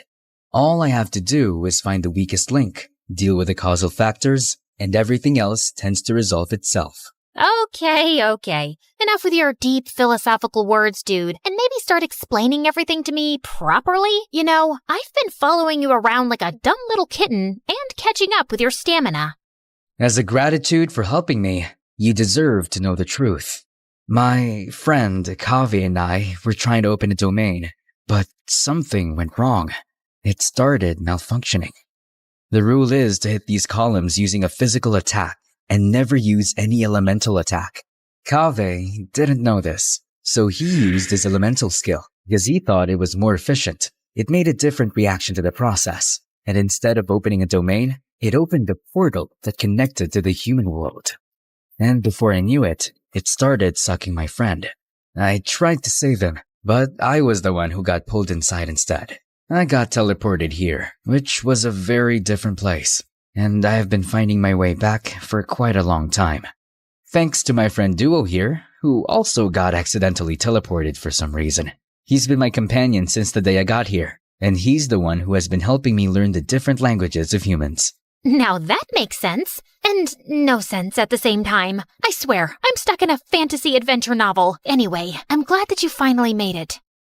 I appreciate all your help in this journey of mine, Elira. As much as I wanted to discover more about your interesting world, I need to return. Tevat needs me. Oh, well, traveling won't be the same anymore without you. I'm gonna miss you a little bit, I guess. Just play Genshin Impact, and I'm sure you will enjoy the magical beauty of our world, Tevat. We have 7 nations brimming with natural wonders that you would love to capture. You'll meet a diverse set of people with unique personalities and abilities like me. And together, we will fight exciting enemies. We'll share every adventure in this enchanting realm. I felt a lump in my throat as he extended his hand, but knowing that I would be seeing him again, I shook it with a smile. See you around, Elira. I watched them as they entered the portal, returning to their world. Come here, boy. Bam, bam. Eat that, monkey butt. All right, Hatham, time for some snacks. Ever since I started appreciating video games, I became the annoying passenger this time. These games opened my eyes to the existence of extraordinary places that remain hidden from our physical world, places that only exist in our minds, yet they possess the power to transport us on thrilling adventures. They hold captivating magic and beauty, offering a gateway to fictional worlds. Now, I embrace the opportunity to immerse myself in both realities, and because of it, I have never felt alone again. I was so into the game that I jerked when an incoming announcement sound chimed in. Ladies and gentlemen, this is your captain speaking.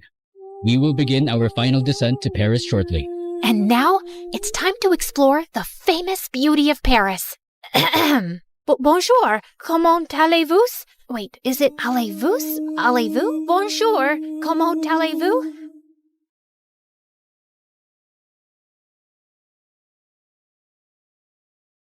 You're never here when my tears dry. You're never around to see me thrive.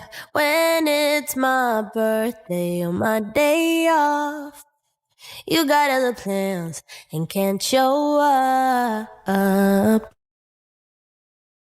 Little Natalie's tummy couldn't stop growling. She had been hungry the whole afternoon, but it was evening now and her mom wasn't home yet. Those rich people should stop making my mom work so much. I wish we'd never moved from France. Mom didn't have to work so hard there like she does here. As she walked outside, she heard loud music coming from the biggest mansion in the whole countryside from afar. Her tummy told her to go there, and she found out there was a large party happening in the garden. Natalie started drooling when she saw the huge feast. She tried to sneak in, but a group of women blocked her. Where do you think you're going, little girl? I'm hungry. Can I have some meat, please? And a glass of juice, too? Just look at her dirty clothes and hands. Disgusting. You're not welcome here, child. Be off with you. Natalie was so mad at their meanness. Just as she turned to leave, she noticed a young boy around her age hiding in the bushes, and he looked furious. He was staring at a maid who was being scolded by the lady of the mansion, Mrs. Harrison. How can you serve these fruits in a stupid basket? We have an expensive tray for this. Another mistake, and you're fired. Mr. Harrison was trying to calm his wife down when their daughter Harper, who was the same age as Natalie, was making things worse. I don't have the mood to eat those fruits anymore, Mom. That woman ruined my night. Natalie felt so bad for the humiliated maid. She joined the boy in the bushes. I hate these people. Me too. And that's my mom they're yelling at. They don't deserve all this delicious food. I have to teach them a lesson. Wait, are you going to do something bad? Mom said you shouldn't do bad things no matter what. But he just ignored her and dragged a bag of manure lying close by. Then he started climbing a tree that overlooked the garden. But moments later, the branch under him cracked, and he went tumbling down straight onto the food table, spreading cow poop everywhere. Everyone screamed, and Mrs. Harrison looked ready to explode. She yelled for security, and Natalie thought she had to do something to save her friend. And with that, she ran towards the nearest barn, rode on a young horse, and made it run around the garden, completely ruining the party. You little rascals! Natalie grabbed the boy's hand, and they fled the scene. I can't believe you just did that! You're so cool! Natalie's tummy suddenly let out another growl. He chuckled and took out an apple from his pocket. For you! Make it 2, 'cause I saved your butt. I'll get you another one soon, promise. What's your name? Natalie. And you? Caleb. Nice to meet you, Natalie. Can we be friends? Okay. And since then, Caleb and Natalie became best friends. Growing up, they shared their love for food and their hate for rich and mean people, especially for people like the Harrisons. Caleb was 11 years old when his mom met a guy, Mr. Cross, a gardener for the Harrisons. His mom said that from now on, Mr. Cross would be taking care of them. Hello, Caleb. Your mom told me you like apples. And reading? Not long after, Mr. Cross and Caleb's mom got married, and he became the hero in Caleb's eyes. He was so amazed by his stepdad, how smart and strong he was, and how good he was to both him and his mom. When I grow up, I want to be just like you, Dad. I'm sure you'll be better than me, and every wealthy man in this land, my child. He would help Caleb understand his math homework, give him tips on how to build a dove house, and he also gave him really good life lessons. My dad told me something. I want to share it with you too, 'cause you're my best friend. Really? Tell me. He said, sometimes we need to stand up for ourselves and fight back, whatever it takes. Yes, we fight back, the right way. Mom said we shouldn't do bad things no matter what. I know, you told me. But is it bad to defend ourselves? Do we just let other people do bad things to us and say nothing? You always speak about how unfair the system is in this town for poor people. Yeah, I do think that. Like, if someone hurts you, I'll hurt them too. Natalie was surprised by how firmly Caleb said it. Suddenly, as she changed her position, she lost her balance and fell. Caleb laughed and helped her up. Now, I don't know how to hurt the fence or the ground, but Caleb then kicked the fence and stomped his foot on the ground. Natalie found it funny. She liked the thought of Caleb as her protector. and felt really lucky to have a best friend like him. And over the years, she grew to like him as much more, but she was too scared to admit it, too scared to ruin their friendship. One day in high school, she decided to cook his favorite food and surprise him at lunch, but her heart ached with jealousy when she saw him laughing with some girls in the canteen. She was leaving when Caleb called her name and walked up to her. "Is that for me?" Before she could reply, the girls jumped in and glared at Natalie. "Why are you friends with that dumbhead, Caleb?" "Same question. Handsome boys like you should hang out with pretty girls like us." Suddenly, Caleb wrapped his arm around Natalie's shoulder. "My girlfriend is not a dumbhead. She's the smartest, coolest, and most beautiful girl I've ever known. So please, stop talking rubbish about her." "Girlfriend?" As the humiliated girls left, Natalie turned to him. "Why did you tell them that nonsense? Those girls are going to hate me forever." "Are you mad?" "Yes, I'm mad because you lied. We're not dating. We're just friends." "Fine, I'm sorry. But what if I wanted to be more than that?" What do you mean?" "Can I hold your hand?" No. "I love you, Natalie. I've loved you since we were kids. Do you love me too?" Caleb's sincere gaze made her melt.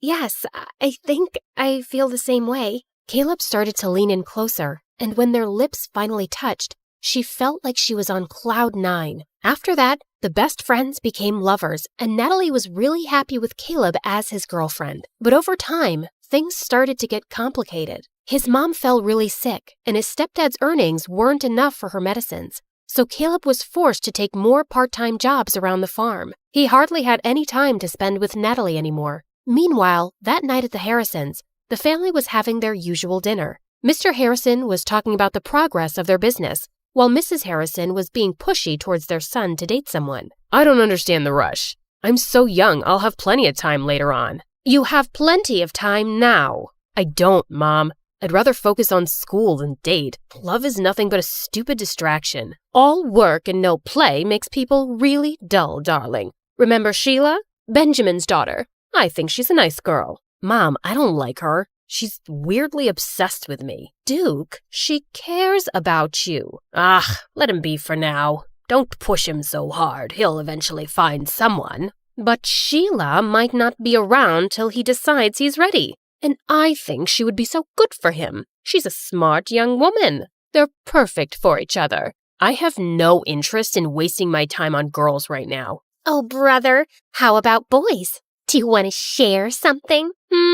Shut up, Harper. "Well, Sheila and her parents are visiting us soon, and you will spend time with her so you can get to know each other. Who knows? Maybe it will end in a wedding." Hearing that, Duke suddenly felt the urge to lie. "I'm sorry, Mom, but I already have a girlfriend." "What?" "I said I'm not dating Sheila because I already have a girlfriend." "Since when do you have a girlfriend?" "Since 6 months ago, but we kept it a secret. I don't want people in my business." Duke left the table and decided to take a walk in the gardens to cool off. Suddenly, he heard someone behind him and turned around to see it was just Mr. Cross. "Oh, sorry, Master Duke. I didn't mean to disturb your walk. You look a little upset." "I'm not. It's really nothing. Just sometimes parents can be too much." Do you have kids, Mr. Cross?" "A son, the same age as you. Maybe I'll introduce you sometime." Duke was feeling too preoccupied, so he just smiled at their gardener and walked off. That weekend, Natalie's mom caught a serious flu, so later that day she went to town with Caleb to buy some medicine. While they were in the pharmacy, his stepdad called him. "I need to stop by a dad's friend's place to pick up a package. Wait for me in the town square. I'll be right back." Natalie bought the medicines and sat on a bench in the town square. Her favorite thing in that old place was the old horse statue in the center. They're such gorgeous and magical creatures. Just then, she noticed that its red eye patch was lying on the ground. She picked it up, and as she placed it back on, the statue suddenly wobbled. She tried to make it steady, but it just suddenly toppled to one side and broke into pieces. "Holy mighty, horsey!" Natalie stared at the sight in complete shock. The townspeople quickly gathered around, and they went berserk. "How could you be so reckless and ruin the pride of our town?" "Isn't it bad enough that we have to live with a foreigner who badmouths our town and its systems? And now you've ruined our cultural legacy." Some of them even started crying, and Natalie felt panic. She tried to contact Caleb, but her phone's battery was actually dead. "I swear I didn't do anything. It was already unsteady. Please forgive me." But the townspeople were blazing mad. Soon the police came, and as they were questioning her, everyone suddenly became silent as they made the way for someone. Natalie lifted her head and met someone's eyes. Duke, the oldest child of the Harrisons. What's going on here? This girl just caused serious damage to a public property, and we need her to come with us to the station. Duke just nodded at them, and soon, Natalie found herself sitting in a police station. Please, officer, just let me go home first. My mom is sick, and she must be really worried. But the officer just ignored her. A few minutes later, Duke came out of the main office. You're free to go. I've taken care of everything. Huh?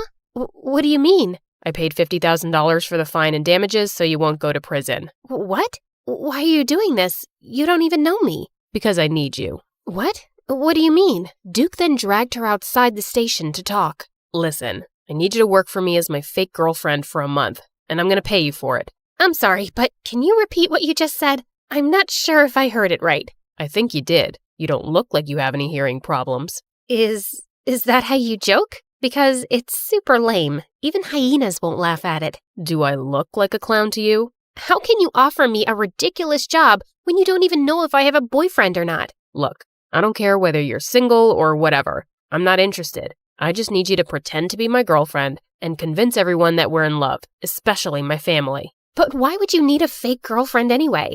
You can just have a real one. Just choose any girl but me. You rich people are used to getting whatever you want anyway. I asked you to be my fake girlfriend, not to become an interviewer. In private, we'll be practically strangers minding each other's business. I can prepare a contract tomorrow. What makes you think I'll accept your offer? I don't want this weird job. Don't worry, I'll think about another way of repaying you. There is no other way. Accept my job, or return my money immediately. It should be the exact amount that I spent to save your sorry little butt. Natalie wanted to yell at him for blackmailing her, but she knew she couldn't pay him back.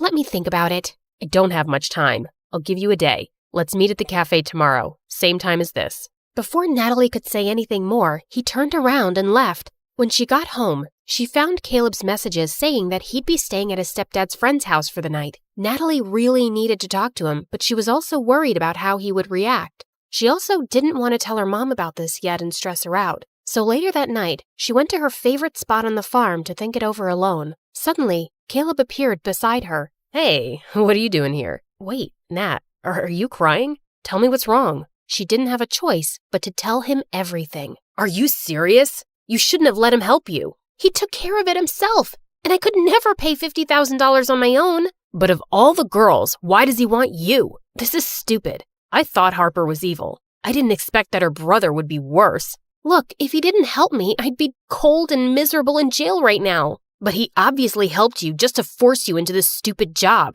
What am I gonna do? He left me with no choice. Seeing my girlfriend dating another guy is torture, Nat. It doesn't matter if it's fake or not. Caleb got up and furiously kicked some rocks. Okay, fine. I won't do it. I'll have to think of another solution then. As Natalie's tears poured, Caleb sighed and sat down. Okay, I'm sorry. Don't cry, please. Let's talk this over. You'll just be acting, and it's only for a month, right? And are you sure he's paying you a huge amount for it? Yes, I'll just be a fake girlfriend. I'll never fall in love with that jerk, ever. Okay, I'll agree to it, but on one condition. What is it?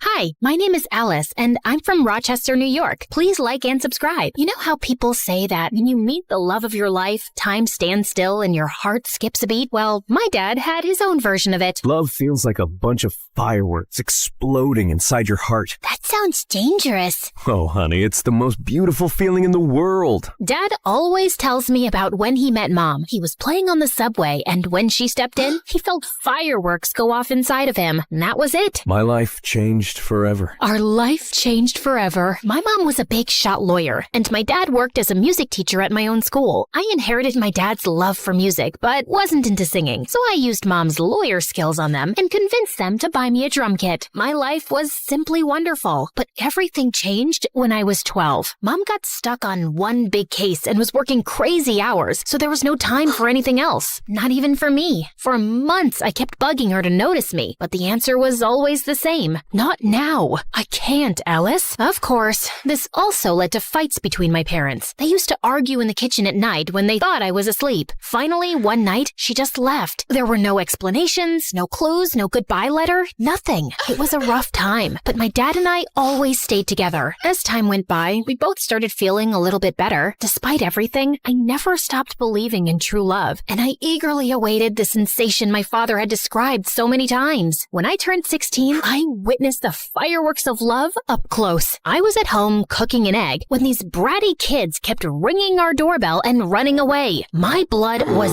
boiling, so I decided to teach them a lesson at the next bell. I flung open the door and spattered the egg right onto them. To my surprise, it was Luke, one of my dad's guitar students. He was one of the most popular, truly dreamy, funny, and kind guy in our school. Oh no. This egg! Lucky you! You just won a tuition discount from Dad! I quickly made this up, but he kept staring at me in complete awe. Then it happened. It struck him like lightning, just like my dad described. The whole fireworks and electricity package. Hi, Alice. I love you. But here's the twist. I didn't feel the same way. However, from that moment on, Luke embarked on a mission to win my heart, while I tried to refuse his advances without hurting him. Flowers for you, beaut. Bees! It has bees! I baked brownies for you. Thanks, but I prefer vegetables. He invited me to the amusement park, but I pretended to be dizzy when he was going to kiss me on the Ferris wheel. And then he also asked my father for my hand. So, what do you think? Tell him that he has to provide 4 sheep, 5 cows, and 1 unicorn in exchange. Yet Luke never gave up. And finally, he went all in. He performed for me on my balcony, singing the very same song my dad used to woo my mom back in the day. And I swear I could see Dad helping him the whole time. Then he asked the big question. Do you want to be my girlfriend? Luke, I like you, but... I'll take that. It's a love story, baby. Just say yes. I know what you might be thinking. How could you not love Luke back? He sounds like the perfect guy. And you'd be right. He was everything I could have wished for, and more. He even quoted Taylor Swift for me. I decided I should give him a chance. Maybe the fireworks would appear slowly for me. Okay, let's do it. After a few months, things were going great. He was a great boyfriend, and I cared for him. One day, as we hiked up a hill, my foot clumsily met a cluster of rocks. I was about to fall when Luke grabbed my hand and held me. Are you all right? I nodded. The sunlight hit him just right, and he looked just beautiful. He leaned in, and he rewarded my safety with a kiss. It was a scene right out of a movie. Come on, guys. You see? I tried, but I just couldn't help feeling nothing. By the time we reached the top of the hill, I decided to end things. Luke deserved someone who could truly love him. After a brief pause, I managed to muster the strength to share my feelings. However, as I looked at him, tears were welling up in his eyes. Alice, there's something I have to tell you. Yes, Luke? I'm thrilled that we're together. I've been looking for the perfect partner for what feels like forever. Tears began to fall down his cheeks, and I hugged Luke tightly. How could I break his heart after that? I just couldn't. I needed a new plan, a way to end things without hurting him. Just then, I got an idea. I needed to find my boyfriend a new girlfriend. Yet, it was easier said than done. Finding the perfect girl for Luke was certainly a tough mission. I introduced him to Sarah in a bowling alley, but it turned out she was only interested in using Luke to make her ex-boyfriend jealous. On trivia night, Claire and Luke had a heated argument about the best pizza toppings. They didn't get along after that. Lastly, how can I forget about Julie? When I introduced her to Luke at a party, it was pretty clear that she was more interested in me than in him, much to Luke's amusement. Of course, he knew nothing of my plan. I introduced so many girls to him, pretending they were my friends, but none of them sparked even the slightest explosion. Luke only seemed to have eyes for me. Darn him! After a few weeks of failures, I was about to give up hope. But then, right in my dad's class, the solution seemed to fall from the sky, almost literally. Boys and girls, we have a new exchange student from South Korea. This is Moon. That new girl seemed quiet, but she was a total stunner. We have a little welcome tradition here. You've got to sing us your favorite song while standing upside down. What? You could actually see Moon's soul leaving her body. Kidding. But come on, it'll be a blast. So, which song are we going with? For a brief moment, Moon seemed to be torn between making a mad dash for the exit, pretending to faint, or fighting my dad to ignore his request. Love Story by Taylor Swift. Bingo! That was the girl who was gonna sweep my boyfriend off his feet. I couldn't have been more thrilled. Above all, she had a beautiful voice. She was perfect for Luke. As soon as the class ended, I walked up to Moon. Hi, I'm Alice. That was amazing. Thank you. I just hope I don't have to do that to introduce myself in math class. Don't worry about it. The gym teacher might make you do some push-ups in front of the whole school, but apart from that, well, that's it. I'm going back to South Korea. She even had a great sense of humor. By the way, the music teacher who just made you sing in front of everyone is my dad. But don't hold that against me. I won't. He seems cool. He is, in his own unique way. Surprisingly, considering that if my plan worked, Moon would steal my boyfriend from me, the two of us immediately hit it off. I was happy to make a new friend, but the most important thing was that I had an inkling right from the start that she and Luke were a match made in heaven. I had to rush to my plan. By the way, I'm in a band. Ever considered becoming a rock star? A rock star? Sure, but only if we get to wear sunglasses indoors. Of course. You can't make great music if you don't look cool. With my master plan in motion, I organized a rehearsal in my garage for that same night. As usual, Luke and I began a friendly battle over which song to play next. But just as the tension was mounting, Moon made her grand entrance. Hi there. When Luke turned to meet her gaze, something magical unfolded between them. Their fireworks were so intense that for a moment, I thought the neighbors were bombing my house. Hi, I'm Alice's Luke. Nice to meet you, Alice, Luke. I'm Moon. That's a beautiful name. Moon turned red as a tomato. I mean, it's cute. I mean, it's not, horrible name. They were so awkward and cute that they looked like two penguins trying to dance. The first part of my plan was complete. Over the next few weeks, I did everything to bring my new friend and boyfriend even closer. I planned this adorable picnic for the three of us, but then I faked a stomach pain, so they both got time together. Alice, are you okay? Oh no, not again. What's wrong, Alice? It's my, pigmatitis. Okay, let's go see the doctor. Clearly, my plan failed. Next time, I took them to the movies to watch an old, sappy romantic film. Where's Alice? She told me she wasn't coming because she hates Sandra Bullock. She hates Sandy B? Is that even possible? Right? I said exactly the same thing. They watched the movie together. All the while, I was lurking secretly in the background. In a particularly romantic scene, their shoulders leaned against each other. They locked eyes, and their lips came closer. It seemed that it was the moment, but... Want some more popcorn? Yeah, sure. So close. By the way, I, of course, don't hate Sandra Bullock. Slowly, I was running out of ideas and excuses. I even signed us up for a romantic bread baking class, only to remember right beforehand that I was gluten intolerant. Silly me. Since when? It's very recent. I don't want to talk about it. We can make gluten-free bread. It's not the same. Go on without me. Tragically, I had to keep up that lie and not eat a sandwich in front of them for way too long. Oh, the lengths I went to. But despite all my efforts, nothing was happening. They clearly had feelings for each other, but neither was making the first move. I was determined to give it one final shot, so I orchestrated an irresistibly romantic date at Rochester High Falls, Luke's cherished spot. I prepared the scene, and it looked spectacular. I stood there, admiring my masterpiece. This must have been how Billie Eilish felt when she composed Bad Guy. My plan wasn't complete without the final touch. Two mysterious and alluring letters, one for Luke and one for Moon. That evening, they both arrived thinking the other had organized the date. I should have respected their privacy and left, but I sneaked a peek at the date and sat in a nearby grove with popcorn and soda. It seemed like they were still too shy to make the big move. Just as I was about to fall asleep, Moon slowly moved nearer to Luke's lips. The excitement was so intense that I could feel it moving through my body, particularly in my ankle. In my ankle? I looked at my leg and saw a raccoon clinging to my ankle. Freaked out, I totally lost it.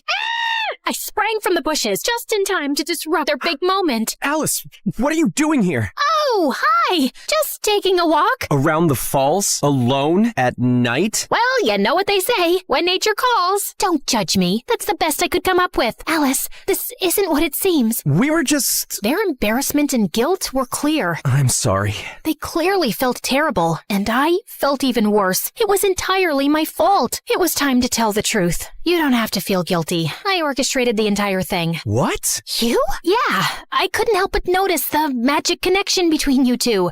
This is my strange way of giving you my wholehearted blessing. Well, at least I told them part of the truth. For a brief moment, Luke and Moon exchanged puzzled glances, and Luke turned to give me an earful. However, after what felt like an eternity, they both enveloped me in a hug simultaneously. Alice, I can't believe you'd do something like this. You could have just spoken to me.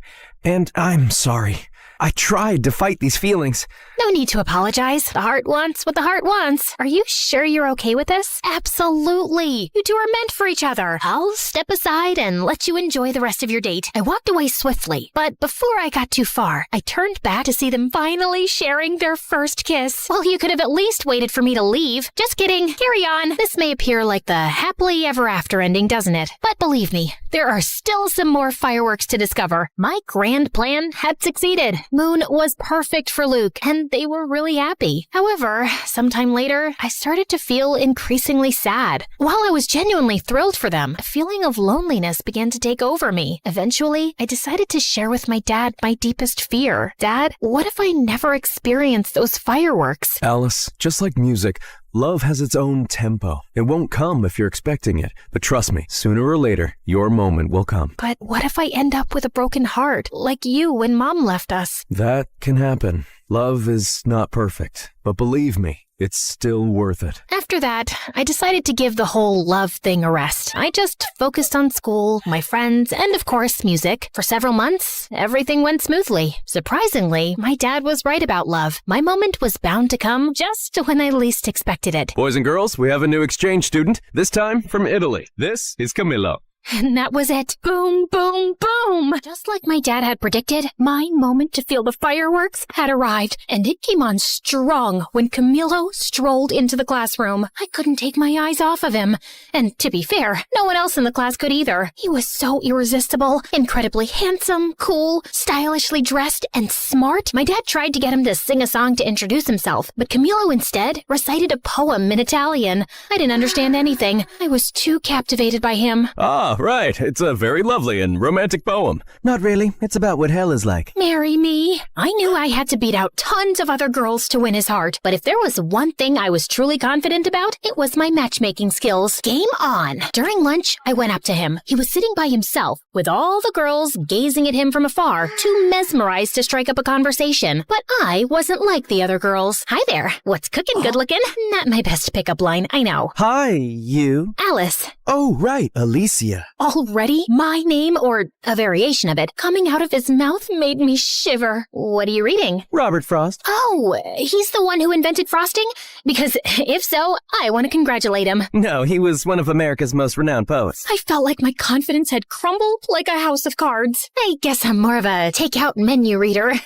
Camilo shot me this weird smile and went back to his book. I left feeling defeated and humiliated, all while the surrounding girls erupted into laughter. Still, I wasn't going to give up so easily. You guys know I can be very stubborn. Over the next few days, I did everything I could to get Camilo's attention and interest. So, you're a photographer? Yeah. Me too. I love selfies. And when I thought I couldn't get any lower, Camilo, I wrote you a poem. Oh, okay. Twinkle, twinkle, in your eyes, like the stars in moonlit skies. In your arms, I feel so right, like a star that's shining bright. He rested his hand on my shoulder with second-hand embarrassment. That was very sweet. What was I thinking? Are we going or not? The most stunning gothic girl was walking towards Camilo. Sure thing, Bella. They just walked away while my hope lay shattered on the floor. After the humiliation of a lifetime, I crawled home and locked myself in my own room for days. Is this karma for not loving Luke back? Unwelcome love is horrible. Why didn't anyone tell me? I decided to never leave my room again. But Luke and Moon swooped in to save the day. Alice, what are you doing? We were worried about you. You haven't been to school for days. And I'm not going back. I'm officially a hermit now. Come on, Alice. You can't give up so easily. What else can I do? He's too cool and smart for me. And he clearly has a thing for goth girls. Well, maybe that can be arranged. Moon showed me the flyer for a costume party happening the next day at school. Maybe this wasn't quite over yet. The following day, I visited Moon's house for the first time for a unique makeover session. She was determined to transform me. And after an intense half hour of makeup and dressing, I emerged as a whole new person. Camilo will be head over heels for you. After a while, I headed downstairs to her kitchen to grab a glass of water. Moon's house was massive and a bit eerie, with dim lighting and an unsettling silence. As I turned the corner, I bumped into a tall, mysterious guy. I let out a scream of surprise. Who are you? I'm Alice, Moon's friend. I glared at him. He was wearing a suit, like a gangster from a lousy movie. I'm Quan, Moon's big brother. Oh, right. Why are you dressed like that? We're going to a costume party. A costume party? So childish. You're like just a year older than us. Besides, you look like you're dressed up too. Whatever, just watch where you're going, kid. Kid? Oh, just then, Moon showed up, probably after hearing my screams. When I turned to face him, Quan had already disappeared down the dark hall. What? Why are you smiling? You know, your brother is a real piece of work. Aha. Moon acted weird. I think that runs in their family. Shortly after, we left for their party. Luke, dressed as a mad scientist, welcomed us. Alice, you look like you just stepped right out of a dark and mysterious fairy tale. Great job, baby. Thanks, baby. Alice, Camillo's there. Go do your thing, girl. Thank you, guys. I took a deep breath and walked towards Camillo, who was dancing with his friend. Of course, he was too cool to wear a costume. With a boost of confidence from my outfit, I saluted them. Hello, my fellow creatures of the night. Alice, what are you wearing? Tonight, I embrace the shadows. I'm a goth. Being a goth is not a costume, you phony. It's a lifestyle. I'm sorry, I didn't mean, of course you didn't. You are just a little suburban princess who gets whatever she wants, playing dress up. And the way Camillo looked at me, that hurt more than any malicious comment. Once again, I was humiliated. For the rest of the party, I hid in the halls of the school. How could I be so stupid? Should I respond? I looked up and saw Quan. What are you even doing here? I thought you were too fierce for a costume party. I am. I'm just here to pick up Moon. I just got her text. She already left with Luke. Oh, okay. Quan leaned his back against the lockers. Rough night? That's an understatement. So, do you want me to take you home, or would you rather stay here crying? What? These are not tears. Don't try to tell me you got something in your eye. Come on, let's go. I was shocked. He was rude, definitely, but not that bad. Quan held out his hand for me to stand up. As I was getting up, our eyes met. Time stood still. Electricity. And yeah, it happened again. Boom, boom, boom. What? Did you hit your head or something? No, it's just that, I don't know.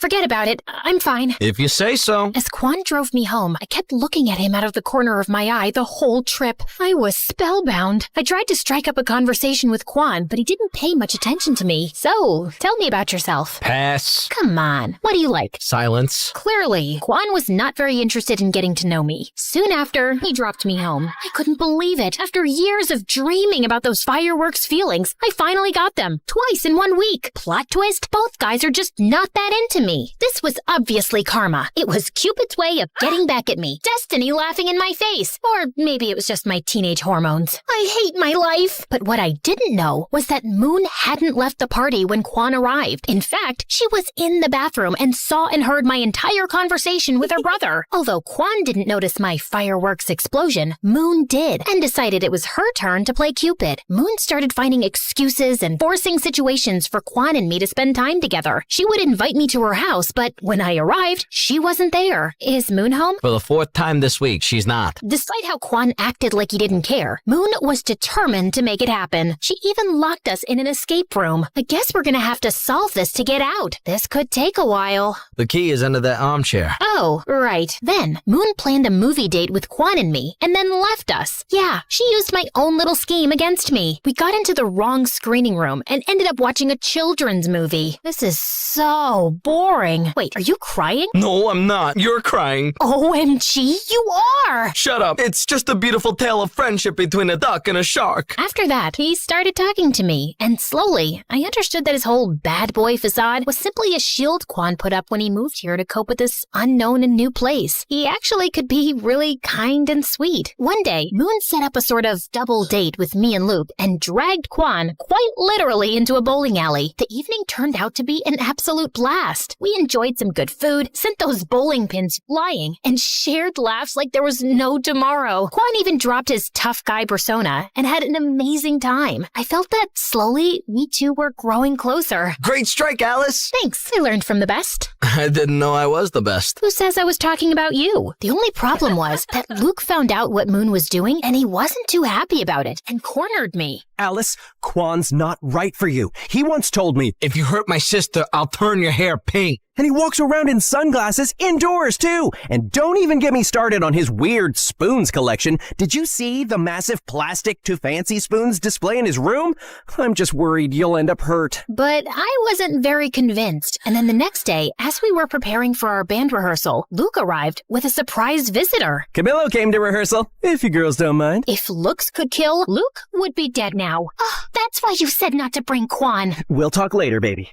I tell you, man, we have the best drummer in town. So, he has decided to play matchmaker too. Go on then. During our practice, I was super nervous, way more than usual. But then Camillo did some really nice things that made me feel a lot better. I think I did pretty good in the end. That was great, Alice. I didn't know you were so talented. Thanks. That made me melt, literally, right there on the spot. For the next few weeks, I was caught in a love triangle with Kwan and Camillo, and tangled in a dispute between friends. I felt bad, but chose to go with the flow, hoping to solve the puzzle of my heart. But things turned into some kind of competition between them, and in order to win, they went big. Luke orchestrated a fantastic carnival date for Camillo and me. Amidst the chaos, we laughed, won games, and feasted on cotton candy. I even won him a huge stuffed animal. Thanks! Elephants are my favorite animal. I'm more of a grizzly bear girl, but elephants are pretty cool. Then, Camillo and I rode on an intense roller coaster in an odd moment of calm. Before the car sped off again, Camillo pulled out his camera and took a picture of me. What are you doing?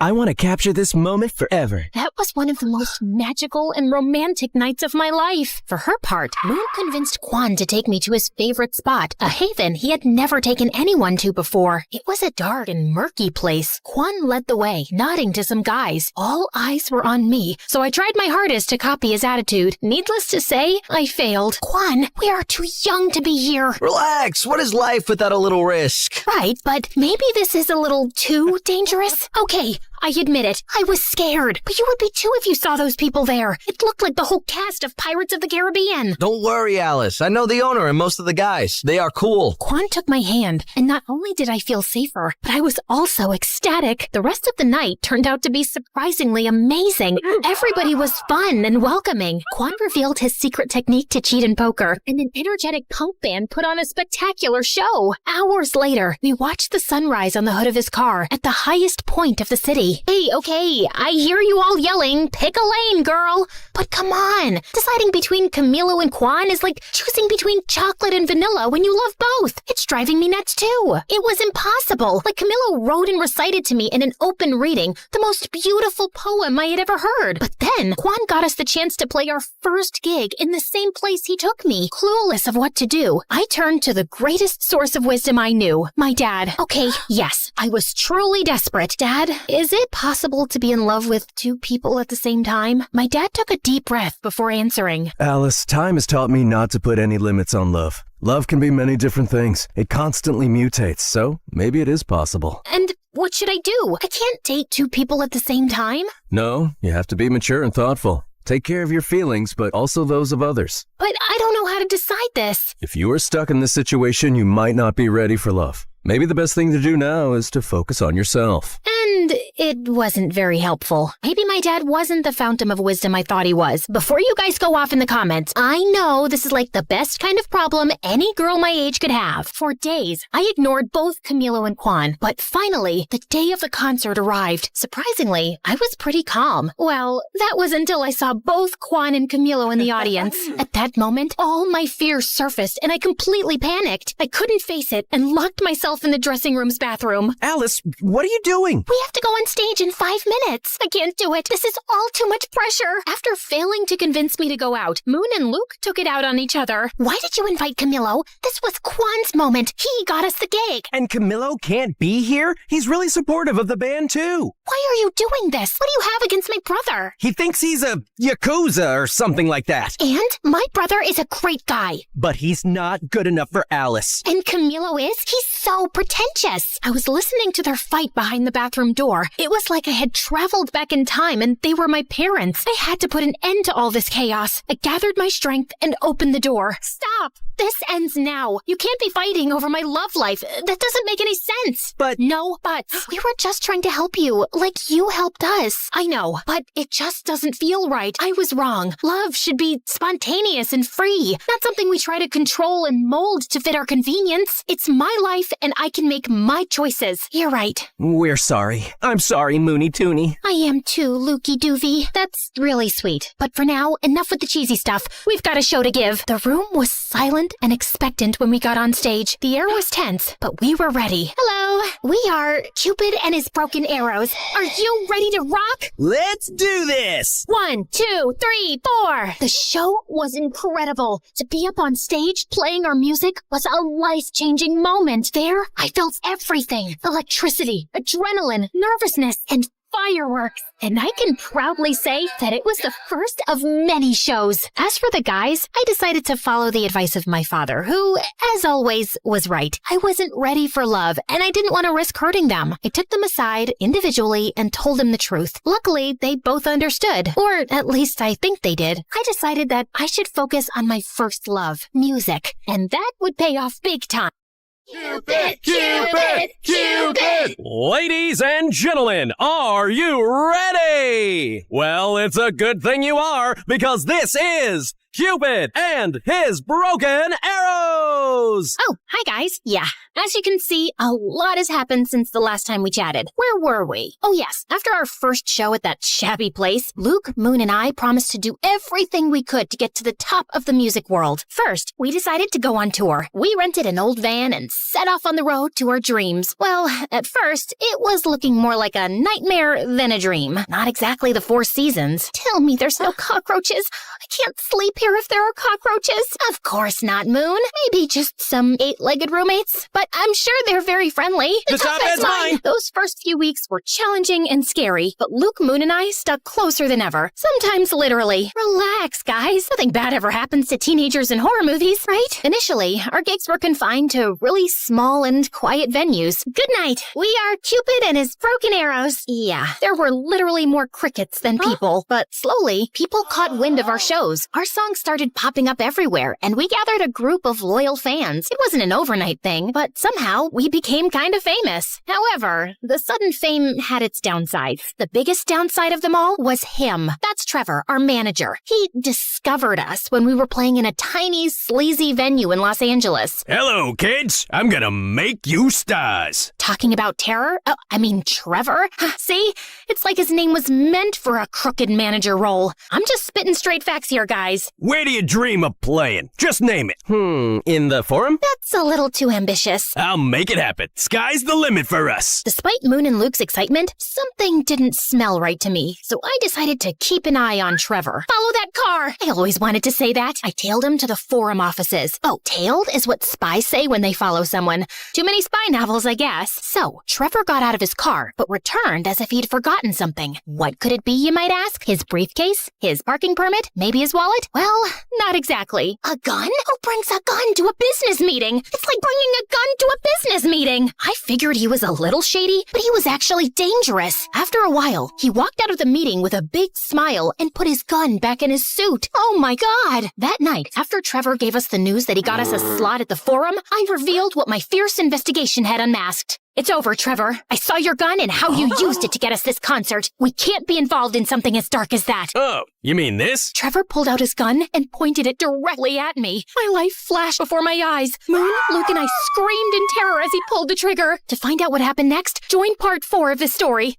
Now relax. I'm just kidding. Trevor fired, but all that came out of the gun was water. Phew, that was a close call. Well, maybe not really. Are you crazy? Why are you carrying this with you? For protection, in case, you know, a small cat attacks me. And why did you use it in the meeting? Oh, that. Those guys never water their plants. They were so dry, poor things. Maybe I had misjudged him. Still, if you don't want to be involved in something as dark as me, I understand. Maybe it's for the best. No, Trevor, please don't take this personally. Alice is just like that. Excuse me? Yes, we really want to work with you. Great then. Are you in, Alice? Outvoted, I had no choice but to accept Trevor. His impact was soon felt. He devised everything for us, from trying on silly, smelly costumes, which I'm sure he had stolen from the thrift store to keep the extra money for himself, to making us do some bizarre and really embarrassing publicity stunts. Yet, while I hated to admit it, he did take us to the next level. He even got us a record deal. Maybe he isn't all that bad. He certainly wasn't the worst thing that came with fame. Paparazzi were a real headache. Hey, Alice, aren't you dating someone? People want to know about your love life. Oh, it's a full-blown love triangle. Me, my couch, and my Apple.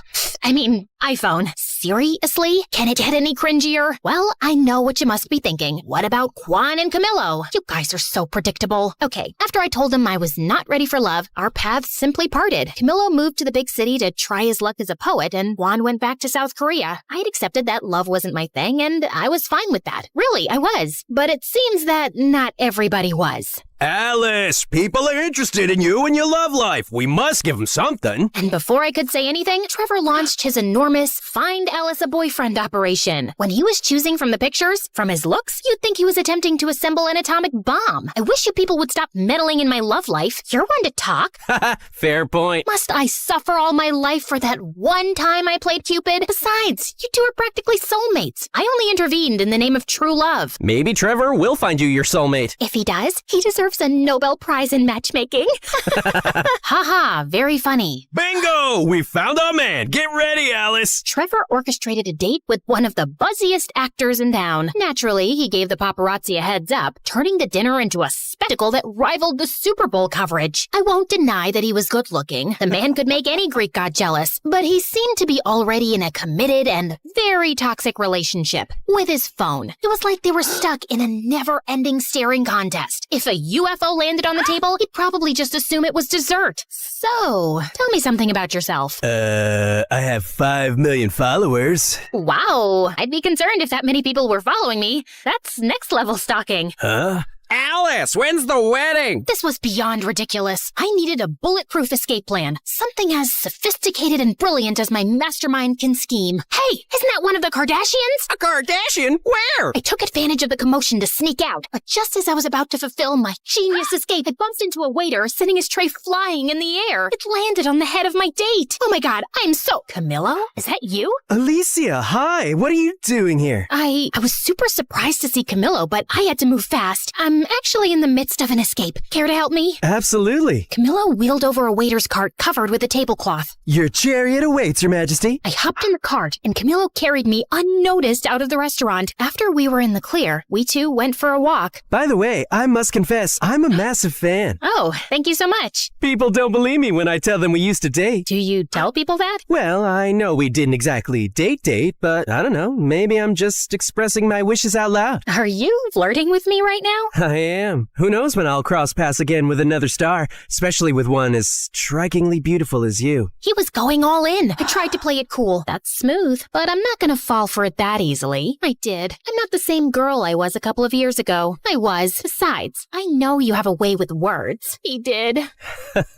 You know what they say, nothing worthy is ever easy. Of course. My inner fireworks were about to start a pyrotechnic show that could rival New Year's Eve. I know, guys. I'm too weak. The rest of the night, we walked around the city just talking. It was pretty magical. The next day, Trevor woke me up. Alice, who the hell is this? Trevor pointed out a couple of pictures of Camilo and me walking through the city last night. Damn paparazzi. They got me again. Just an old friend. TV and social media are going nuts over these photos. Just read these headlines. Drummer ditches movie star for poet waiter. This is genius. I am a genius. I was about to remind him that it wasn't his idea when he went off on a long rant about how Camilo and I needed to start dating for the sake of the band. Well, I hated Trevor butting into my life like that. Dating Camilo didn't seem like a bad idea at all. For the sake of the band, of course. Over the next few weeks, Camilo and I became a thing, and Trevor's scheme worked like a charm. Strangely, every little thing we did became big news that the whole country should know. Look where we are now. Camilo's really turned things around for us. Yeah, but Camilo's writing is taking off too. It's a whole thing, though it felt strange to me. But we were too caught up in enjoying all the attention to bother about it. Guys, you guys are breaking the internet right now. Any advice for your followers? Just be great. Be as incredible as we are. We know that's a pretty high bar. Yeah, I know. I wanted to pinch myself too. But dealing with fame was hard. Everyone wanted a piece of you. And soon, all this glitz and glamour also got between Moon, Luke, and me. You're late again. Sorry, loves. We play in Rochester in a few days. We need to rehearse. I'm here, aren't I? Try to relax a little bit, kid. Kid? We've done hundreds loads of shows. It's a walk in the park. It isn't just another show. It's our first home show since we left. Kwon is even coming back from Korea with his new girlfriend for this. It has to be perfect. The mention of Kwon and a girlfriend struck a chord with me. He had a girlfriend now? Who was she? Why didn't Moon tell me this earlier? Why wasn't he thinking of me? I was beyond angry. What the hell, Moon? Why are you throwing Kwon and his girlfriend in my face? She was not throwing... This is clearly not about the show. Of course it is. What else would it be about? This is about you two being jealous of me and Camillo. This is about you not bearing to be under my shadow. Oh my God, you're completely delusional. Oh yeah?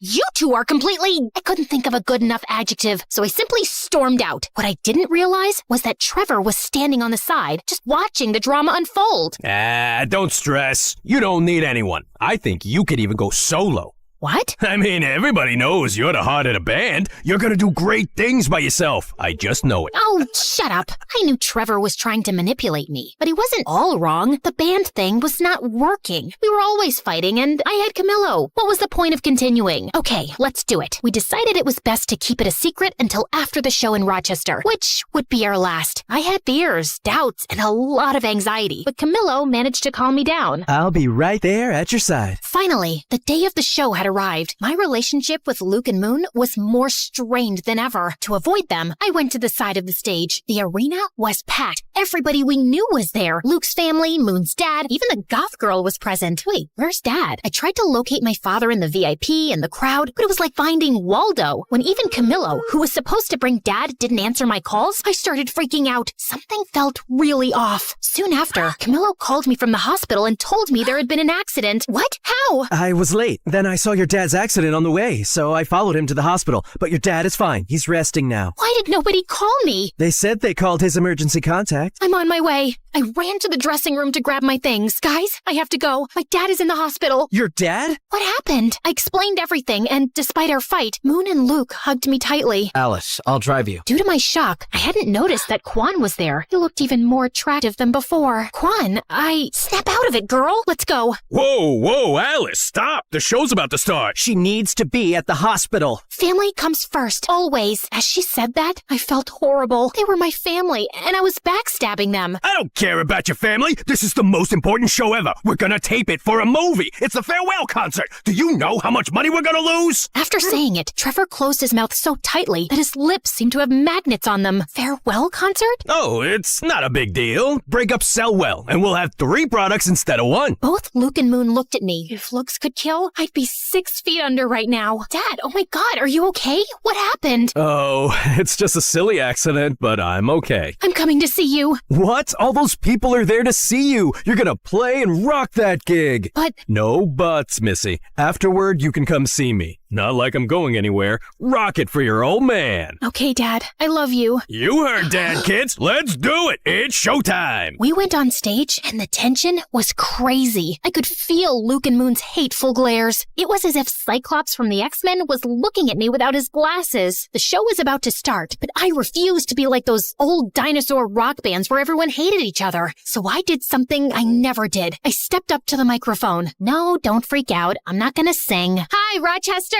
I want to dedicate this show to my family, to my dad, who needs to stop riding his bike at night, and to my siblings, Luke and Moon. No one has taught me as much about love and friendship as you two have. I love you, and I'm sorry, guys. Luke and Moon smiled at me. Now that we got that out of the way, it's time to rock. Then the show finally started, and it was simply incredible. Luke, Moon, and I played like it was the first time in my garage. The show was, without a shadow of a doubt, our best. After that, we 3 reconciled in a big embrace. While they were still angry, at least now it didn't look like they were going to scheme to murder me. Shortly after, Trevor joined us. Oh, Trevor, just the man we were looking for. What? Should we share the honors, guys? At the count of 3. 3, 2, 1. You are fired, kid. Trevor tried to manipulate and scare us with threats, but when we were together, that didn't work. That's why he wanted to split the band. He knew he could control us if we were divided. You're making a huge mistake. This is not over. Can you close the door on your way out? Thanks. We went to see my dad, and apart from a few scratches and a large large cast on his leg, he was fine. You'd think I now had everything, and you'd be right. I had my band and friends back, my dad was okay,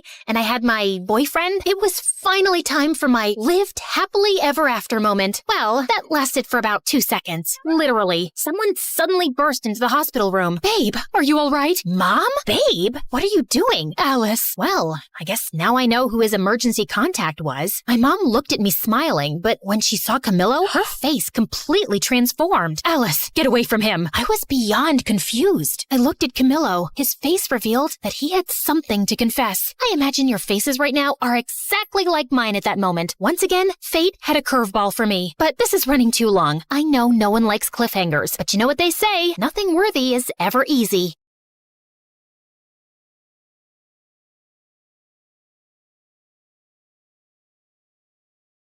Hey, I'm Leah, and I'm so excited that I won the Me Animated giveaway on Instagram. Woohoo! Hi, I'm Alasne from a village in Brazil. Please like and subscribe. My name means miracle, and that's because Mom was totally not expecting to have me. I came into the world 10 years after my older sister Mira, and both she and my mom adored me. Since my dad left soon after I was born, Mom had to do 2 jobs to make ends meet. Growing up, Mira was always in charge of me. She was like my second mom. As a kid, I was quite short for my age, and I always got picked last for gym class. One day in 3rd grade, I'd had an awful day at school, and Mira noticed my face when she came to pick me up. What's wrong, Allie? I suck. I'm gonna be short and sad forever. You don't suck. You can be the greatest person ever, but you have to see the greatness in yourself first. You mean I can even be a short president?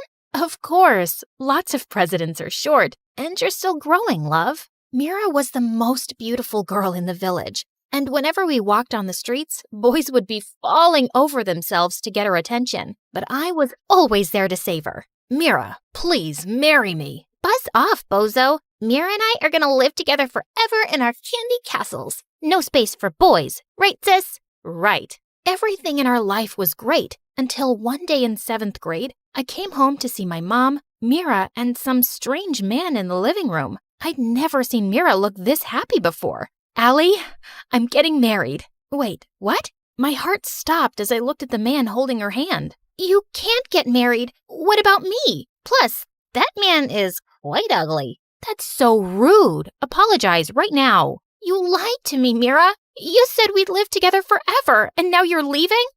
I can't believe this. I stormed off to my room and wouldn't speak to Mira or Mom. I wouldn't even join in any of the wedding preparations. I knew I was making Mira sad, but I was too heartbroken to care. After the wedding, Mira got ready to leave for the big city, and I watched her from my window. When she got in the car, she turned around to look up at me and blew me a kiss. Suddenly, the car started moving, and I raced downstairs. I couldn't let her leave without hugging her goodbye, but the car turned a corner and disappeared. It was too late, and Mira was really gone. While Mom would be away at work now, I'd be alone at home after school, and I had to find a way to keep myself busy. I started writing, mostly to vent my feelings and miss Mira less, but soon I really began to enjoy it. 2 years went by, and when it was time for high school, Mom gave me some surprising news. She told me that she'd been saving up to send me to a fancy school right outside of the village. But that must be really expensive, Mom. I can manage it, don't worry. You're so smart, Allie, and I want you to have the best.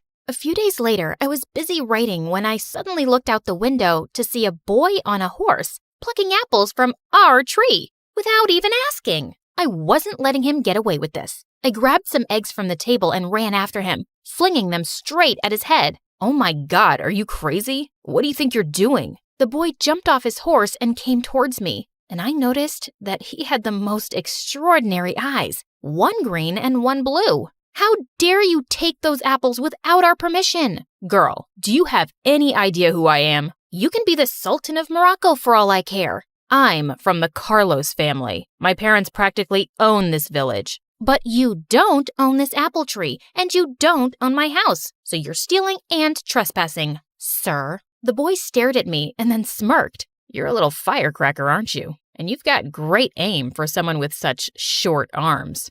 Before I could reply, he dropped the apples and walked off. Ugh, just wanted to punch his face with my tiny fists. But if he was telling the truth, the Carlos family did own the village, and I hoped I hadn't gotten me and Mom into trouble. A day before my new school was starting, I was beginning to feel more nervous than excited. The place would be full of rich kids, and I'd really stick out in my old clothes and shoes. But that evening, a huge package arrived at our door. I opened it, and inside was the most beautiful jacket ever. First days can be hard, but never forget how amazing you are. P.S. I'm sorry I missed Christmas again. Love, Mira. I was so happy I had something lovely to wear. Mira and I rarely talk these days because she hadn't visited once and now had a baby that always kept her busy. But I couldn't be mad at this gift. I walked into the huge school building feeling confident, and my first day was actually going great until I went to the cafeteria.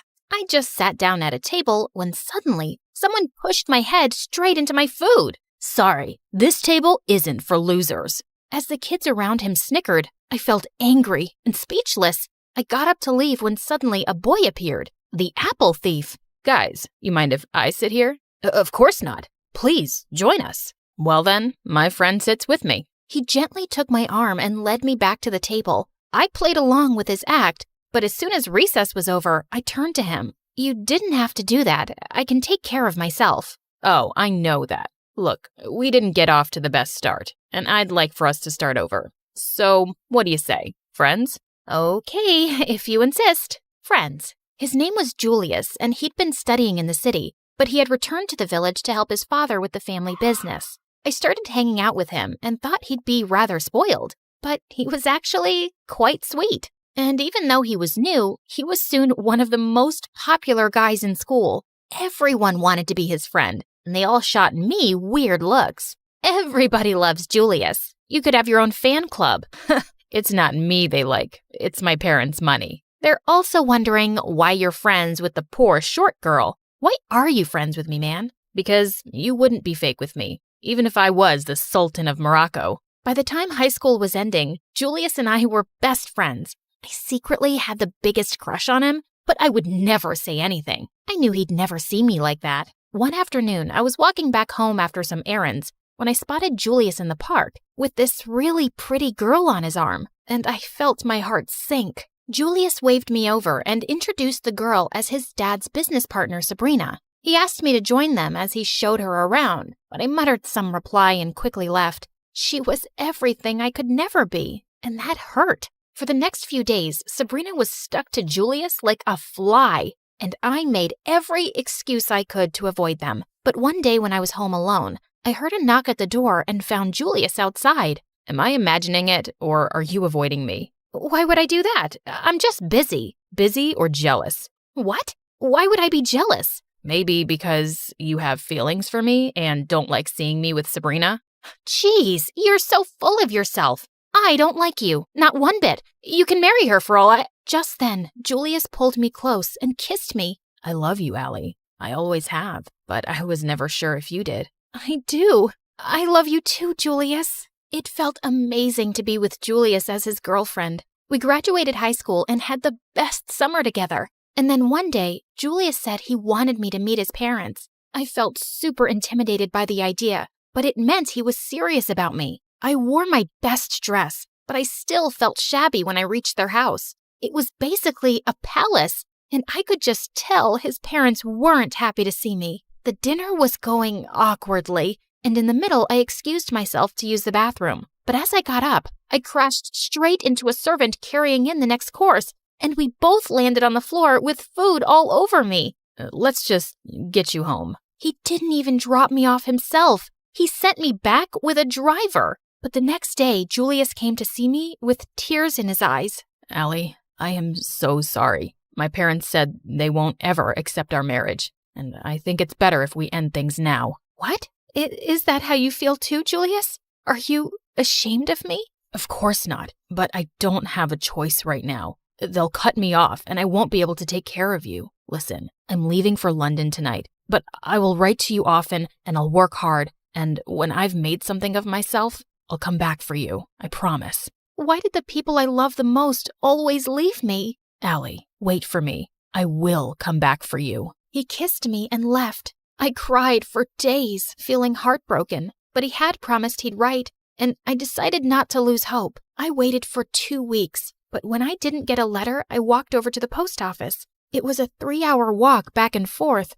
and the mailman told me he had no letter for me. But I continued visiting for a couple of months. Every time my heart sank when I heard the words, "Sorry, miss. No letter for you today." But he promised he'd write often, and I believe him. "The minute I get your letter, kiddo, I'll come and deliver it as fast as I can." But since I didn't stop visiting, the mailman offered me a spare bicycle so I wouldn't have to walk so much. One day at the post office, I saw a woman get a letter, and as she held it up to read, I noticed that the handwriting looked like Julius. I rushed to her and snatched it. That's my letter! But I was so embarrassed when I read it and realized it wasn't. The woman yelled at me and called me crazy before she left. Maybe I was losing my mind. And then one day, a man read his letter outside the post office, tore it up, and threw the pieces in the air. And I just couldn't stop thinking, what if he'd gotten my letter by mistake? I fell to the ground and frantically started gathering the pieces, trying to put them together like a puzzle. "Kiddo, I can't watch this anymore. You have to stop." The mailman picked me up as I sobbed and took me home on his bicycle. Mom looked really worried to see the state I was in and stayed by my side all night. A few days later, I woke up to find Mira sitting in my room. I jumped up to hug her tight, and she pulled me into her lap as I cried. "Allie, I'm here to take you. You cannot continue like this." "But what if he writes?" "Sweetie, it's been a year. It's time to let go." I was too tired to even protest. My bags were already loaded in Mira's car, and Mom kissed me goodbye, and I left the village. It took me a while to recover my health, but it cheered me up to be around Mira and my adorable niece Anna. One day as I was playing with her, Mira walked into the room holding my old notebooks. "I found these in your stuff. And Allie, these stories are beautiful. You should definitely start writing again. Do it for me. And Anna?" At first, I did start writing stories just for my niece. But Mira also started guiding me about writing programs I could apply to. I joined a university close to her, and by the time I graduated, I already had a novel that I soon got a publishing deal for. To my shock, the novel met with huge success instantly, and I became rich.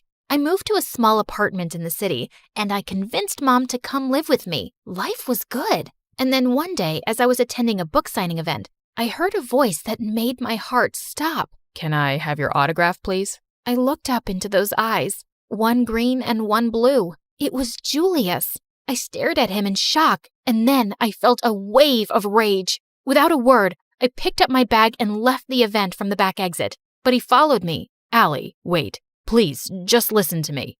"How dare you show up just like that?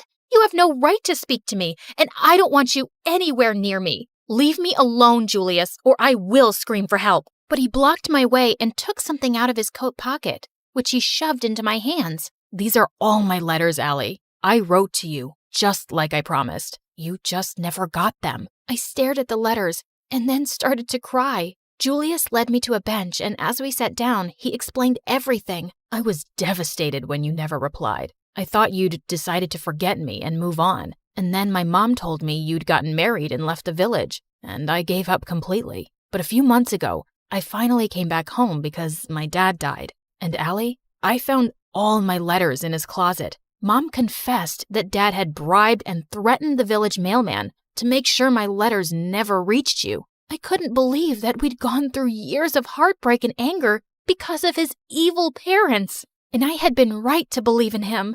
I've missed you more than I can ever say." "I know exactly how that feels, Allie." And with that, he kissed me, and we held each other close for the longest time. We got married soon after, and it was the happiest day. Life with Julius was amazing, and I was so excited to have kids soon. But one evening, he came home with a really serious face. "Allie, there's something I've been meaning to tell you. I can't have kids. The doctors told me a while back. I just didn't know how to tell you." I felt my world crashing down. "You knew before we got married? How could you keep something like that from me?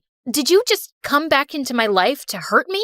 Before he could even say anything, I left the house in tears and went straight to Mira. I told him not to contact me for a few days as I thought things through. I'm not angry because he has a problem. I'm angry because he kept it from me. I don't know if I can forgive him. Of course you can, and you will. It's Julius. After everything you've been through, you're finally together, and I guess he was just afraid to lose you. You can make this work, Allie. She was right, as usual. I went back home to find Julius standing on the balcony, and I took his hand. Julius, we'll adopt kids, as many as we want. As long as we're together, I don't care about anything else. I love you. Oh, Allie, I love you too.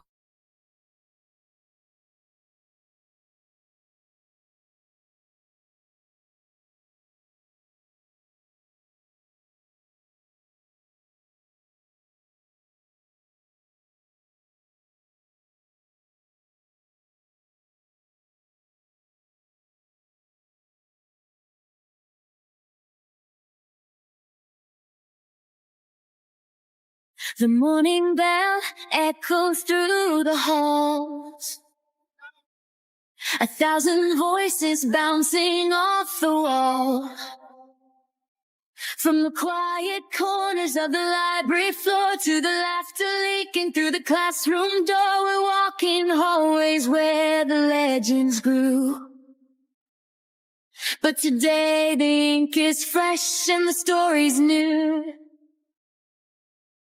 A student stares at a blank white screen while an artist paints the things unseen. The scholar's lamp burns through the night. The athlete runs towards the morning light. A teacher sighs, hoping the spark they lit survives. Finding the light when the halls get dark.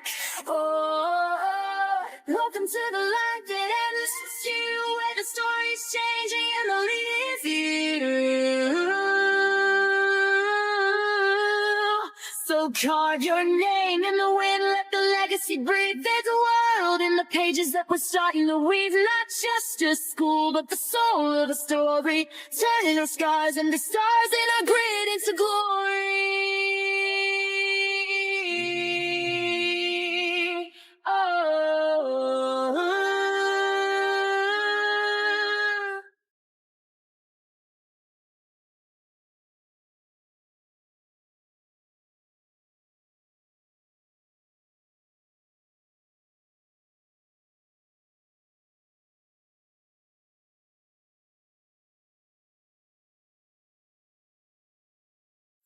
Okay, deep breath, Audrey. This is it.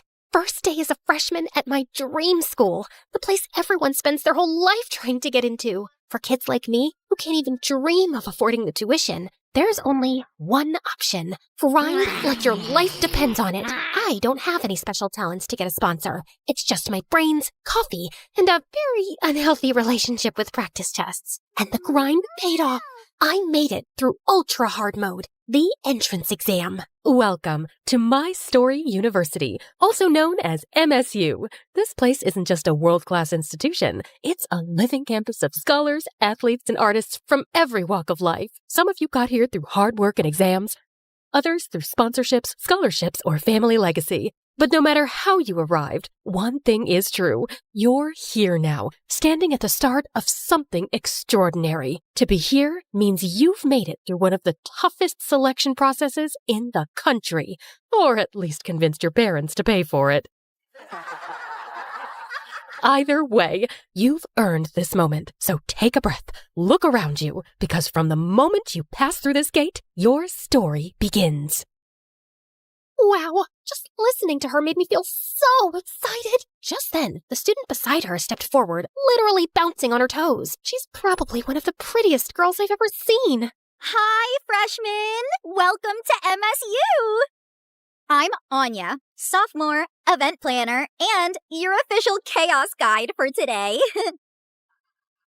All right, before anything else, keep your brand new ID close. It's your golden ticket. Tap it on the scanner at the first gate, add a fingerprint check, and boom, you're officially inside MSU. Very spy movie, I know. Now, everyone form lines. Trust me, once you scan in, the real MSU magic begins.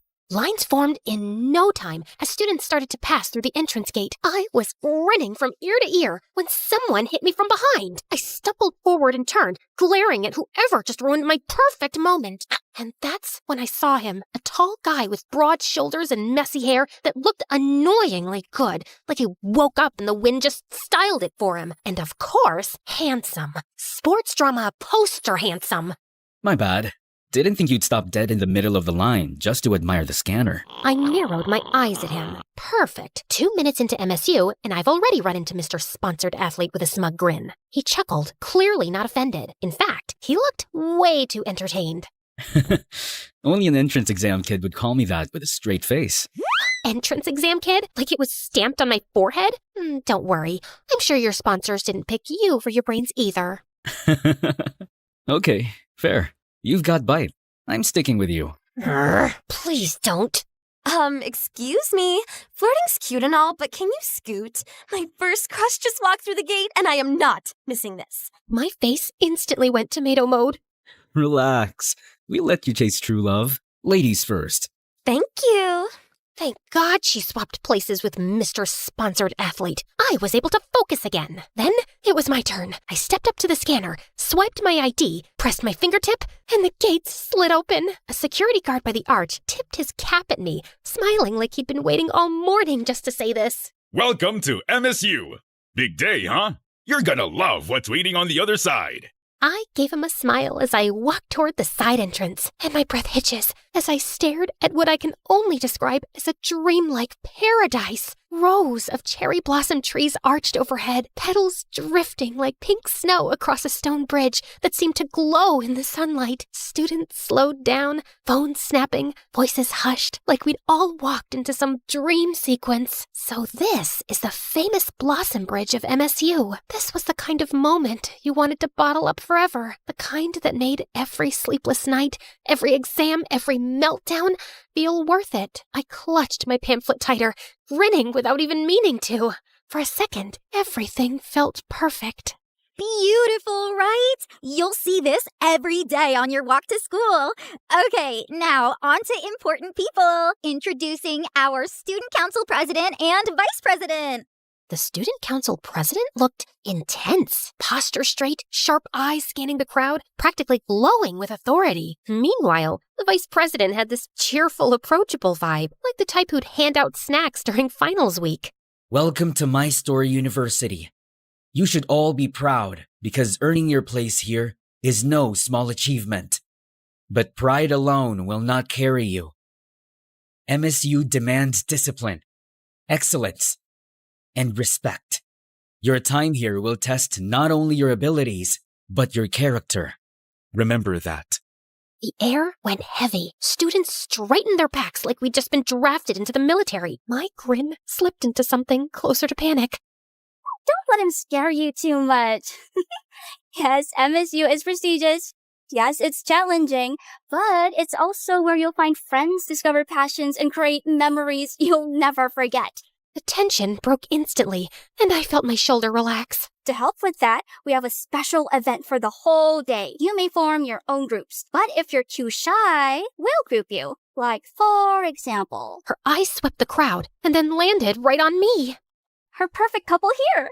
My eyes went wide. Perfect couple? Me? With who? I glanced sideways and saw Mr. Sponsored Athlete standing way too close to me. He grinned at me. Told you. I'm sticking by you. I'm Tyler. And you? Before I could roast him, a camera shutter snapped. A boy popped out of nowhere with a massive camera, already crouching like he was shooting for National Geographic. Yes, that's the shot! You two are like campus power couple material. Vogue cover, MSU edition.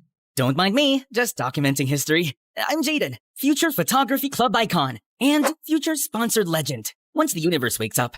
I mean, come on! Sponsors don't just fall from the sky, but these shots? Portfolio gold! So yeah, I'm grouping with you two. No debates. Lighting's immaculate, chemistry's insane. Ooh, you're literally my muses now! Ugh, holy pachuchi! I almost went to heaven studying hard day and night to enter MSU, and I ended up with a smug boy and shutter weirdo as my group on my first day? Pray for me. We went to the school auditorium and I was stuck between my team. The ceremony kicked off with the basics about the school system and classes. Freshmen, it is my honor to present the man who not only leads this university, but built it into what it is today. The owner and president of My Story University, Mr. Lucian Valcorin. The hall erupted into applause. A spotlight cut through the room as Mr. Lucian stepped onto the stage. Tall, broad-shouldered, every detail immaculate, a dark, tailored suit, and an aura so strong it silenced the room the moment he looked at us. Handsome, almost too handsome, in that untouchable, dangerous way. Okay, yeah, that's definitely a vampire businessman. He wasn't wrong. A deep, velvety voice filled the room, sending a chill down my spine. Welcome, my dear freshmen, to My Story University. Here at MSU, we aim to shape you into the best versions of yourselves. Our university is more than just a campus. It's a community, one you may never want to leave. His lips curled into a smile, teeth just a little too sharp. We're currently expanding MSU's reach by adding classrooms right by our beloved cemetery. And soon, we'll be bringing MSU to the moon. Oh, wait, what? Did I hear that right? Heads whipped around. Murmurs rippled through the hall. Just kidding. I was only trying to wake you up. Some of you looked like you were about to fall asleep. The tension broke into nervous laughter. A few students even clapped in relief. Then his gaze sharpened again, sweeping across the crowd.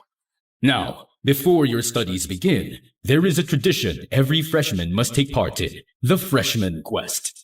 For the whole day, you will explore this campus, facing challenges of the mind, body, and spirit. It's not about victory, it's about growth.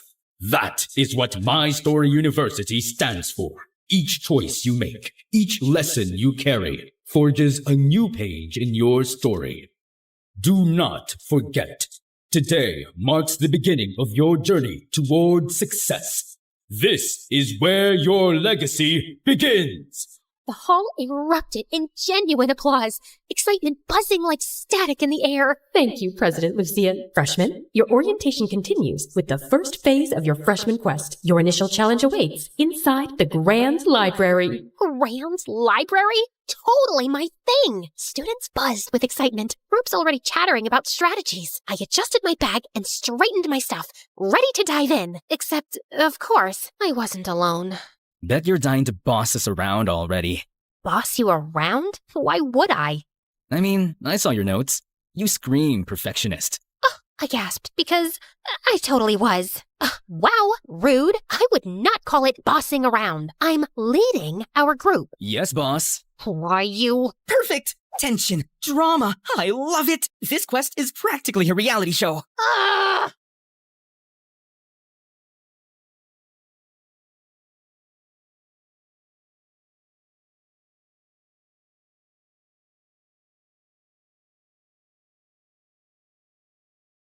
Welcome to MSU's Grand Library. Now, for your challenge, decode the riddle, find the hidden phrase within the library, and present it to the librarian's desk. You only have an hour. The ones who will solve it by the given time will be rewarded by MSU prestige points. The room erupted into murmurs as groups crowded around the pedestal. I leaned in, scanning the parchment, my brain already piecing it together. Guardians of the word, keepers of time. Knowledge is locked in order and rhyme. Seek the author whose name holds 3 on the second floor, row 63. Next, take the tome of silver spine, 5th from the top where the lamps still shine. Last, find the scholar who never wrote. His number alone keeps wisdom afloat. Bring them together, letters align. Reveal the message hidden by design. Yeah, that wasn't a riddle. That was a boss fight in poem form. Other groups started discussing right there. Some already arguing over what the poem even meant, and some I knew from one look, our competition. If I wanted to win, I needed to focus. I dragged Smut Boy and Shutter Weirdo to a quiet corner. No way I was letting the entire freshman class eavesdrop on my strategy meeting. Okay, listen, we're not solving this in the middle of the stampede. Everyone's confused, which means we can get ahead if you two actually listen for once. Love the confidence. Totally giving team captain energy. Yes! Secret strategy meeting! Love it! Focus! The first clue points to authors with 3-letter last names. Second floor, row 63. Tyler, that's your job. You can climb faster. The second clue is a silver-spined book, 5th from the top, near the lampposts. Jaden, you can handle that. And the last clue, the scholar who never wrote, that's a call number with no listed author. Reference section. That one's mine. Yes, boss. I rolled my eyes. Come on, chop chop. Tyler sprints up the second floor like a man on a mission. Jaden hops onto the ladder and zooms across the shelves dramatically. Ow. Guess. I nearly choked. Why is he like this? He came back with the books and lined them up. As soon as I arrange them correctly, the secret phrase appears. Welcome, story makers. See? Genius. First place was practically ours. Whoa. Okay, that was genius. Brainy main character energy. Love it. Pose with the books? Yes, perfect. Save it. We need to move. But then, Jaden bumps into the table, and the silver-spined book slipped from the pile. Tyler lunged to grab it, but he crashed straight into Jaden. And boom, camera bag exploded. Several things cluttered, and Tyler scrambled after it like this was a sports drill. Jaden literally dived onto the floor. Not the lens! And 2 nearby groups tripped over the mess. It's absolute chaos in just 3 seconds. Okay. Not my smoothest save.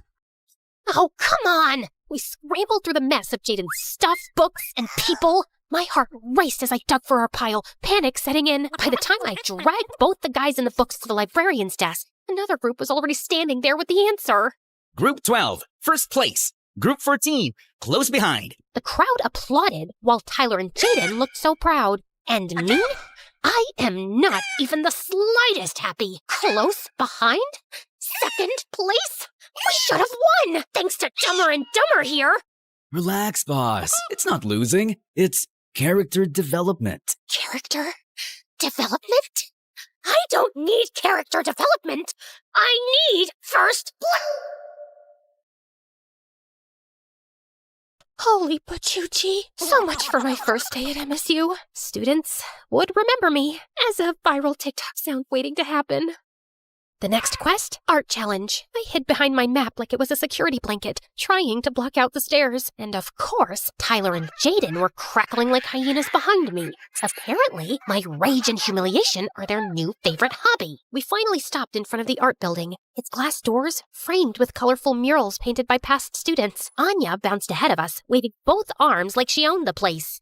Welcome, freshmen! This is MSU's art building, one of my absolute favorites. We've got cozy rooms for solo artists who like to brood, and big studios for collabs or group lessons. You can make anything here. Painting, sculpture, digital art, photography, even the weird experimental stuff. And right in the center of MSU, our pride and joy, the Art Museum. Only truly extraordinary work gets displayed there. If your piece makes it in, trust me, people remember you forever. Check it out later if you're curious. Jaden practically vibrated beside me. He's looking like he'd found religion. Oh, this is it. This is fate. My portfolio is gonna hang in that museum. Center stage, spotlight, destiny. The doors swung open, and someone came out, a woman in a paint-splattered apron and the most colorful outfit I'd ever seen, like a walking rainbow with glitter on top. Her hair was bright orange and curly, the pencil tucked behind her ear, and she had the kind of energy that made you want to burst into one of those children's songs about how the world is colorful and so am I, while spinning in a field of flowers. Hello, my little masterpieces! I am Orla, and today you're going to discover that art is not just what you make, it's who you are. Prepare to laugh, prepare to cry, and most importantly, prepare to get paint absolutely everywhere.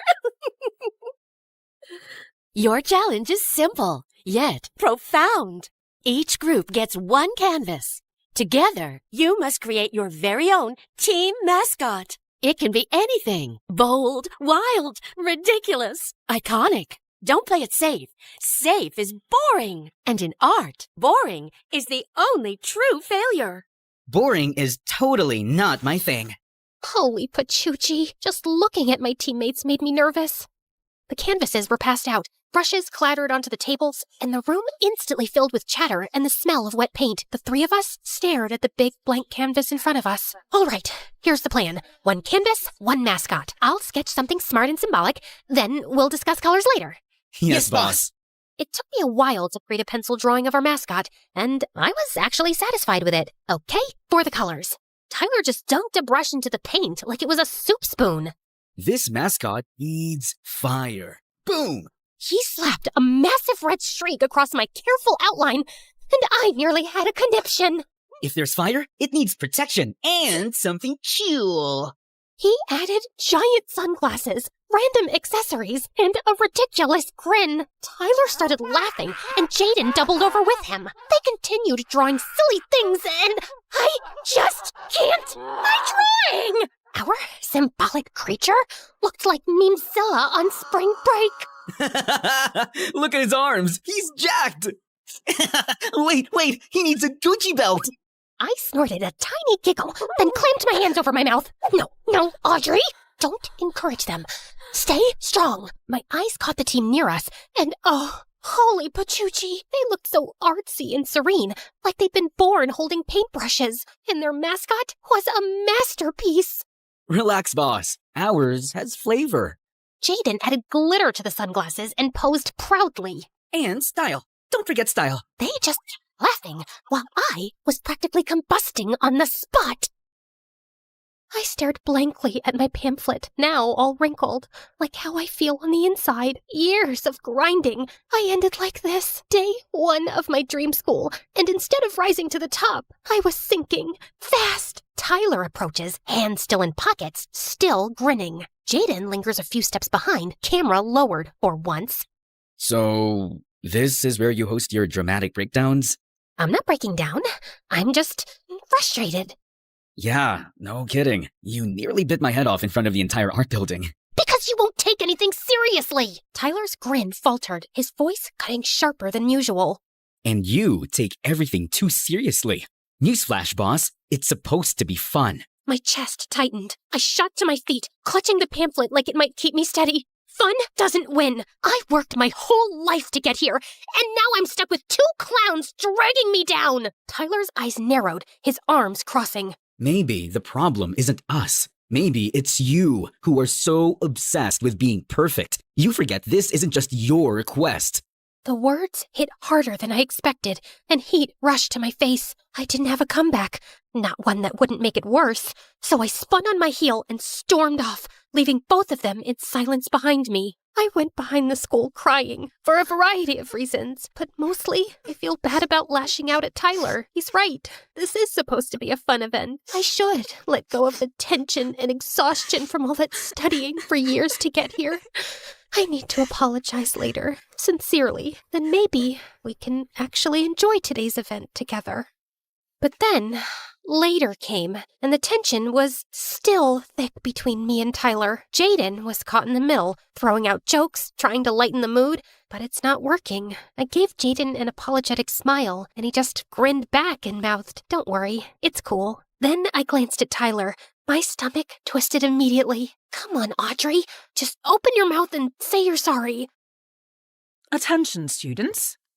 I lost my chance to say something as 2 teachers walked in. The female teacher looked like she just walked out of a drama poster. Long, straight black hair, sharp eyes that could probably see straight through you. Beautiful, but terrifying. The type who made you sit up straighter without even realizing it. The male teacher was her complete opposite. All smiles. Tall, broad-shouldered guy in a tracksuit, whistle hanging from his neck. He had that athletic dad energy. Warm smile, easy laugh. The kind of teacher who'd crack a joke right before making you run 10 laps. Settle down.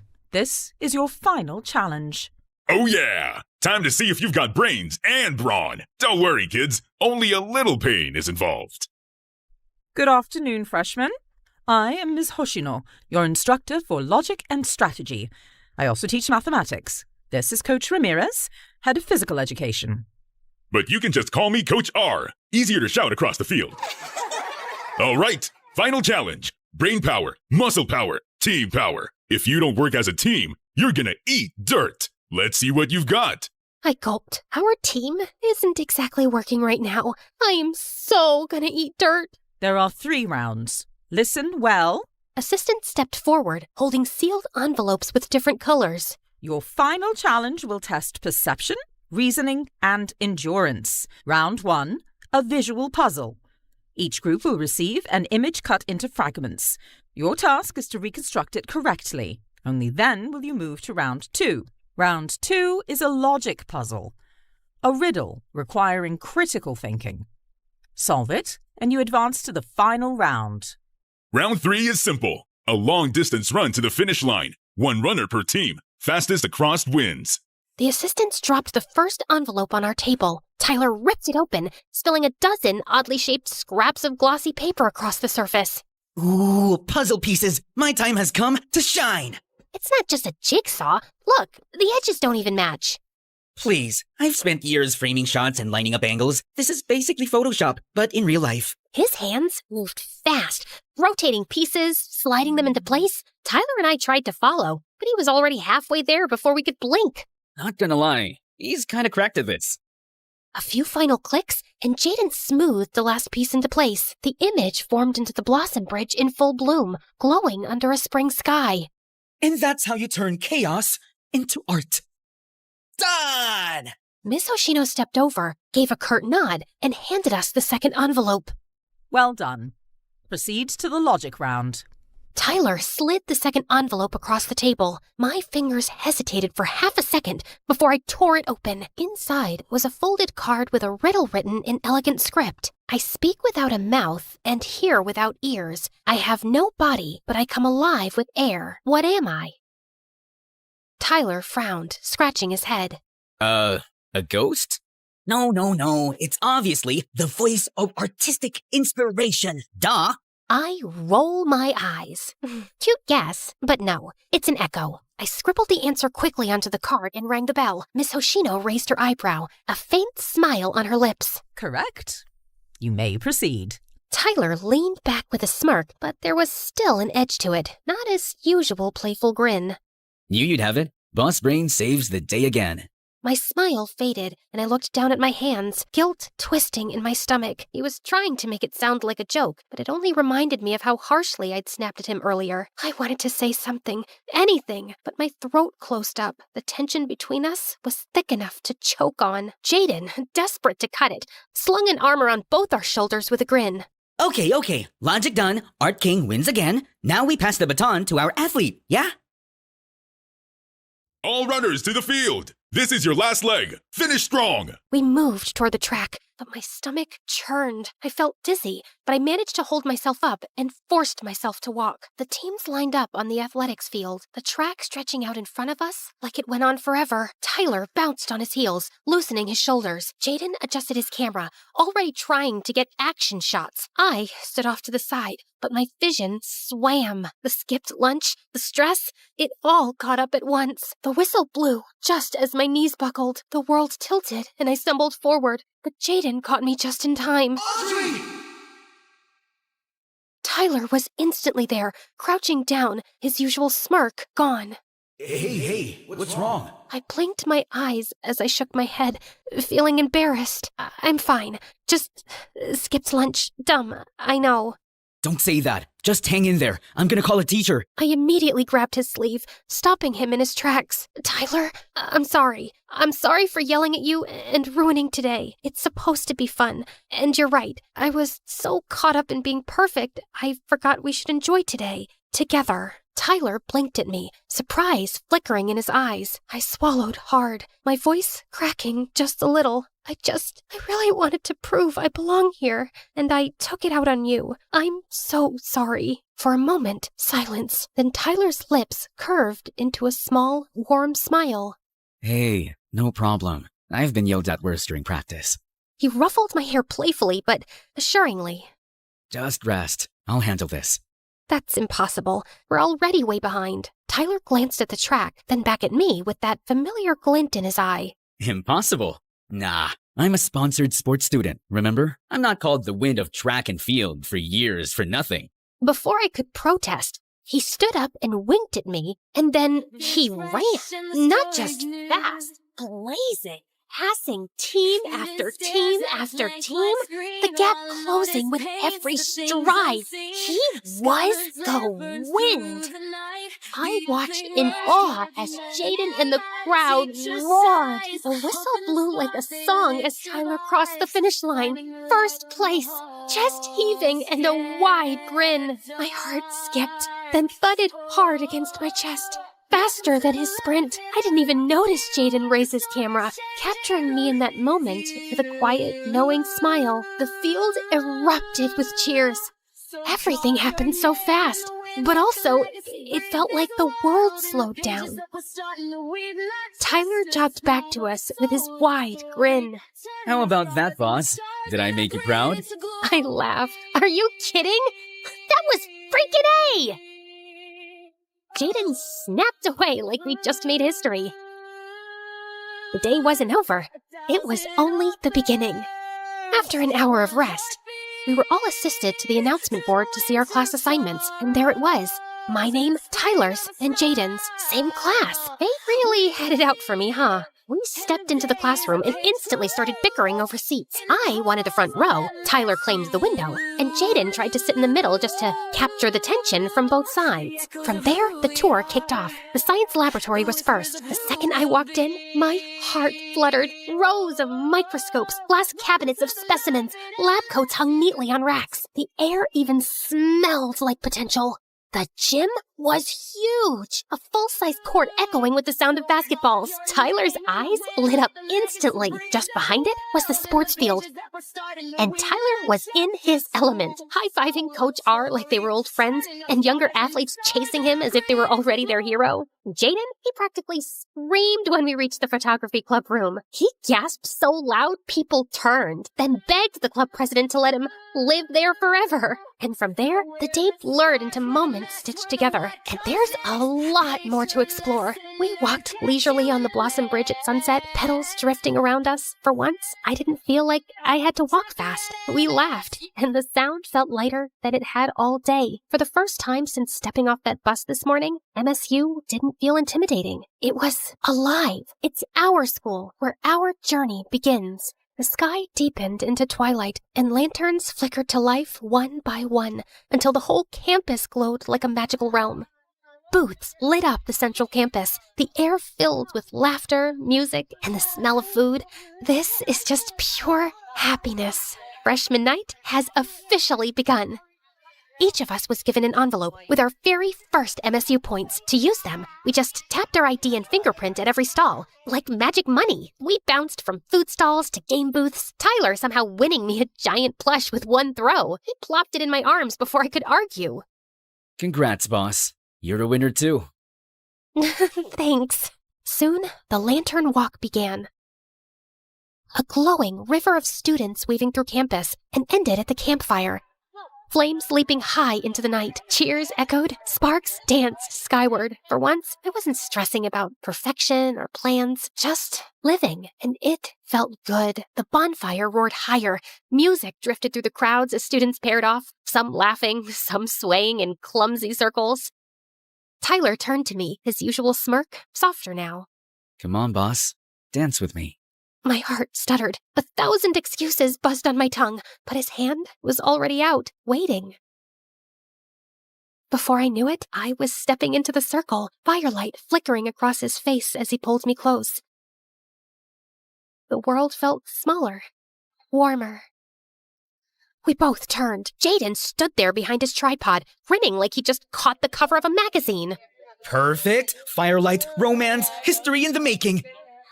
Before either of us could protest, he barreled in and hugged us both, nearly knocking me off my feet. I'm so glad it's you two. We're gonna make the next few years at MSU unforgettable. We all burst out laughing, tangled in the world's messiest group hug. And for the first time that day, it didn't feel like chaos. It felt like home.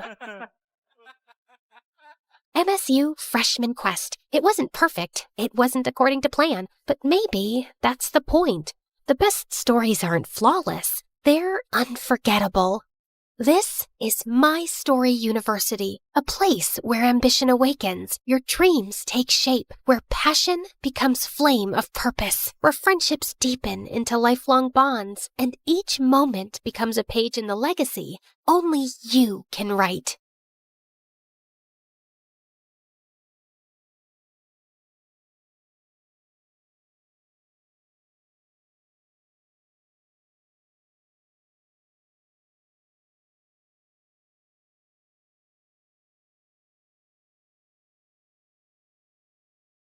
So, have any cute guys caught your eye yet? Well, there's this one guy. Girl, we need to hunt him down. It's just a harmless little crush. And who knows, he might be taken already. Just please, don't do anything stupid. Oh, don't worry about it. I got you. I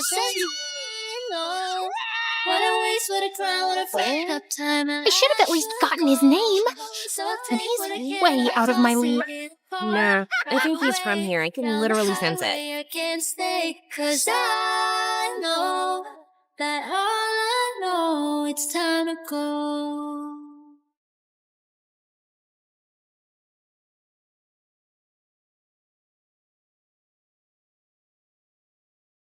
Some superheroes strut around in capes, while others rock pixie boots and a trendy poncho. Because, yes, you are looking at a real superhero. Hi, I'm Annie, and I'm from New Jersey. Don't be fooled by my cute pink locks and dazzling big blue eyes, because as it turns out, I'm also a bit of a crazy, jealous maniac. You know, every superhero has a weakness. Mine was my dad. My dad was the center of my world. Mom left when I was 3, so it was always me and him. We'd hang out all day, and he'd do whatever I wanted. Let's jump on your bed and then go fishing for sharks in the park. I've just made the bed and it's raining outside, but whatever makes you happy, my angel. My dad was the best. He was my superhero. We did everything together and made a big effort to share each other's interests. For example, he learned the names of all the dogs from Paw Patrol. You're such a sky. In return, I learned to play chess, which was Dad's favorite game. Kapow! That's a chick and a mate. One time, when I had a high fever, I asked him not to leave my side for 1 minute. I promise, Annie, I never will. And I totally believed him. He even made a pulley system to get the Uber food delivery to my bedroom window without leaving my room. But then, the worst thing happened. A couple of days later, instead of making me breakfast, he grabbed his car keys and let a babysitter in. I must go to work today, Angel Annie. Teresa will look after you. No, Daddy,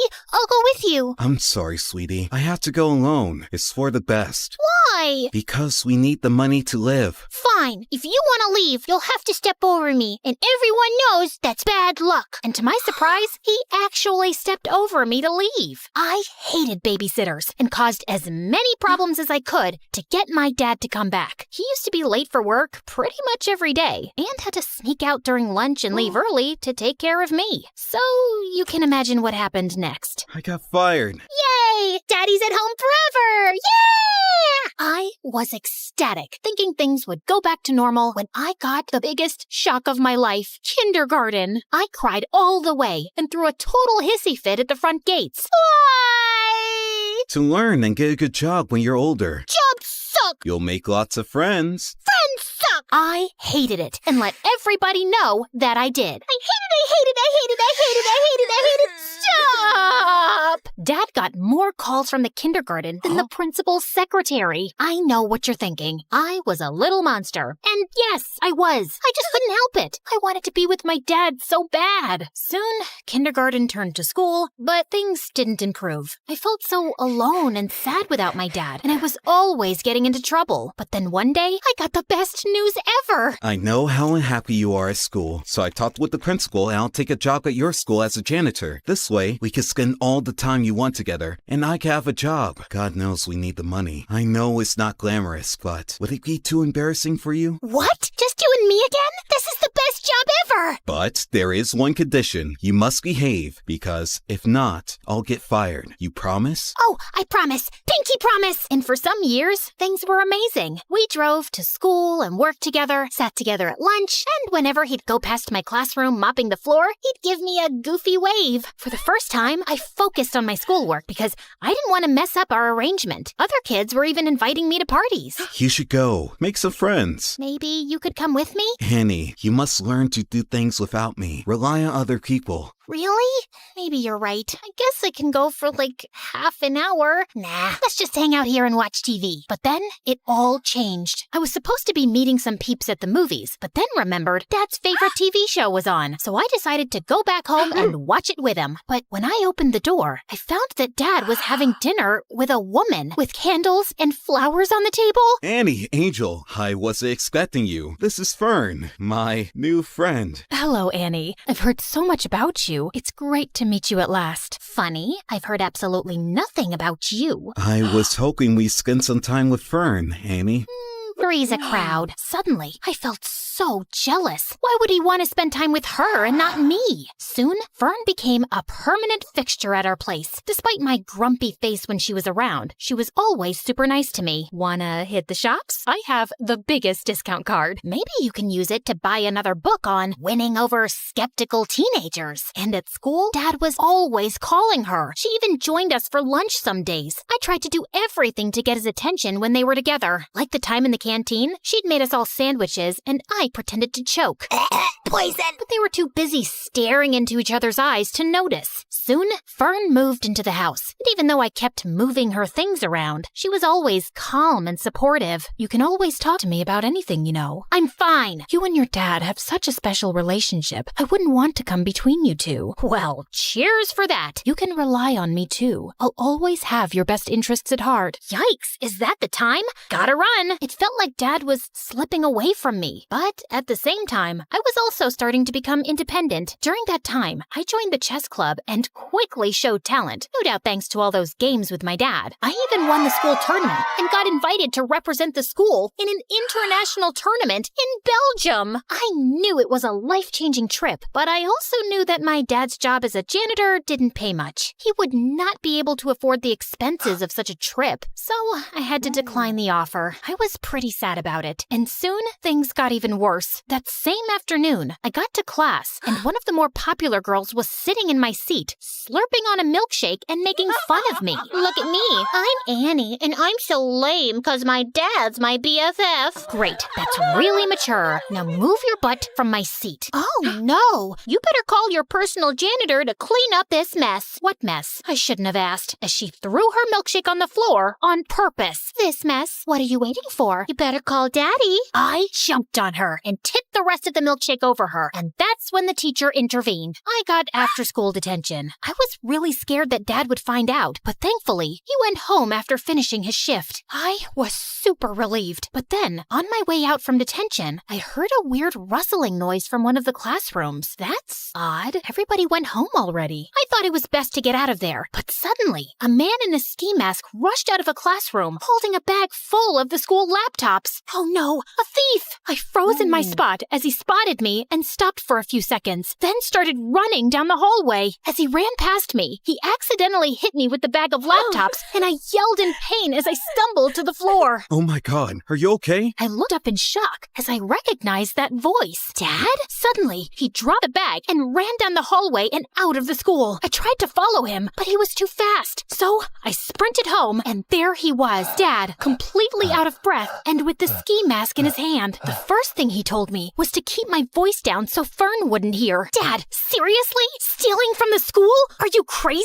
Annie, you've got it all wrong. Oh, really? Ski mask? Swag bag? Come on! Keep it down, will you? We can't let Fern hear this. Start talking. I did it for you, Annie. Professor Carker told me about the chess tournament and the trip to Belgium. He told me that you turned him down without even telling me. I want the best for you. I don't want you to lose out on something like this because of me. But the moment I saw you, I knew I couldn't go through with it. Now, we can't let the police know. They'll lock me up. If you think about it, no harm was done. Nothing was stolen, so everything's great. Of course, everything wasn't great. While his intentions were sweet, he made a huge mess in school. The principal had reported the attempt attempted robbery to the authorities, and I had to testify in front of the police as the only witness. I couldn't turn in Dad, so I had to lie. I told them that the thief was super short and had green hair. I hoped to keep a low profile about the whole thing, but the next day at school, I was treated like a hero. The girl who saved the school. My hair would have just frizzed out in fear. You're like a real superhero now. Yep,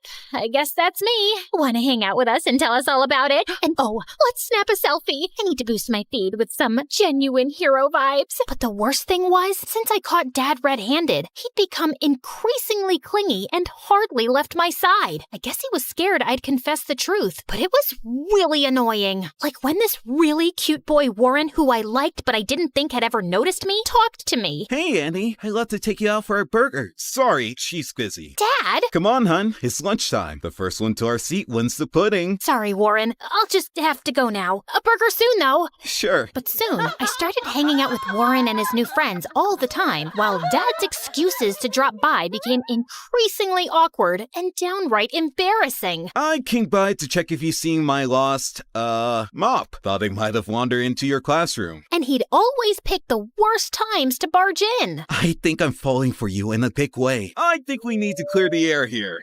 Dad! I'd had enough, and on the way home, I thought of ways to let him down gently. But I ended up screaming the truth at him in the driveway. Dad, it's time for a reality check. You can't shadow me forever. How about picking up a hobby that doesn't involve stalking me? You're suffocating me. Then he looked down and rolled his puppy dog eyes. I began to feel very guilty. But then, big news popped up on my phone. A very short man with green hair had been arrested for the school robbery. And it was all because of me. Annie, we must go on the run. No, Dad. You need to confess. Confess to what? And suddenly, we both turned around, and Fern was standing there with the groceries. To not cleaning the bathroom properly. You have never cleaned it properly, Annie. Oh, I think my sock drawer needs some reorganizing. Annie, you can tell me anything. I'll always take your side. You can trust me. I didn't tell Fern. I thought she wouldn't understand. I tried to forget the whole thing, but I felt so guilty. That innocent guy was in jail because of me and my dad, and we needed to set the record straight. But I just couldn't turn my father over to the police. That night, I didn't sleep at all. I was so angry at my dad that the next morning, I skipped breakfast and took the bus to school. But when I got there, I saw him getting into a cop car. Dad! Loads of people were standing around, watching and filming, and I was mortified. I tried to make my way through, but when I reached the police car, it drove away from the school. Then the principal came over and pointed at me. Warren and my friends were shocked. It seems Annie isn't a superhero after all. She was an accomplice to her dad. I've never felt such deep shame. If I had superpowers, I'd have vanished right there or zapped myself to the North Pole. I covered my face, crying, and was ready to run away from there, but a cop caught my arm. Time to face the music and confess. But when I finally told the truth, I felt like a weight had been lifted from my shoulders. They let me off with just a warning since I was a minor, and my dad took full responsibility. Fern came to pick me up, and I was enraged with her. I knew she couldn't be trusted. How could you betray us like that? I must confess that I heard you guys whispering around. I quickly understood what was happening, and I knew I had to step in. You didn't deserve to live with that huge secret and with the guilt. I knew it was the right thing to call the police, and I was about to do it, but then I just couldn't. Not to save your dad, but because I know how close you guys are and how devastating it would be for you. I just didn't want to hurt you. I started crying. Thank you, Fern, for everything, and I'm sorry for being a brat with you. Fern hugged me firmly, and I hugged her back. During those hard times, we became really close. She took me home and stood firmly by my side through it all. But if you didn't turn him in, then who did? Some weeks later, they allowed me to visit Dad. I confess everything myself. It was unfair that someone else was arrested, and it felt even worse that you lied for me. I was afraid you'd start hating me for dragging you into my mess, so I gave myself up. I'm so sorry for being such a terrible dad. Dad started crying, and I soon joined in. No, Dad, you've been the best. I'm sorry I've been so difficult, and you don't need to feel like I'm missing out on anything. Promise, you won't ever do anything like this again. Pinky promise. And now, a few months later, Dad has been released, and we're moving with Fern to a new city for a fresh start, and I'm looking forward to making new friends.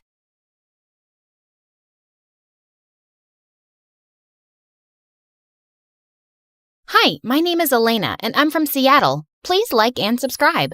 I was born to a single mom who used to travel from one place to another, entertaining people on the streets. And after I was born, I became part of her gang too. She'd wrap herself in bandages and dress me up in shabby clothes, and then we'd go out and put on little acts in front of people. I'd feel weird about this, but seeing Mom's face light up after getting the money from people would make me happy too. Oh, honey, ever since you've come into my life, I've been bathing in riches. You're so lucky for me. Mom adored me and often took me to parks and picnics, and we'd put on our little acts there too. Our life was perfect, but there was one issue. I couldn't speak. No matter how hard I tried, not even a single word would come out of my mouth, and it really upset me. Honey, you're gonna be fine. We love you just the way you are. But when I was 7, I discovered something really shocking. Like always, Mom asked me to put on an act and faint in front of an approaching bicycle one evening. But surprisingly, the man went all bonkers on us. Get the kid out of my way, you morons! OMG, what have you done to my daughter? I know people like you. Frauds. You rob innocent people like this, but I'm not gonna fall for your act. Suddenly, a crowd gathered, and Mom broke into tears, and I couldn't keep still. I got up and hugged her. Look, she's totally fine. Huh? So you want my mute daughter to die now? You heartless jerk. But the fight just got worse, and in all that chaos, I somehow let out a loud scream. Stop! Everyone turned to me. They are frauds. The girl's not mute. Catch them! Mom grabbed me and we ran from there. But when we reached our van, she looked at me suspiciously. Why didn't you tell me you could talk? I'm the one who tricks people, but you've been tricking me this whole time? She did what? I had so many questions, but again, I couldn't speak. Later, she took me to a doctor and we discovered that I was just a late speaker. And with practice, I could speak like the other kids. But my happiness was incomplete because now I knew the reality. My mom was a con artist who made fools out of people and took money from them. Come on, baby. We're getting late, and this time make sure you don't shout or scream. You're a good girl, right? No, and I'm not going anywhere. What? Why? You liar. Bad. How can you say that, honey? I had no means to raise you. That's why I got into this business, and now you're saying I'm bad? Do you know, if I stop doing this, you're gonna have to give up on so many things. All your favorite foods and trips. Can you do that? Well, maybe she really had no option, but I knew that this was wrong, and I refused to be a part of it anymore. I told her to stop with the stupid acts and get me into school, or I'd go to the police. So we shifted to Seattle, and there, Mom got me enrolled in a public school. I made tons of friends, and I was the happiest there. But then, in the 7th grade, things took a wild turn. A woman named Mrs. Miller came knocking on the door and claimed that she was my birth mom. That's rubbish. She's my daughter. The woman told us that she'd discovered some years back that I got exchanged at birth, and ever since then, she'd been looking for me. I don't believe you. You look like some fraud to me. And believe me when I say I can smell 'em. Mom! I know it's hard to trust me, but I'm sure you're my daughter, Elena. Please, give me a chance to prove it. But Mom pushed her out, and I felt really uneasy about this. What if she was actually telling the truth? And then a few days later, the unthinkable happened. Cops came to our house and arrested my mom. Wait, what are you doing? My mom's innocent. But the cops showed me CCTV footage, and it turned out Mom had robbed a bank this time, and now she was going to serve time in jail. As a result, I was sent to a foster home, and it broke my heart. It was worse than prison, and I was ready to run out of there. But then Mrs. Miller came to see me there one day. Oh, Elena, I saw everything that's happened on the news, and I didn't want to leave you alone, dear. She tried hugging me, but I pushed her away. My own mom lied to me. I wasn't going to trust some stranger now. I know you can't trust me, but I don't want you to live in such a place when your mom can take care of you. And I will get you the proof you need. Mrs. Miller kept persisting, so I agreed to get a DNA test. And just like she'd said, the results were a match, and she was indeed my birth mom. I was super shocked by this revelation, and moving in with her seemed so much better than rotting in this filthy place. So I agreed, and she took me to a palace-like house. My birth mom was frickin' rich. This is gonna be your home now, sweetie, but I need you to promise me something. The girl who was switched with you, Stella, I haven't told her about any of this yet. I've loved her like my own child, and I want more time to speak with her about this, okay? I promise not to say a word about it.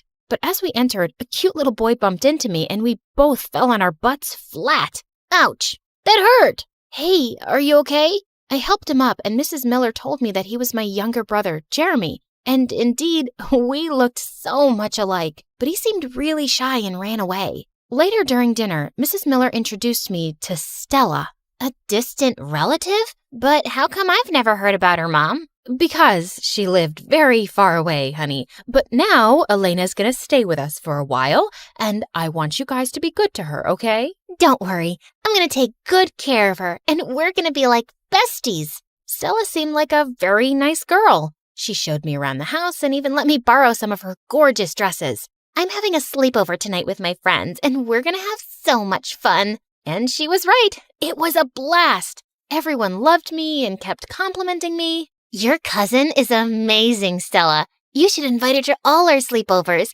And I guess we won't even miss you because she's so much more fun.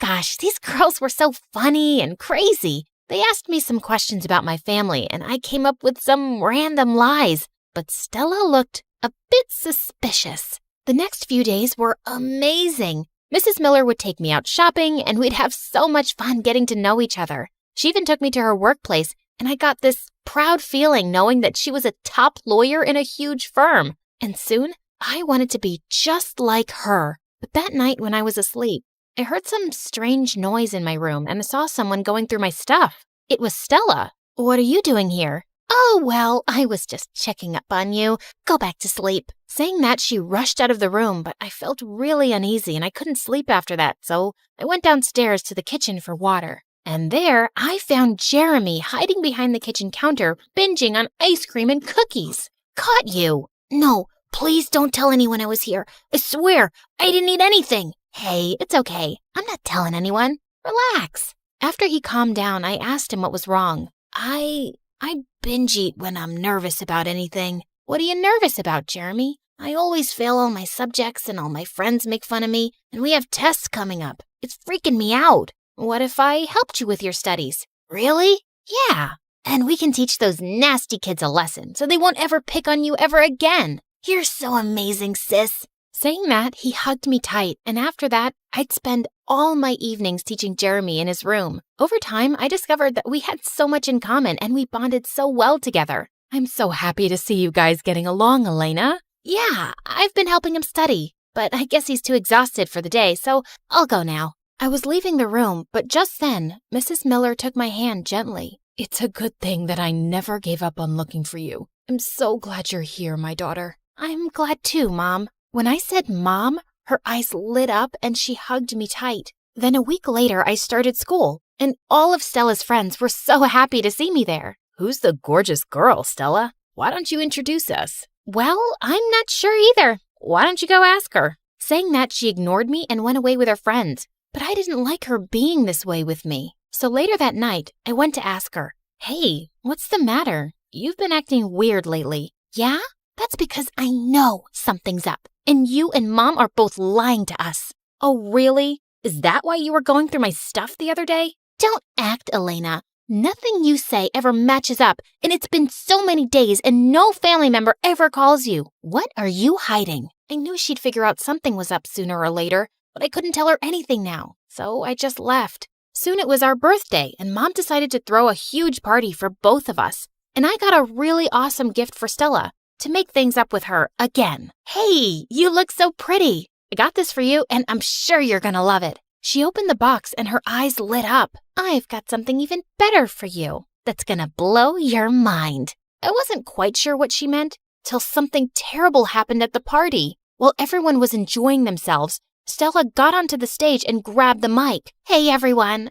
As you all know, it's my birthday, but it's also Elena's birthday. And I've got a great surprise for her. But before that, you should all know who Elena is. Saying that, a slideshow opened on a screen behind her, and it had pictures of my mom and all the news about her being a con artist and a robber. That's Elena's mom, and Elena's a fraud, just like her. Stella, stop this nonsense at once. Oh, this ain't nonsense, Mom. This is the truth. And now I want to know why you brought this street rat here and hid it from me. You're such a horrible person, Stella. Oh, do you want to cry like a little baby? Stop it. Don't hurt her. She isn't the con woman's daughter. You are. Suddenly, a loud silence swept across the room. Have you lost it, Jeremy? What are you talking about? Stop hurting Elena. She's my real sister. No, Jeremy, stop. Stella looked at Mom with questioning eyes.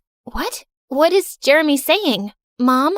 Mom remained silent, and the look on Stella's face changed and she ran to her room. After that, Mom asked all the guests to leave. Jeremy, how did you know this? Once, I heard you talking on the phone about how you were looking for your daughter who got exchanged. And that night, when you came into my room, I wasn't sleeping, and I heard Elena was my real sister. Oh, Jeremy, but you shouldn't have said this in front of everyone. You were crying, and Stella was hurting you, so I immediately went up to Stella's room, but she wouldn't let anyone in. Even Mom tried talking to her, but she didn't come out of her room for a few hours, and I decided to break in through the window. But when I got there, I saw she was lying unconscious on the floor. We immediately rushed her to the hospital, and the doctor said she was all right, but she just passed out because of shock. Later that night, when she gained consciousness, I was right next to her. What are you doing? Get away from me. Stella, calm down. I know it's a big shock for you, and I can understand how you feel, but please, listen to me.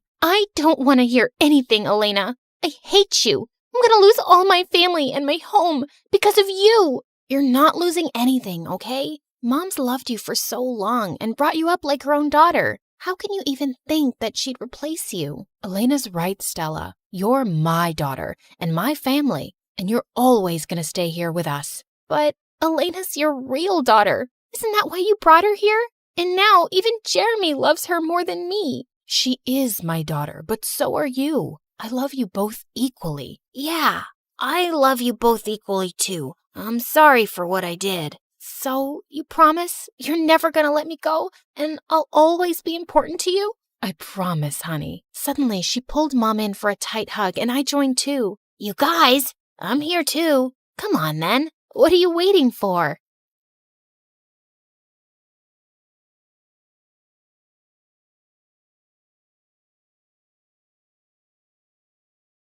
As Hermes, messenger of the gods, I've borne witness to countless tales spun across the tapestry of Olympus. With my winged sandals, I have traveled across the realms of the universe, carrying tidings that have altered fates. Among these tales, one that stands out in my mind is the story of Persephone and how a twist in her fate affects every mortal until eternity. You see, Demeter is the goddess of harvest, and she could turn the earth green with her touch. She made countless flowers bloom and coax bountiful crops from the soil. With her presiding over the planet, no living creature ever went hungry. She took great joy in her role, but her heart belonged entirely to her daughter Persephone, the Maiden of Spring.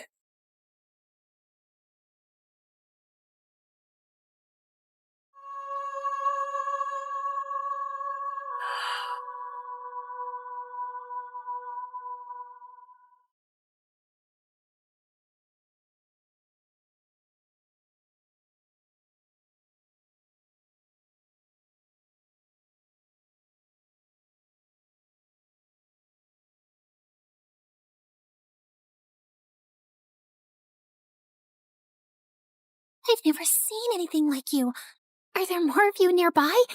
Little princess, I know of a field where the flowers bloom as far as the eye can see. I can take you there if you want. Oh, really?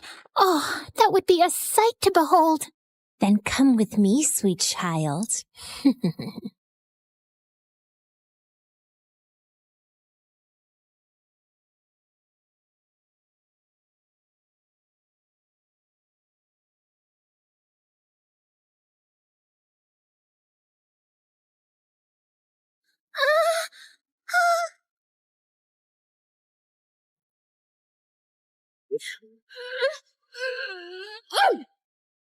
Enough, spirit of mischief! I have given you plenty of chances to change, but it seems all you want to be is a troublemaker. Did you think you could lure my daughter away and I would be unaware? Curse you, Demeter! Why should you and your child receive all praise and adoration when we, the spirits of nature, fade into the background? A heart that is as poisoned with envy as yours cannot be cured. You are banished forevermore from these woods.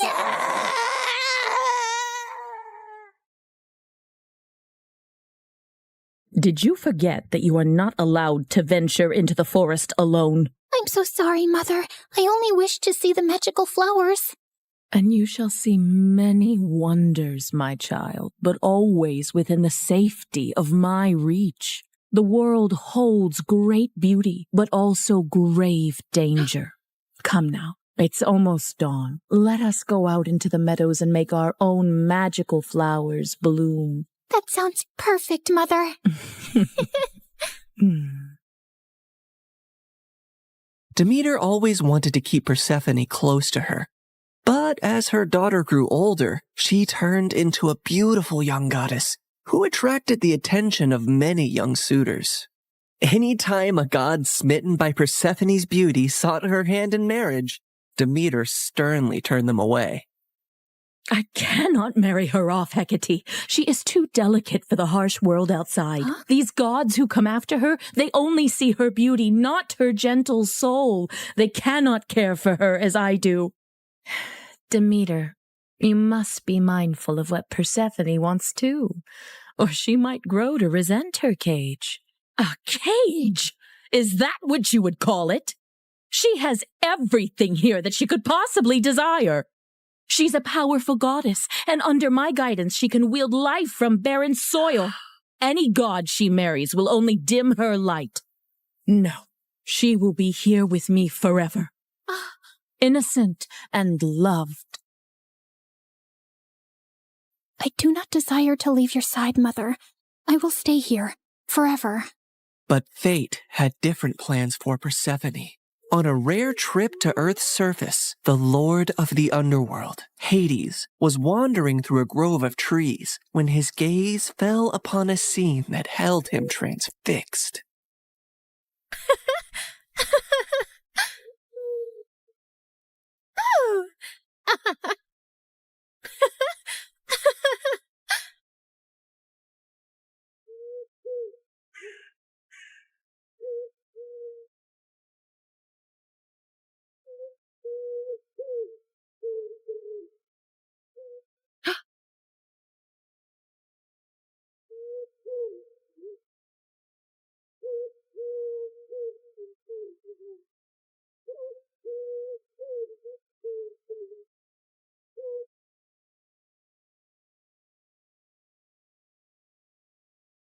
Hades, my lord, you seem to be troubled. What weighs on your soul? As you well know, when my brothers and I overthrew our father, the kingdom was divided among us. Zeus received the sky, Poseidon the sea, and I the underworld. I've never complained about my lonely lot, and do my duties justice. I don't frolic or play like the other gods, and work hard in my solitude. But mortals and gods alike see me as the embodiment of darkness, and their tales paint me as a monster to be shunned. My realm is necessary, but it is hated by all, as am I. But do they not see that I also have a heart, that I am made of the same cosmos as they, even yearn for the light sometimes? What has brought this on, my lord? Persephone, she is the light where there is none. She is life where all is death. Ever since I laid eyes on her, I can think of nothing else. But would she ever see past the darkness that cloaks me? Could she ever gaze upon me and see not a lord of despair, but a soul longing for companionship and warmth? Persephone, Demeter's daughter. Indeed, her radiance rivals the dawn, but she is of the upper world. I must have her as my queen, as my wife.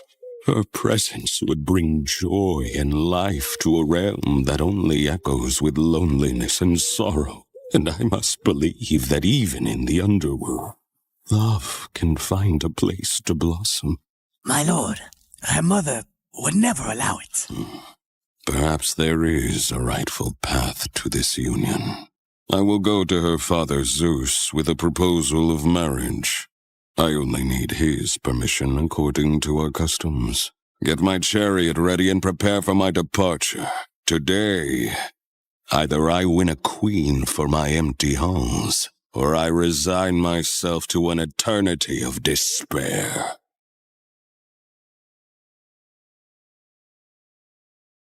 The next day, when Persephone had wandered far from her companions in a field and was kneeling down to admire Narcissus, suddenly the earth beneath her shook.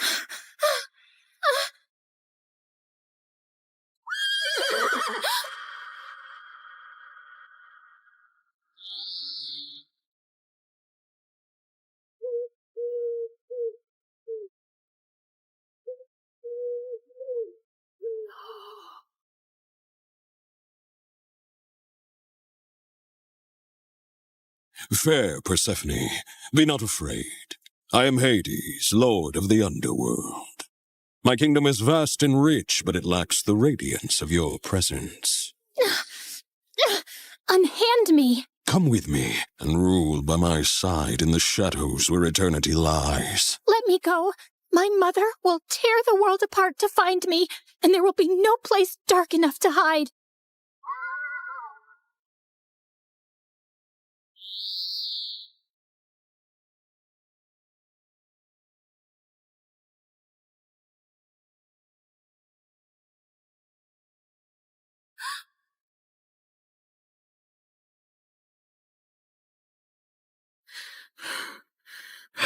Where is Persephone? Something has happened to her. I can feel it. Leave everything and search for her now. Demeter's grief upon discovering her daughter's disappearance was immense, and as she roamed the earth searching for Persephone, she had neglected her duties. And so, the crops and trees began to suffer. My daughter! My heart! In her desperation, she sought the counsel of her old friend, Hecate. Hecate, you who see into the shadows, help me find my daughter. You must seek Helios, Demeter. His all-seeing gaze pierces through deceit and darkness. Taking the advice to heart, Demeter ascended to the chariot of the sun, where Helios guided the day. Helios, please, you must tell me where my Persephone has gone. You see everything from your throne. Surely you must know. I can't bear this pain any longer. Helios the sun god had indeed seen everything that fateful day, but had chosen not to interfere. However, he was moved by Demeter's grief. Demeter, your daughter has been taken by Hades to the underworld. He desires her as his queen. That cannot be. My daughter, queen of that cold, dead realm? I won't allow it. Perhaps it is not as dire as you fear. Persephone's grace could bring life even to the underworld. Also, he is one of the most powerful, wealthiest gods in the universe, and she would rule by his side. Is that so terrible? This is an outrage! How dare he take my daughter? Did Zeus know about this too? Zeus allowed it. In her fury, Demeter descended back to earth. Return my daughter to me, or I will let the earth perish in my sorrow. I will let this world turn into ice and ash. I will plunge it into eternal winter. Meanwhile, in the underworld, Persephone wept in despair and lashed out at Hades any time he tried to speak to her. To rule the underworld by your side? I want nothing to do with you. You've stolen me away from the sun, from my mother. I understand your anger, Persephone. I only hope, with time, you will see me and my world differently. Until then, I will respect your wishes. As enraged and heartbroken as Persephone was, she eventually got tired of her despair and ventured out of her chambers to observe Hades and her new home.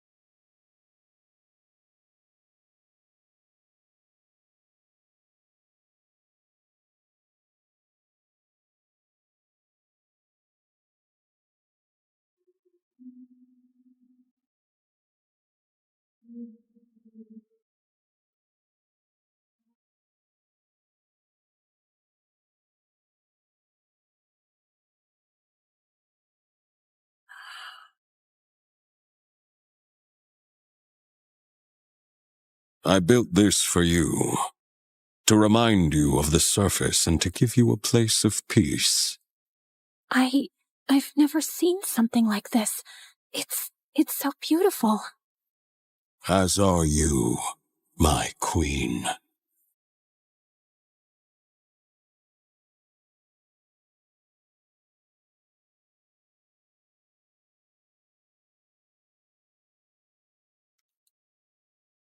Each realm has its supreme ruler, Persephone.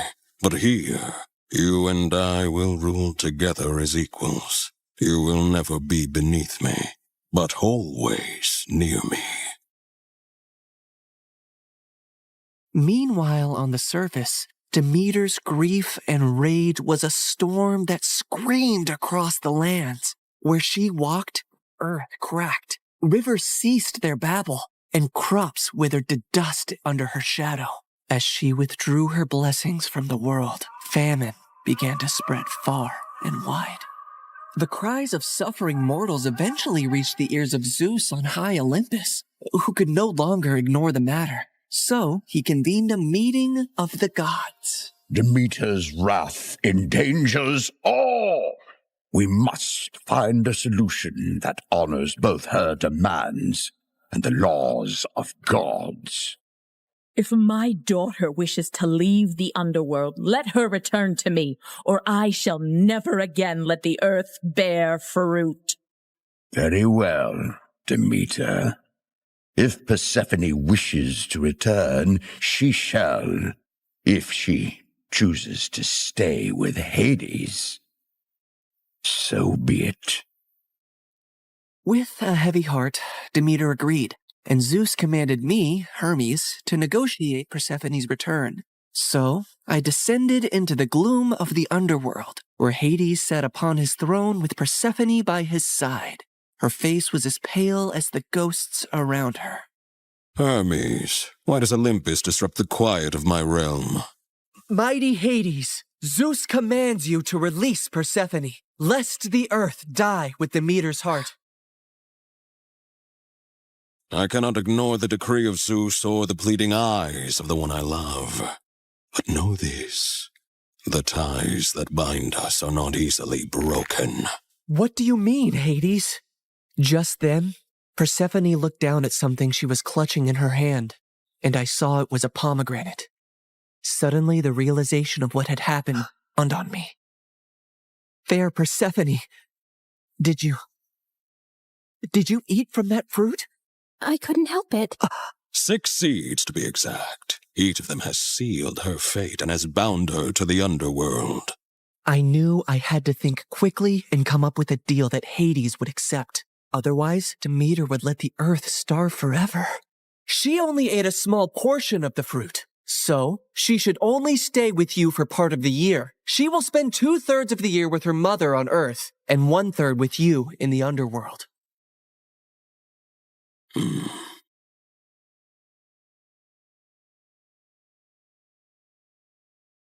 Go now to your mother, but feel compassion kindly in your heart towards me, and do not feel sorrow upon your return. For while you are here, you shall rule as my equal, and have the greatest rights and honor among the gods, as well as my undying devotion.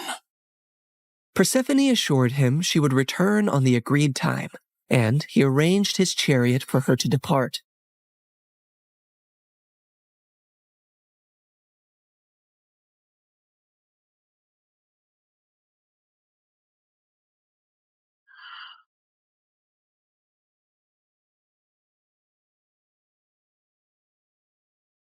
Demeter's joy knew no bounds when she was reunited with her daughter, but she was furious at the deal that had been struck. How could you possibly eat the fruit of the dead? It is common knowledge that eating anything in the underworld binds one to that realm. Why would you do that, Persephone? It was a moment of great weakness. I wish I could reverse it. I am so sorry, Mother.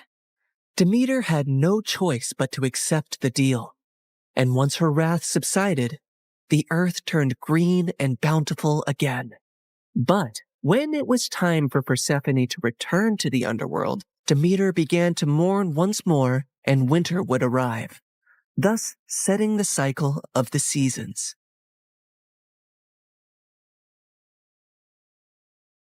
My daughter, my soul, your return brings life to this world.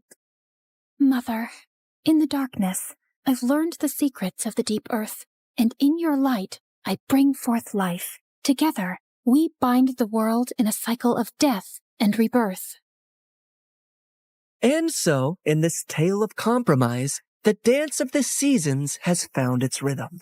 An enduring love story was also set into motion, for even eons later, Hades and Persephone are often mentioned as Greek mythology's most happily married couple. I can give you all the wealth of the earth, Persephone, but I cannot give you the sun and the breeze. I know you long for them when you are here. You have given me more than I ever expected to experience in my life, Hades. You have given me respect, power, and a love that is genuine and rare. With you, I feel the most like myself. With you, I feel free. So you do not regret your decision to eat the pomegranate seeds? Never, my love.